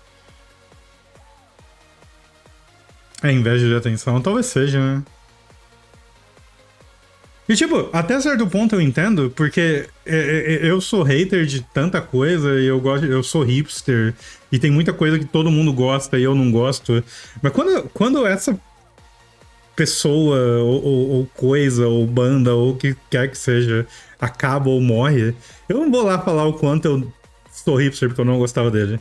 Pra que eu vou fazer isso? Tá todo mundo triste, um monte de gente que era fã. Tipo, é tão... nossa,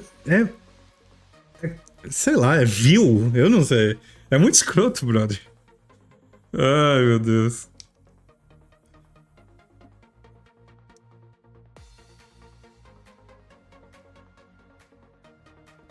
Ele odiava todo mundo que cometia suicídio, hein? Ele teve um parente que suicidou, talvez? Nossa, sei lá, mano, eu não sei. Porque eu entendo o impulso de, tipo, vou falar mal de algo que todo mundo gosta. Eu adoro, eu sou chato, eu adoro fazer isso. Mas na hora que alguém morre, você vai fazer isso, é tipo... E, caralho, tem muitas chances de você não fazer isso. Você pensa e fala, ok, eu posso pensar isso, mas eu não vou colocar em palavras, eu não vou digitar isso no Twitter. Eu não vou, tá ligado? Pra alguém ir lá e digitar e mandar e não deletar e achar que tá bom... É demais pra minha cabeça, brother. Holy shit. Tem muita chance de você não falar merda.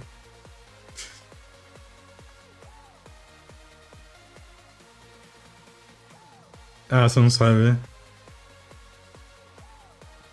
Pô, se você não curte... sei lá, cara. O Ozzy foi me abalou um pouco, sabe? Tipo, minha adolescência foi... Eu gostava muito do Ozzy, de Black Sabbath e tudo mais. Eu sei que ele não era uma pessoa perfeita. Mas... Se alguém... Aqui no dia do Ozzy eu não vi ninguém criticando ele. Porque se eu tivesse visto eu ia ficar puto. Do mesmo jeito que eu fiquei puto com o Miura. Que até hoje eu acho um dos comentários mais insensíveis que eu vi foi aquele. Foi bizarro, né? Palavras da mãe do tambor do Bambi. Se não tem algo agradável a dizer, então não diga nada. Tambor era o coelhinho? Eu lembro que tem o coelhinho, aí tinha a gambazinha, né?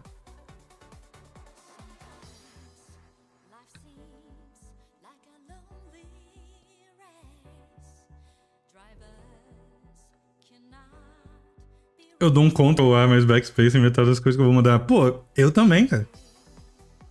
Faz bem. O coelhinho, ele é bem bonitinho, aquele coelhinho.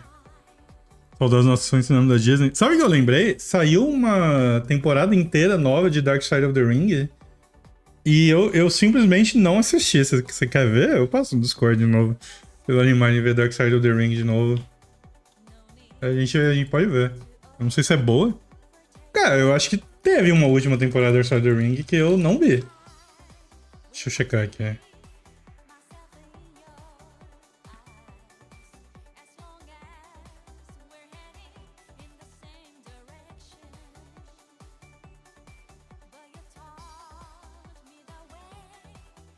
Não, ok. A gente viu 3 episódios dessa temporada, não?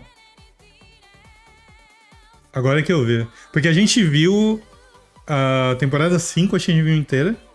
Que tem o Sandman, a Sherry. A gente viu o episódio do Big Van Vader. E aí teve 1, 2, 3, 4, 5, 6. Tem 7 episódios que eu não vi.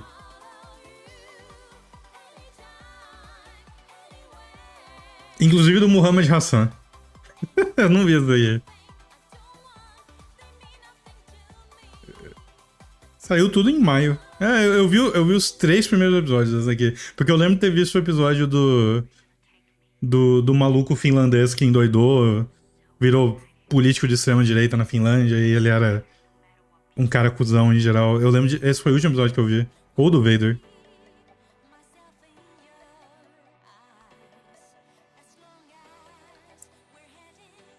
Faz tempo que a gente não vê nada no Discord, dá pra pegar o peixe.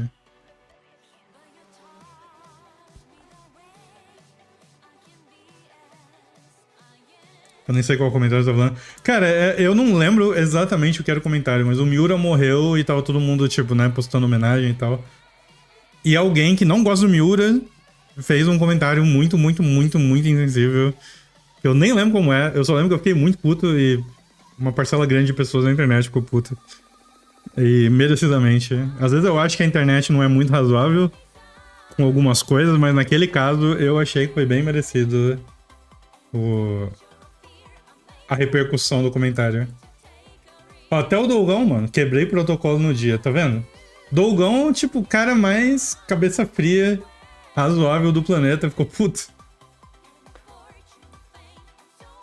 Você viu? Eu vi uma resposta dele. Cara, é foda. Aquele dia ali eu fiquei meio revoltado. Eu também não.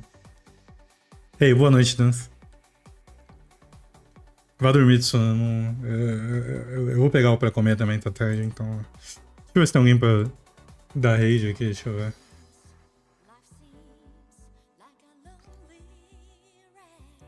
Ei, a Lemon tá jogando Resident Evil. Ah, ela tá indo viajar já. Ela vai pro Japão. Eu vou mandar vocês pra lá. Eu acho que talvez seja... É o último stream dela antes dela ir pro Japão. Ela tá jogando Resident Evil Outbreak 2. Ela é um amorzinho, eu dei uma olhada no stream dela. Ei, valeu pela companhia hoje, obrigado por assistirem o vídeo comigo. A Lemon mora no Canadá.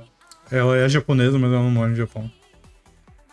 Vou mandar vocês pra lá. Valeu, gente. Valeu pela companhia hoje. Amanhã eu volto. Boa quinta-feira a todos. Mandem um alô pra Lemon quando vocês chegarem lá.